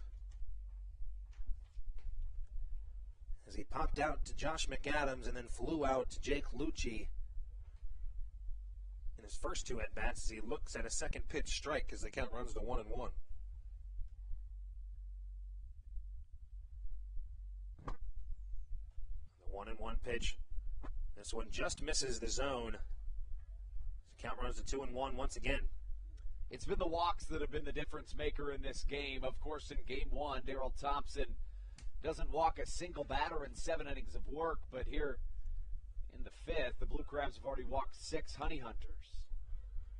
This one skied over to the left side. Looks like it's going to tail foul, and it does, as Josh McAdams just turned around and sprinted for that ball towards the Blue Crabs bullpen. Like the hustle out of them. I mean, initially off the bat, it looked like that one might have stayed in on the bullpen side, but it tails over to Legends Club seating. Tomorrow night here at Regency Furniture Stadium, we're going to attempt to finally have our first wing wars. The other 2 wing wars we've tried to have both been rained out, but tomorrow we're going to have our first one. That ball grounded back up the middle for Saleh.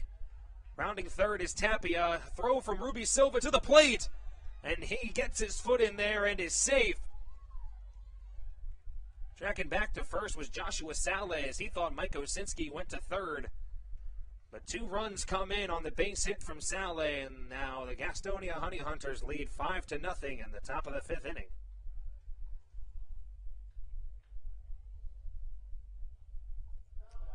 Four of the 5 Honey Hunters runs that have scored tonight have reached base on free passes.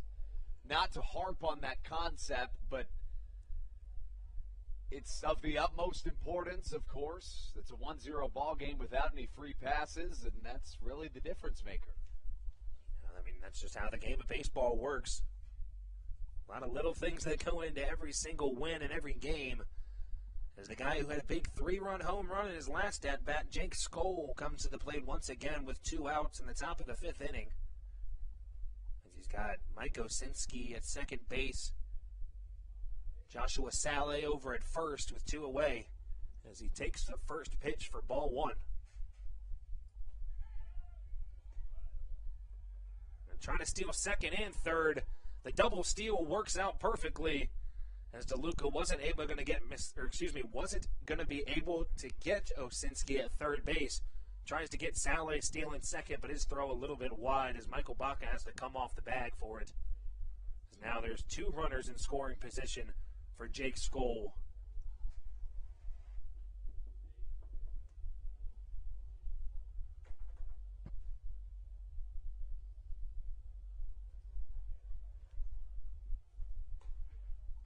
The 4th pitch of the at-bat, this one misses the zone.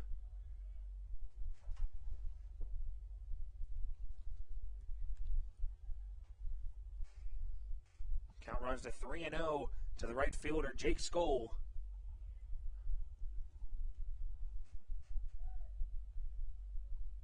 3-0 pitch.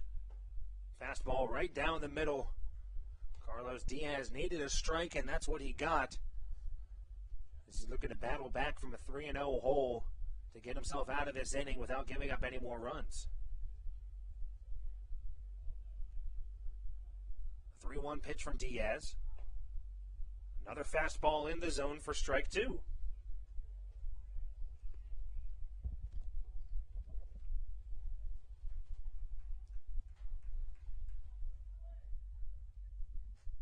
Full count for the right fielder, Jake Skoll, as he's 1 for 2 on the day, as we said, with that 3-run home run last inning. A fastball looks at all 3 strikes.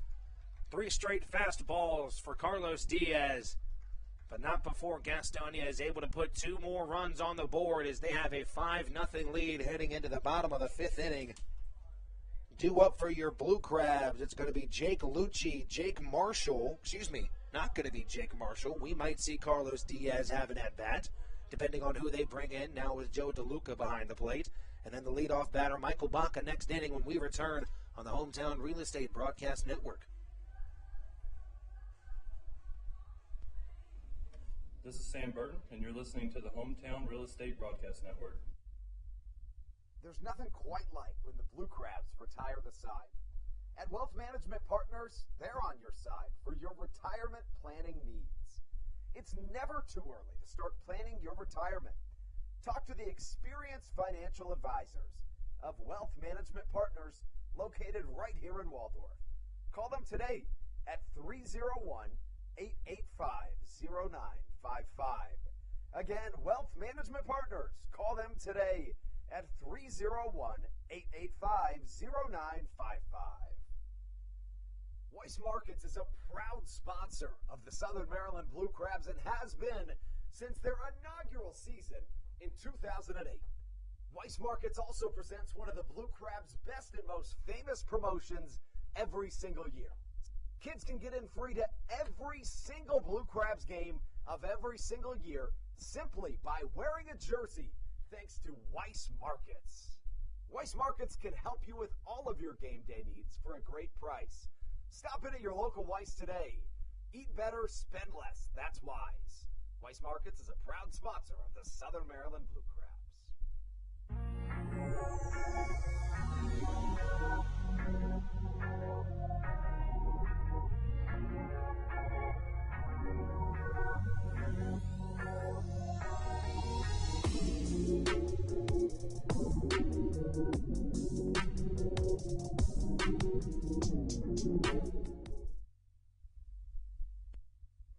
Down 5 runs as we take you into the bottom of the 5th inning in Game 2 of a twin bill here at Regency Furniture Stadium.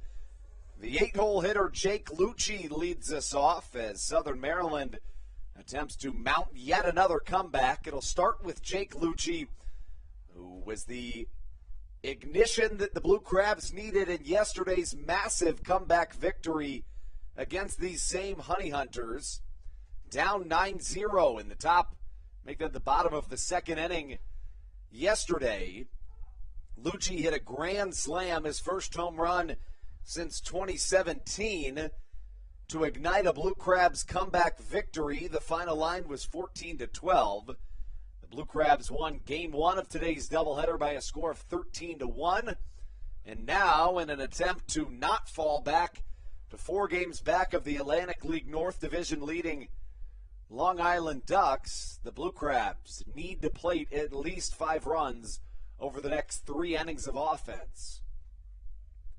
Plenty of time to do so against Spencer Bivens, who issues a fastball high and away, swung on and missed by Jake Lucci for strike number 3.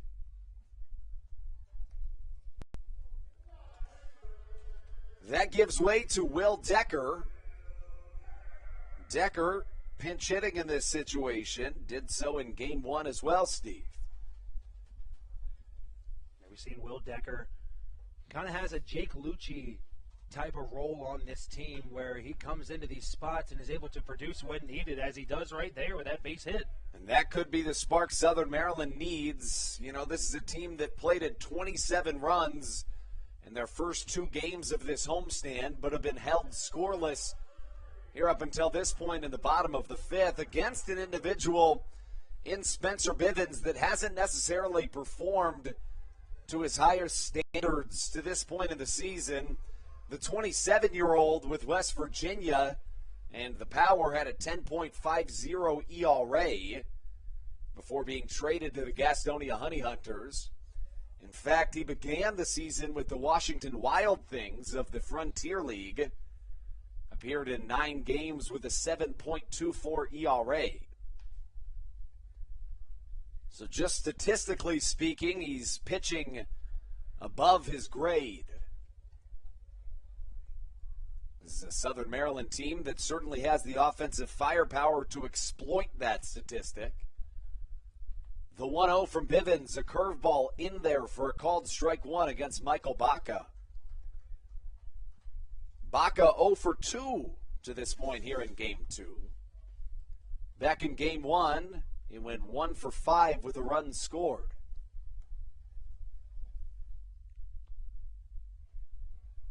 The 1-1 high and tight on a curveball, and it misses, putting Michael Baca in favor in this count. Baca was signed by the Blue Crabs back on June 4th, which coincidentally was the team's home opener. Stands at 5'10" out of Amarillo, Texas. His second year in the Atlantic League. In 2019, Baca played as a member of the High Point Rockers. Fouls one to the left side as the count evens at 2 balls and as many strikes. I don't know if you saw that, Andrew. We've talked about it a couple times. The Blue Crabs bullpen have this theme of when a foul ball goes their way, they don't move for it. Well, Ray Ortega scooped that ball up, tried to toss it to Dalton Geeky, and Geeky just stared at him and didn't move. I like it. Ortega and Walsh were coaching today's baseball youth camp out on the field, working well with the kids as they always do. I'm sorry, it wasn't just them coaching out there. Who else was out there today, Andrew? You tell me, Steve. Oh, it was my broadcast partner, Mr. Andrew Banster, out there teaching some kids how to catch some pop flies. Saw him working with them out there on the field, doing a nice job. Thank you. Of course. Yeah, I very much enjoy spreading the love and knowledge of the game of baseball to any extent. Was happy to have been given that opportunity this morning as Baca swings on and misses on a big-time curveball from Spencer Bivens for out number 2. I think that was a really well-placed curveball. We talked about it earlier. He has a lot of spin on there. You're going to see a whole lot of break coming from him, as that one looked like it was going to start around Baca's face, and it broke just perfectly in the strike zone. Really nothing he can do but swing at it. The best year of Bivens' professional career was back in 2019. It was actually in France, in the French Division I League. The right-hander played with the Savigny Lions. Found himself on a stride there as a hot shot line drive right at the glove of Mike Osinski at second base for out number 3. That's how we put a pin on 5 innings of baseball here at Regency Furniture Stadium. When we come back, a newcomer onto the mound right here on the Hometown Real Estate Broadcast Network.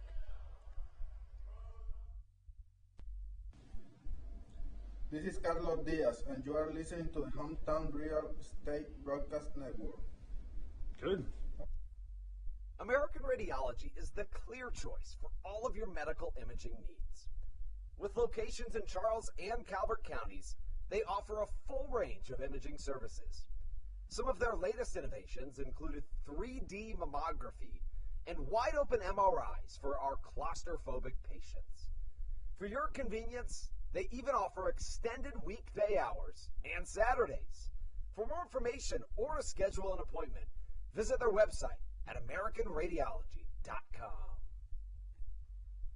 When you're in the market to buy or sell a home, call Tony McClure of Century 21 New Millennium and his Grand Slam team, the realtor of the Southern Maryland Blue Crabs since our first season in 2008. Tony and his team of preferred partners includes Tim Murphy of CNF Mortgage and Steve Scott of the Scott Law Group. Together, they will ensure that your real estate needs are nothing short of a grand slam. The quality service you will receive is Hall of Fame worthy. Put Tony's 41-plus years of experience to work for you. Call or text Tony today at 301-928-1280 for your personal Grand Slam experience. Go Blue Crabs.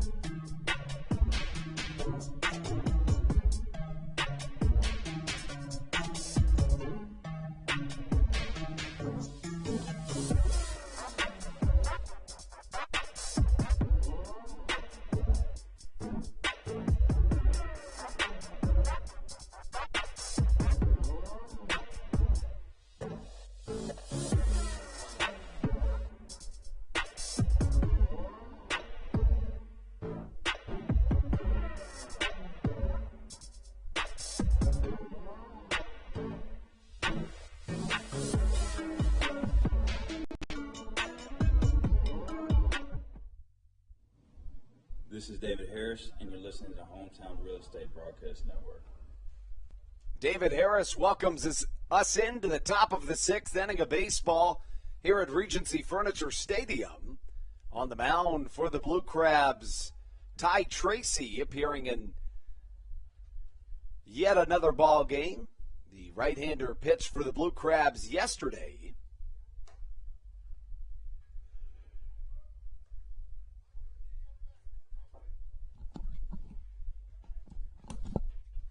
Ty Tracy, as we said, saw him pitch a little bit yesterday. As the second pitch to Jordan Howard's going to be low and out of the zone for ball two.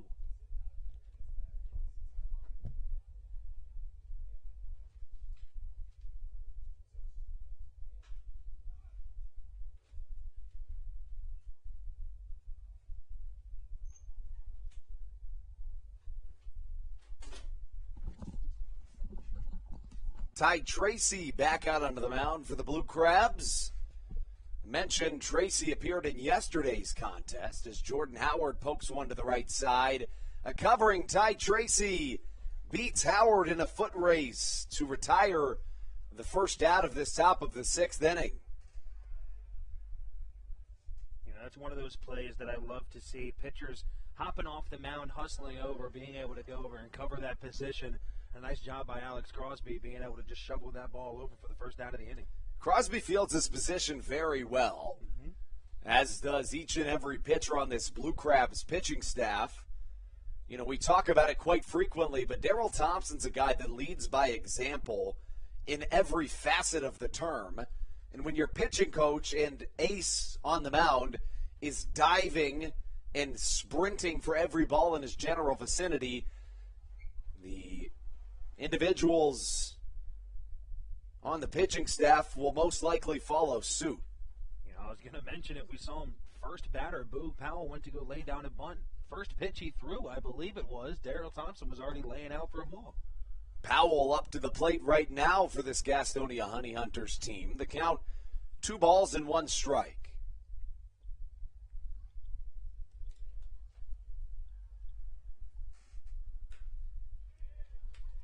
A little bloop shot to shallow right center field is caught with no problem by Kent Blackstone for out number 2. There's a real good communication out there. You can clearly hear Blackstone. Michael Baca was running over there as well. Looked like he might have had a beat on the ball, but Blackstone was in a little better position. Nice job being able to rein that one in. As you said, we saw Tracy a little bit yesterday. He's pitched in 2 games so far. Has just 2 innings on his line, has given up 2 hits, 1 run. That run was earned. And yet another easy chopper to the right side. Crosby decides to take this one himself. And Ty Tracy retires the side in order in the top of the 6th. The quick one brings us to the heart of the Blue Crabs order. And you'd have to imagine, Steve, this is going to be the best shot for Southern Maryland to put a dent into this Honey Hunters lead. It's Ruby Silva, David Harris, and Alex Crosby when we return on the other end of this break right here on the Hometown Real Estate Broadcast Network.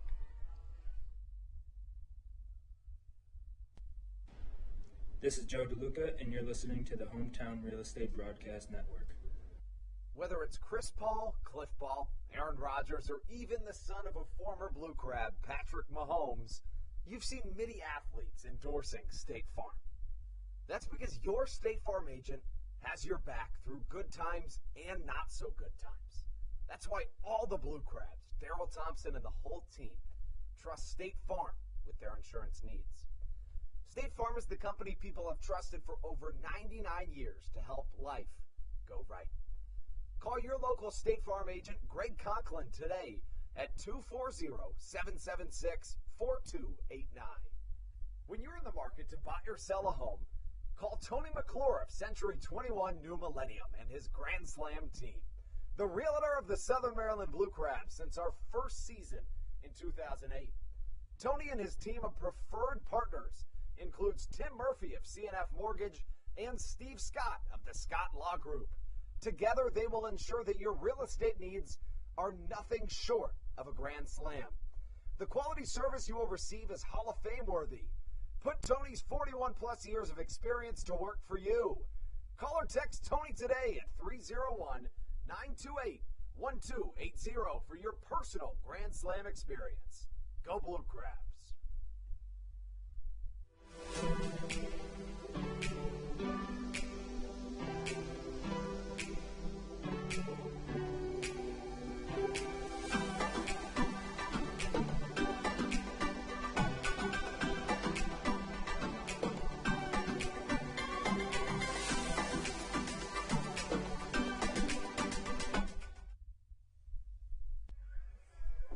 Chasing 5 runs here in their half of the 6th inning, Southern Maryland will attempt to make a big-time comeback. Wouldn't be the first time they've done so here in this series, as Ruby Silva singles up the middle to get us started. His bat has been scorching hot. It's his first hit of this contest, but incredibly, he begins his Blue Crabs tenure here at home with a 15-33 mark. This might be a bold statement to make, but I think it's impossible for Ruby Silva to not make almost perfect contact with the ball when he's up there at the plate. It's true. Even when he's gotten out these past couple of times this game, he had a fielder's choice, which is what he reached on. It was a hard ground ball, and then grounded out to the shortstop, Jordan Howard, on another just hard ground ball over to him. And the first pitch to David Harris, big swing and a miss from him as he starts off with 1 strike. Harris 2 for 2 with a pair of singles today. Got left on first and then left on third.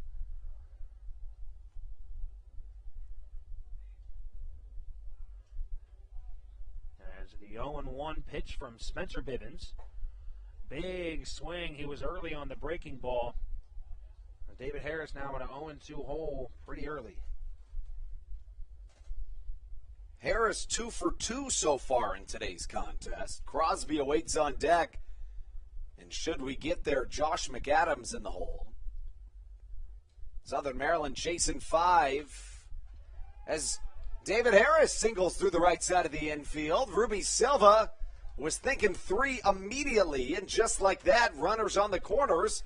Southern Maryland in business with their 5-hole hitter, Alex Crosby, due up. All Ruby Silva needed was just that little lookout to right field to see how far back Jake Skoll was playing. And there was just no looking back from there as he just sprinted around second base and made it to third. Obviously, I've harped on it quite a few times so far in this game, but the walks and hit-by pitches have been the Achilles heel of Southern Maryland to this point. The Blue Crabs are out-hitting the Honey Hunters 6-5, but trailing 5-0. We failed to mention the new arm onto the mound. I beg your pardon. Spencer Bivens into his 6th inning of work has been fantastic to this point. We failed to mention that he has yet to walk anybody so far in this contest. Crosby with runners on the corners. First pitch hit well to the left center side. Back goes the left fielder. He will catch with ease, but Silva scores, plating the first Blue Crabs run of this contest. Good piece of hitting there by Alex Crosby. Looked like that one might have tailed over to the right a little bit and gotten in the gap, but nonetheless, nice job by Mike Pappy, able to get that ball in here. And that brings up the big bat of Josh McAdams, who hit 2 home runs in the first game of today's twin bill. Went 3 for 4 in the game and is 1 for 2 here in game 2. McAdams was 2 for 4 in yesterday's series opener, and we know that he's a hot and cold type hitter. He is scorching hot right now. Dribbles 1 foul to the left side for strike number 1. And Stan Clyburn and the Blue Crabs could use Josh McAdams' big bat in the worst of ways right now. Joe DeLuca waits on deck with Jake Lucci in the hole. We do have some exciting news to report in that Cesar Trejo was removed from the 7-day injured list today and activated earlier today. Additionally, Southern Maryland is expecting to have Matt Hibbert and Zach Collier back any day now. So that's 3 huge bats back into this order. Not to mention Dario Pizzano has been injured the last couple of days. So should Southern Maryland pull this one out, they're able to keep their heads above water with 4 of their biggest bats unavailable due to the injury bug. McAdams awaiting the 0-2 pitch. It misses well outside. And the count, a ball and 2 strikes. This is by far and away the deepest Spencer Bivens has worked into an Atlantic League game in this 2021 season.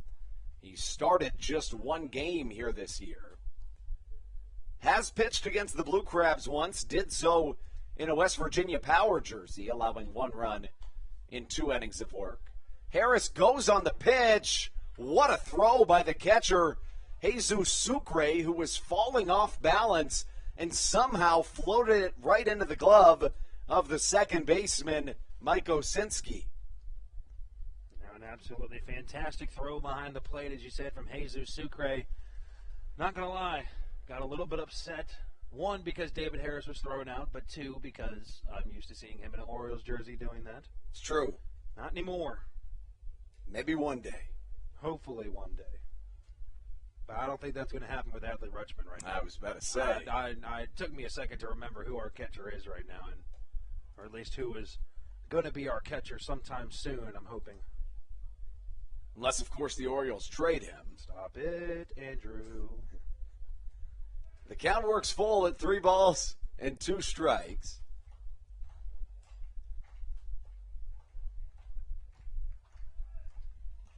The payoff pitch, a check swing for McAdams. Did he go? No, he didn't.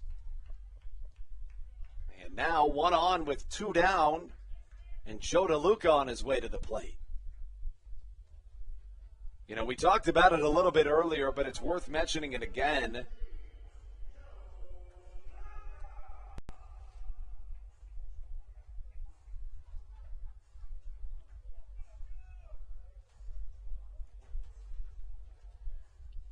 Joe DeLuca now back at the plate, looking for his first hit of this contest. As DeLuca went 2 for 3 in the last one with a walk and came around to score. It was a breaking ball from Bivens. He has been absolutely locked in with that off speed today, as that one breaks perfectly into the outer half of the zone for strike 1.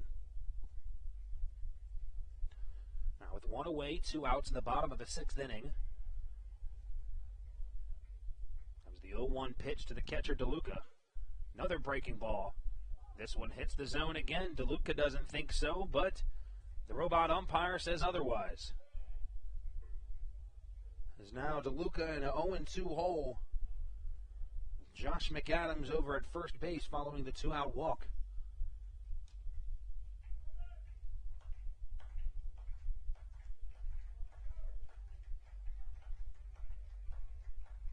0-2 pitch. Fastball high and outside. This one misses for ball 1. As the count runs to 1-2.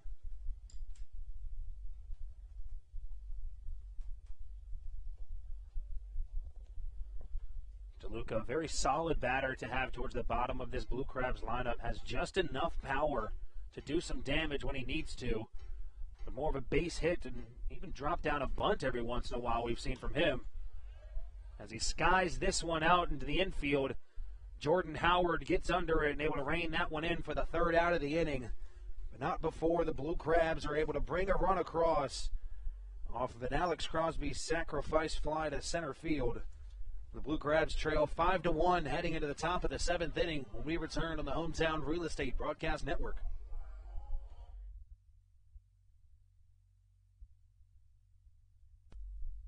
When you're in the market to buy or sell a home, call Tony McClure of Century 21 New Millennium and his Grand Slam team. The realtor of the Southern Maryland Blue Crabs since our first season in 2008. Tony and his team of preferred partners includes Tim Murphy of CNF Mortgage and Steve Scott of the Scott Law Group. Together, they will ensure that your real estate needs are nothing short of a grand slam. The quality service you will receive is Hall of Fame worthy. Put Tony's 41-plus years of experience to work for you. Call or text Tony today at 301-928-1280 for your personal Grand Slam experience. Go Blue Crabs. Did you know that the Washington, D.C. metro area is the 5th most expensive place to live in the entire United States of America? Sometimes finding affordable housing in this area can feel impossible. If you're struggling to find affordable housing, look no further than the Villages of St. Charles by Ross Properties. You can visit them online at villagesatstcharles.com for more information today. Villages of St. Charles. They'll have you safe at home.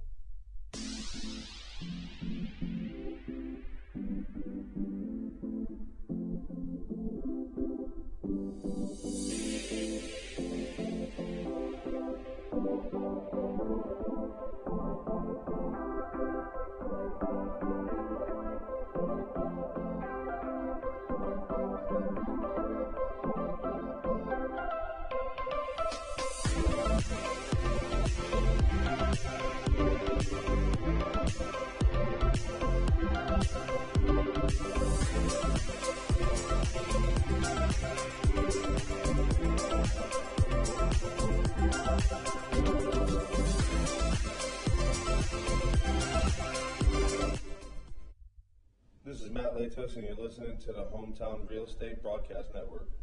To the top of the 7th we go. Ty Tracy trying to keep this game at a 4-run difference as we take you in to the top of the 7th. To lead us off, it's the 3-hole hitter, Jason Rogers. Rogers, the MLB veteran, is 0 for 2 in this game. He walked in his most recent plate appearance.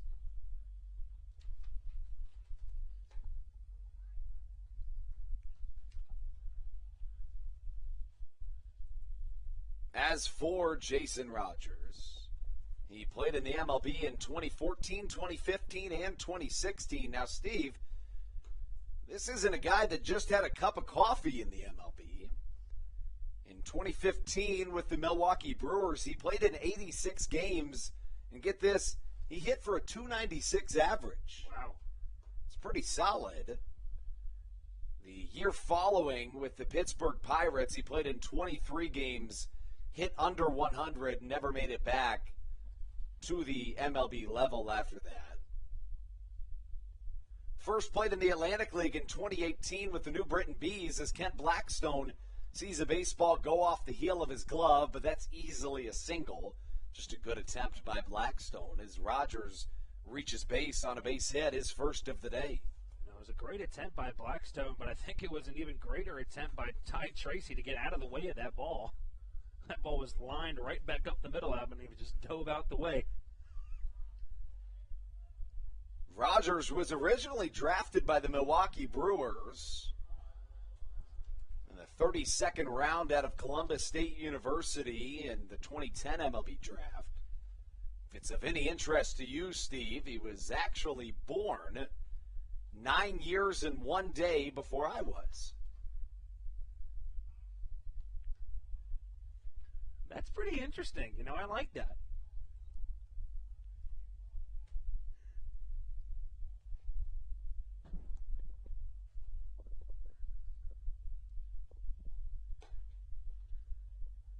Rogers was traded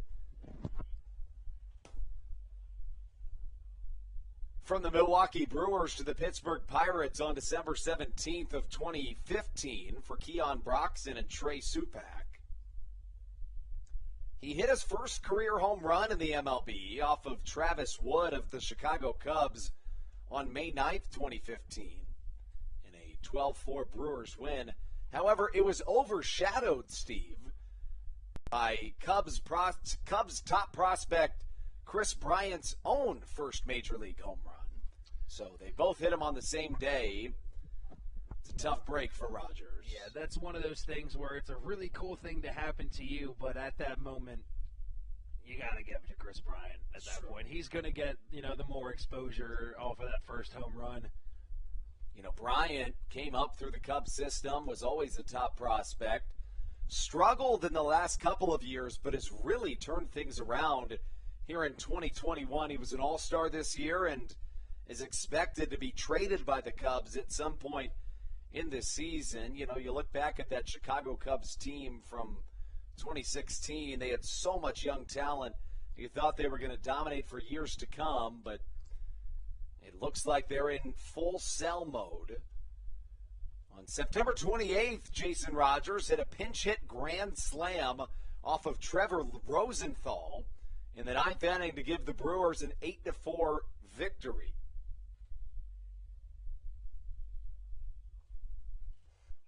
Now up to the plate, Emmanuel Tapia with a 2-2 count, facing off against Ty Tracy. Tapia drills one to the left center alley. Shouldn't be a problem for Jake Lucci as that ball hangs up a little bit with the flag coming straight in towards home plate a little bit to the right. And out number one has been recorded.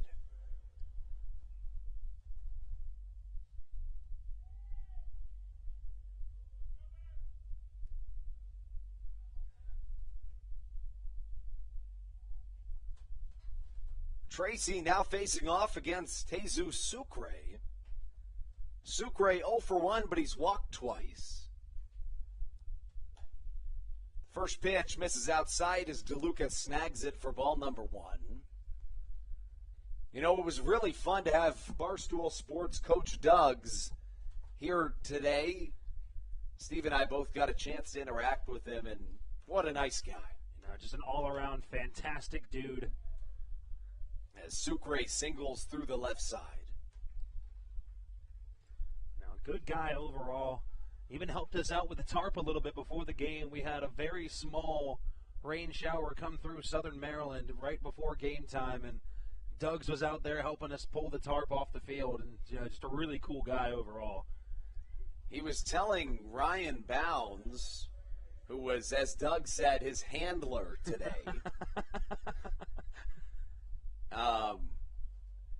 He said that he told Ryan that being on the grounds crew was always kind of a dream of his. I actually knew that fact beforehand. Like, Osinski singles to the right side. Harris comes up with it, but the runners will be held station to station as the bases load.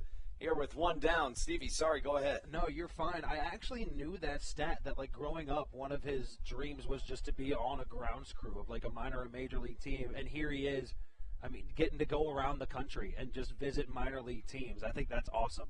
It's really cool. He told me that when Dave Portnoy DM'd him asking if he'd like to work for, actually the quote was that Dave Portnoy DM'd him and said, "People are telling me I should hire you. What would you do for me if I hired you?" I love that because I've seen that so many times. That's just the way Dave Portnoy works. Like, I'll listen to the crowd, but you need to give me a reason to hire you. Right. At this point. So he said he'd like to cover minor league baseball. That's what he said his niche would like to be, and I think that's a perfect niche for him. I think so too. It was his first time in an Atlantic League game, but I told him, you know, when he moves up to New York in a couple of months, that he should check out a Long Island Ducks game. Or even, of course, it hasn't been announced, so I have no information outside of the reports that I've read, so I'm not spoiling any news here whatsoever. I know exactly as much as you do, if you've read the reports that I'm about to talk about, but it's been reported by Baseball Digest, Ballpark Digest, and many others that what was formerly known as the Staten Island Yankees will be joining the Atlantic League in 2023. It's a beautiful ballpark if you've never seen it. Right past pictures of it. It's gorgeous. Mm-hmm. Right past center field is a body of water followed by the New York City skyline. Chopper to the right side gets under the glove of Alex Crosby. 1 run scores. Here comes another. It could be 3. Held up at third, however, after a big-time 2 RBI double that makes this a 7-1 ball game. That one hurts if you're Southern Maryland. You know, Southern Maryland was able to at least get 1 run across. Only had 4 runs to come back from in the 7th inning, and now with 2 more coming across, it's going to be a little bit harder for him heading into that bottom of the 7th inning. So Tracy in his 2nd inning of work. The first one was clean, 1-2-3, but now Mike Osinski, after loading the bases, sees the next man up in the form of Joshua Saleh play a pair. Little weird chopper off the left side of the infield. Across the body is Michael Baca, but it's not in time as Osinski scores to stretch the Honey Hunters lead to 8-1. You know, I mean, you got to give it to him. It was a great play there by Michael Baca. It was a nice little piece of hitting there by Skoll as he just kind of hit it off the end of the bat. As you saw Michael Baca playing on that right side of that second base, had to sprint all the way back over to his original position just to try to field that ball, and still almost made the play to first. You know, we've seen a ton of defensive shifting here today. For the most part, it's worked out well, but from time to time it doesn't.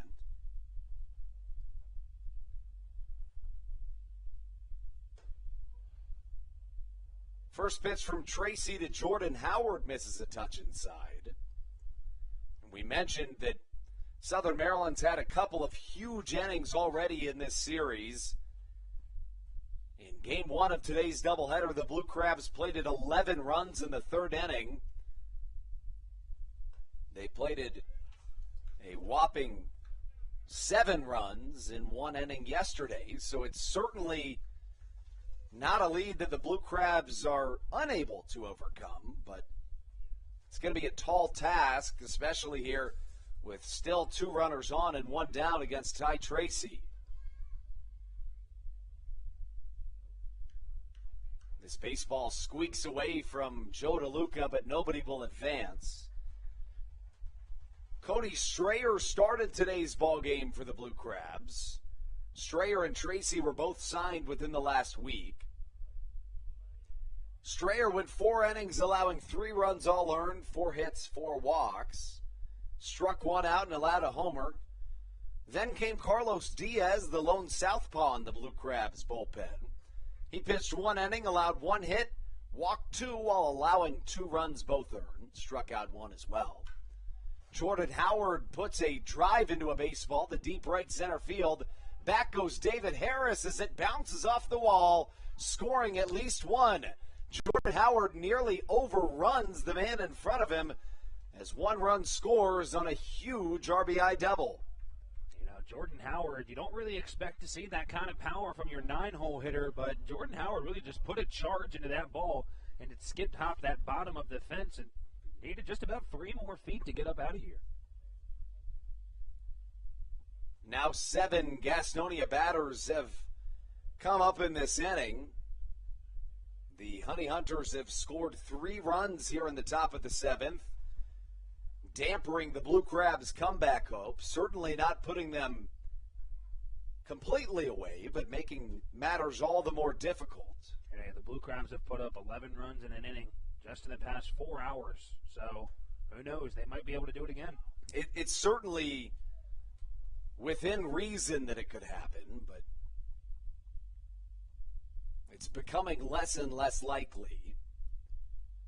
You know, Gastonia has had 4 hits in this inning. That's 4 of their 10 today. To this point, they'd really gotten most of their runs via the walk and the hit by pitch, but Tracy hasn't walked anybody. In 1 1/3 innings, he's allowed 5 hits, 4 runs all earned. As for the other side of the ball, Spencer Bivens has been fantastic today. The right-hander has pitched 6 innings, allowed 7 hits, 1 run it was earned, walked 1 while striking out 5, and we very well could see him come out to try to close this thing out in the bottom half of the 7th. Due up in the bottom half of the 7th for the Blue Crabs, it'll be Jake Lucci and then likely another pinch hitter for Southern Maryland.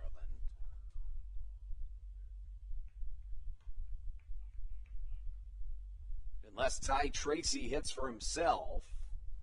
On the Blue Crabs bench, theoretically you have Trejo, Hibbert, and Collier, but I don't necessarily expect them to come off the bench. Pisano in that category as well. It would most likely be Bronson Butcher as a little bloop shot to the right side will score yet another. The Honey Hunters plate 2 on a 2 RBI single, extending this to a double-digit lead with a blowout. 7th inning. You know, we've seen runs in bunches here in this series, Steve. You know, we really have. 14-12 isn't necessarily the most bizarre baseball score ever, but I mean it is when you look at the box score, and the 11 of those runs came in 9 of those runs came in 1 inning, and another 7 came in another.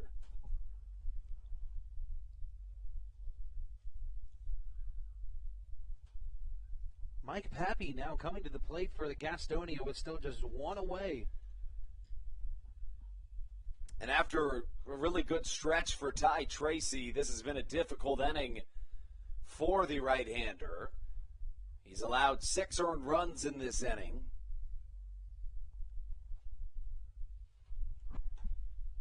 Issues a fastball to Pappy that misses just a touch inside as the count works to 2 balls and no strikes.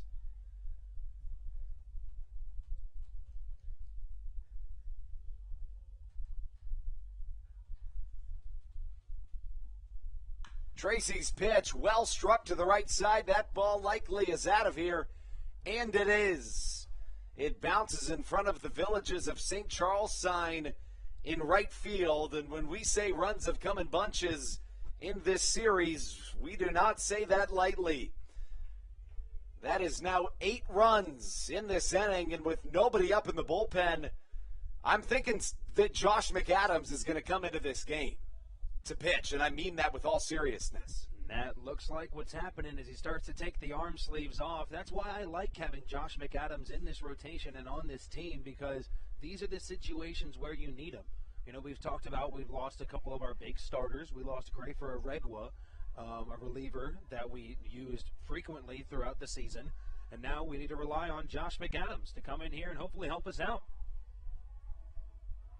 We'll take a short break, and when we come back, we're back right here with Josh McAdams coming into the game on the Hometown Real Estate Broadcast Network.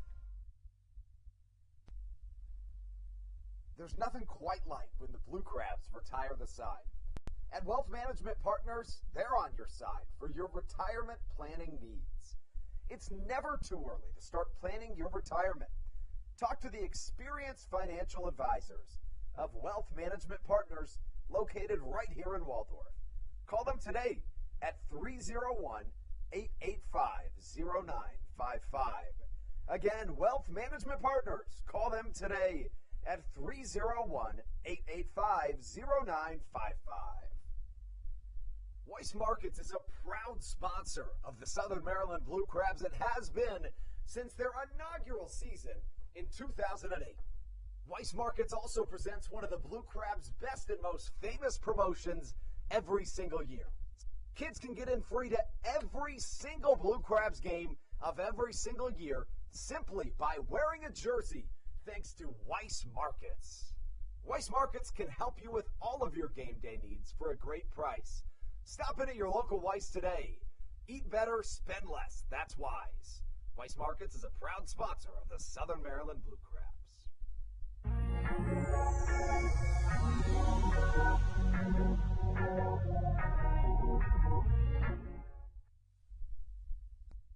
We welcome you back inside the Hometown Real Estate Broadcast Network with a position player coming on to pitch. It's Josh McAdams. To give you kind of the synopsis in short on Josh McAdams, he's an individual that's basically done it all for Southern Maryland. He was signed in 2019, told Stan Clyburn that he'd do anything he was asked to. That meant bullpen catching, pitching when needed, playing third base, outfield, first base, you name it. Josh McAdams would do it for Stan Clyburn. Now, with that being said, Clyburn finds himself in a position in which he's really not necessarily needed to do any of the other positions all that often. Joe DeLuca moves from catcher to first, Crosby from first to third, and Bronson Butcher in to catch. But I'm telling you, Josh McAdams throws the baseball with some serious heat behind it. For a position player, he is no joke out there on the mound. I am always thrilled when McAdams comes into the game. It's really a lot of fun to watch. He's an individual that could do it both ways. I talked to McAdams once last year, actually a couple times about this subject. He told me that when he was drafted in the 7th round by the Cleveland Indians, they told him that he's a good enough pitcher that if the whole hitting thing doesn't work out, he could really just turn into a pitcher. Now, as a position player, he ended up getting Tommy John surgery, so neither of those avenues were realistic for McAdams. But he then told me last year, again, if he was pitching well enough that if the hitting went downhill, he'd be perfectly fine switching over into a pitching role. You look at the numbers for McAdams. In 2019, he was fantastic in limited opportunities. He appeared in a total of 7 games. He pitched 11 2/3 innings, allowing just 2 earned runs, Steve.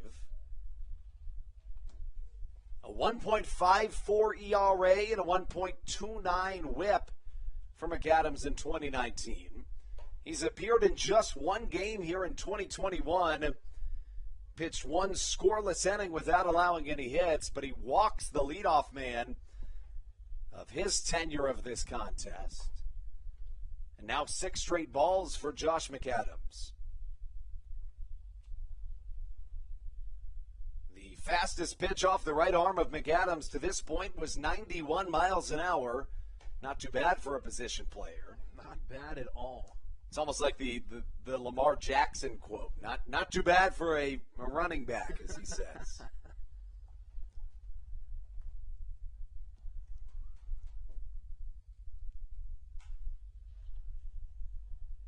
Foul ball off to the left side. It lands in the stands. It'll be a souvenir for a lucky fan of Crustacean Nation. As the count works even at 2 balls and as many strikes. 1 away here in the top of the 7th inning. McAdams misses high and away. And the count 3-2.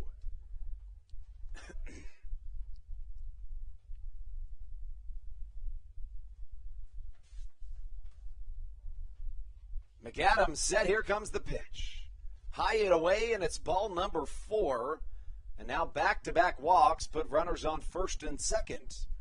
You know, I said it already, but McAdams is an individual that I truly do enjoy watching play the game of baseball, whether it be offensively, where he hit 2 home runs earlier in this contest.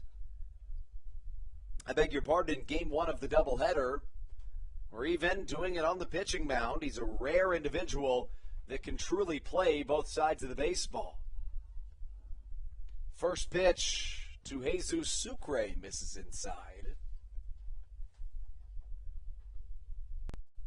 McAdams in his 7th season of professional baseball, his 2nd with the Blue Crabs and his 2nd in the Atlantic League. He was drafted by the Cleveland Indians in the 7th round of the 2012 MLB June Amateur Draft out of Calhoun High School in Calhoun, Georgia. He played with Dansby Swanson growing up. That's really cool. Especially me growing up. I've been obsessed with watching like highlight tapes of like college teams on YouTube, and I've rewatched the 2014 Vanderbilt National Championship one. I mean, probably 100,000 times.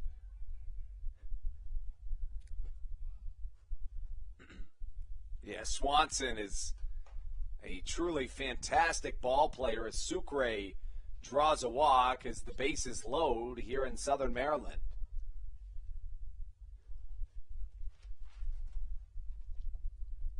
And now we're getting into real dangerous territory with Mike Osinski coming up to the plate. The Honey Hunters have already plated 8 runs here in this top of the 7th inning. This is the 4th inning in this series that we've seen one of the 2 teams plate 7 or more runs in a single inning.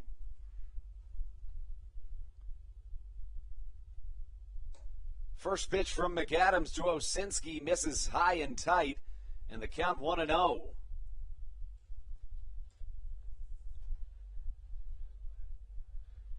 tale of two sides here in today's doubleheader. It's really been an interesting series when you think about it, Steve. Game 1, the Honey Hunters go way up 9-0. Southern Maryland comes back and wins 14-12. Game 2, the Blue Crabs blow out the Honey Hunters 13-1. And now, here in Game 3, the script has completely flipped with the Honey Hunters with a 13-1 lead. Fastball spoiled to the left side as the count runs to a ball and 2 strikes. You know, going back to what you said, Andrew, I think that's one of the things I love about the Atlantic League. You know, you can take exactly what happened here. The Blue Crabs won 13-1 the last game beforehand. We were hoping they were just going to take this momentum into the second game, and here they are now down 13-1. Chopper up the middle could have been 2, but instead a fielder's choice RBI. Not the worst thing if you're McAdams. Bases loaded with 1 down. You get out of it with just allowing 1 run, and now 2 away with runners on the corners. Brings up the powerful bat of Joshua Saleh.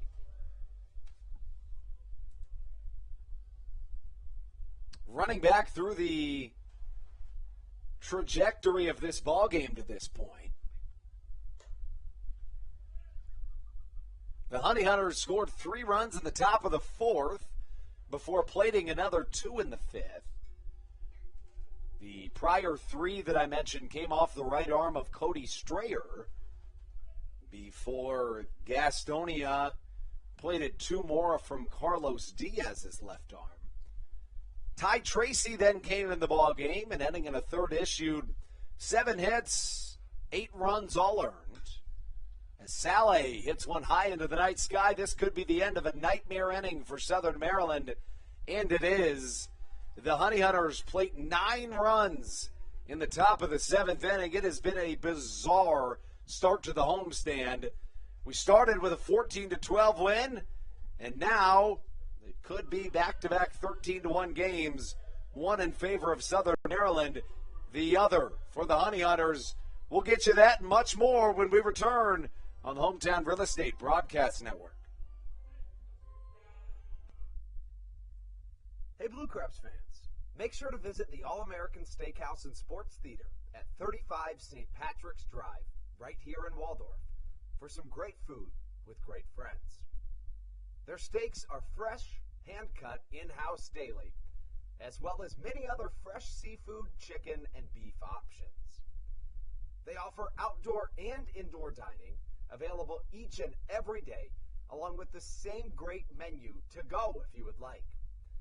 Please visit them online at www.theallamericansteakhouse.com. That's www.theallamericansteakhouse.com. You can also visit them on Facebook or Instagram. They have daily specials that you just can't pass up. Thank you, Blue Crabs fans. All Pawn is Southern Maryland's premier pawn shop and is the official pawn shop of the Southern Maryland Blue Crabs. Stop by and say hello today. They've been a part of the Southern Maryland community for 18 years. If you need some cash to hold you over, or if you're just doing some spring cleaning and want to clear some stuff out, please bring it by All Pawn and let them make you an offer. If you have broken jewelry or some that you just don't want anymore, please bring it by and they'll pay you more than anyone in the Tri-County area. They're located on 301 in White Plains, just south of DeMar Road. Go Blue Crabs!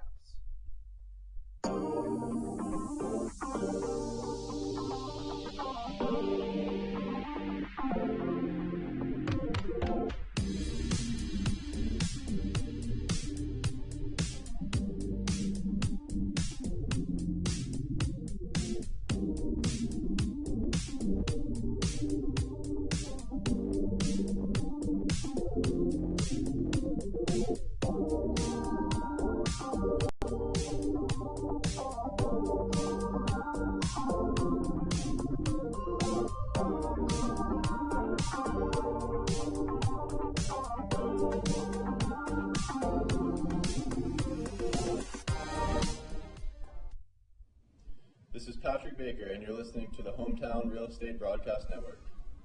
After 9 Gastonia Honey Hunters runs in the top of the 7th, the Blue Crabs now trail by a score of 13-1 as we take you into the bottom of the 7th inning. Southern Maryland won the first 2 games of this homestand. And now, against all odds, find themselves in a 14-1 hole as we take you into the final inning of regulation. Jake Lucci leads us off. A newcomer onto the mound for the Honey Hunters means that we can put a pin on a nice night from Spencer Bivens. Bivens issued 6 innings of 1-run baseball, allowing 7 hits, 1 walk, 5 strikeouts. The newcomer onto the mound, a tall left-hander by the name of TJ Goko. Goko has appeared in 20 games this season, allowing 39 hits in 22 innings while walking 24 batters. His whip is all the way at 2.82 and the ERA at 8.87. Goko stands at 6 feet 8 inches, 265 pounds, originally from Clemens, North Carolina. Lucci awaits the pitch as he watches it miss outside, and the count evens at 2 balls and 2 strikes.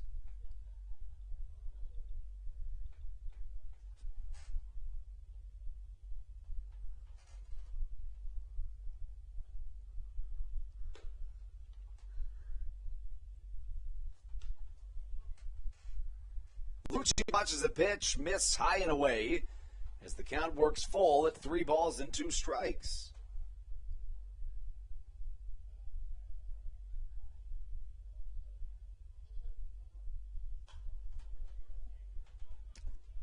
Blooper hit to the left side, and it lands foul.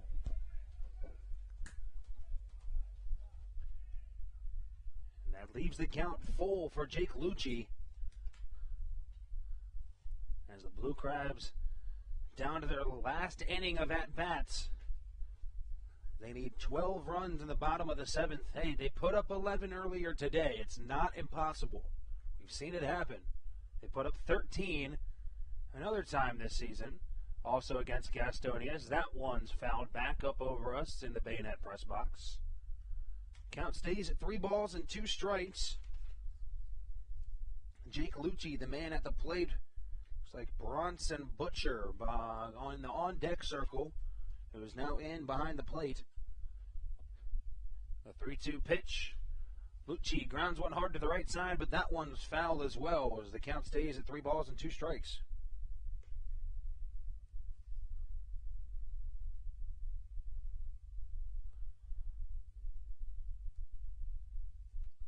Three and 2 of the pitch to Lucci, the left fielder.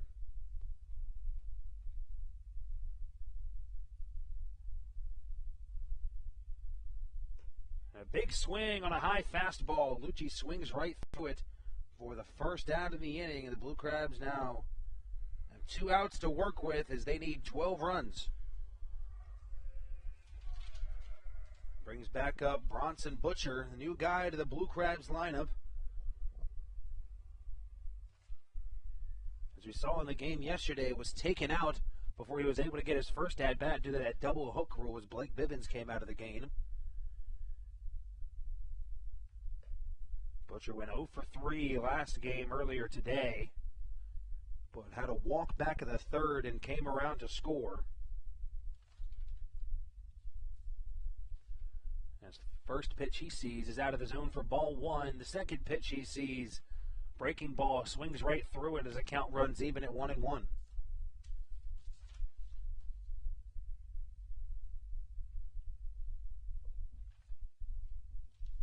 The 1-1 pitch looked to be a changeup. That gets in there in the strike zone as the count now goes to 1 ball and 2 strikes.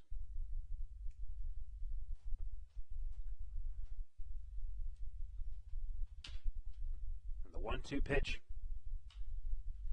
This ball is lifted out to right field. Right fielder Jake Skoll got a run for it. He's over in the Gastonia bullpen. I can't see it from here, but the field umpire says he makes the catch for the second out of the inning. And now with 2 away, top of the lineup comes up in the form of Michael Baca, who's still looking for his first hit of the game as he's 0 for 3 with a pair of strikeouts on his line.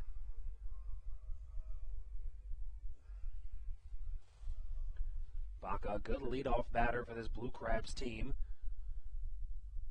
First pitch swinging, he lifts one down to deep left field. This one has a chance, and it's off the Southern Maryland Blue Crab sign on the top of the wall, and Mike Pappy slips going for the ball. And Michael Baca was about 4 inches away from having a solo home run and bringing the Blue Crabs within 11, but just misses and has a stand-up double off the top of the mini monster in left field.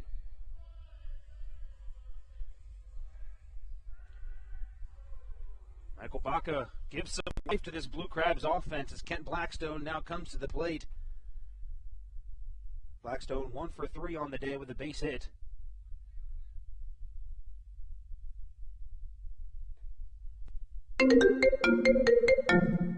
First pitch to Blackstone. That one misses out of the zone for ball 1.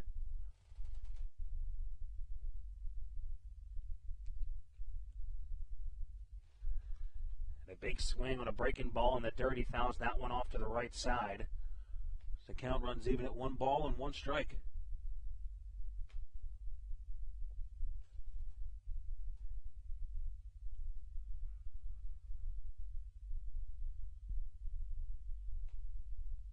Blackstone at the plate. Ruby Silva on deck. And the 1-1 pitch to Blackstone. That one also in the dirt. Count goes to 2 balls and 1 strike. TJ Goko with that 6'8", 245 frame. See a lot of leverage behind the left-handed pitcher. A big swing from Blackstone. This one's popped her up right to the catcher of Jesus Sucre. Squeezes it for the final out of the inning. The Gastonia Honey Hunters split the doubleheader with the Blue Crabs as they were able to put up 9 runs in the top of the last inning to jolt themselves to a 13-1 win following a 13-1 loss in the first game of this twin bill we saw today. Yeah, you know, Stevie, it was just one of those games and one of those days where Southern Maryland had their way in game 1 of the doubleheader, but in game 2, it just wasn't their contest. Let's take a short break, and when we come back, we'll go over what we saw in these 2 games right here on the Hometown Real Estate Broadcast Network.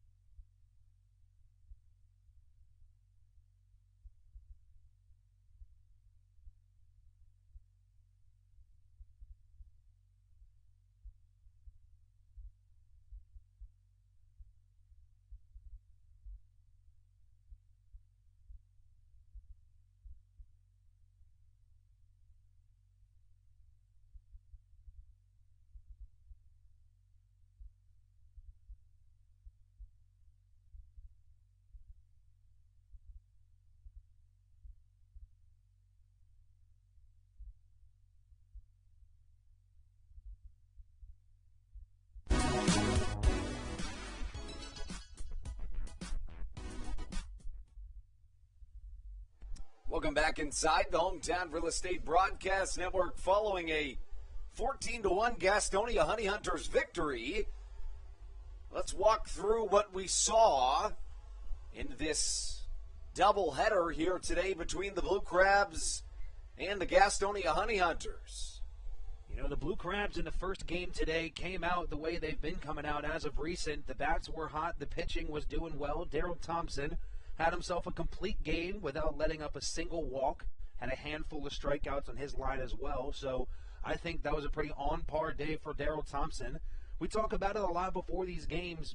I mean, most of the lineup, meaning probably more than two-thirds of the lineup, needs to produce in order for these Blue Crabs to pull out these wins and help out their pitchers. And that's exactly what happened in the first game, you know. Josh McAdams came out there. He went 3 for 4 with 2 home runs on his line.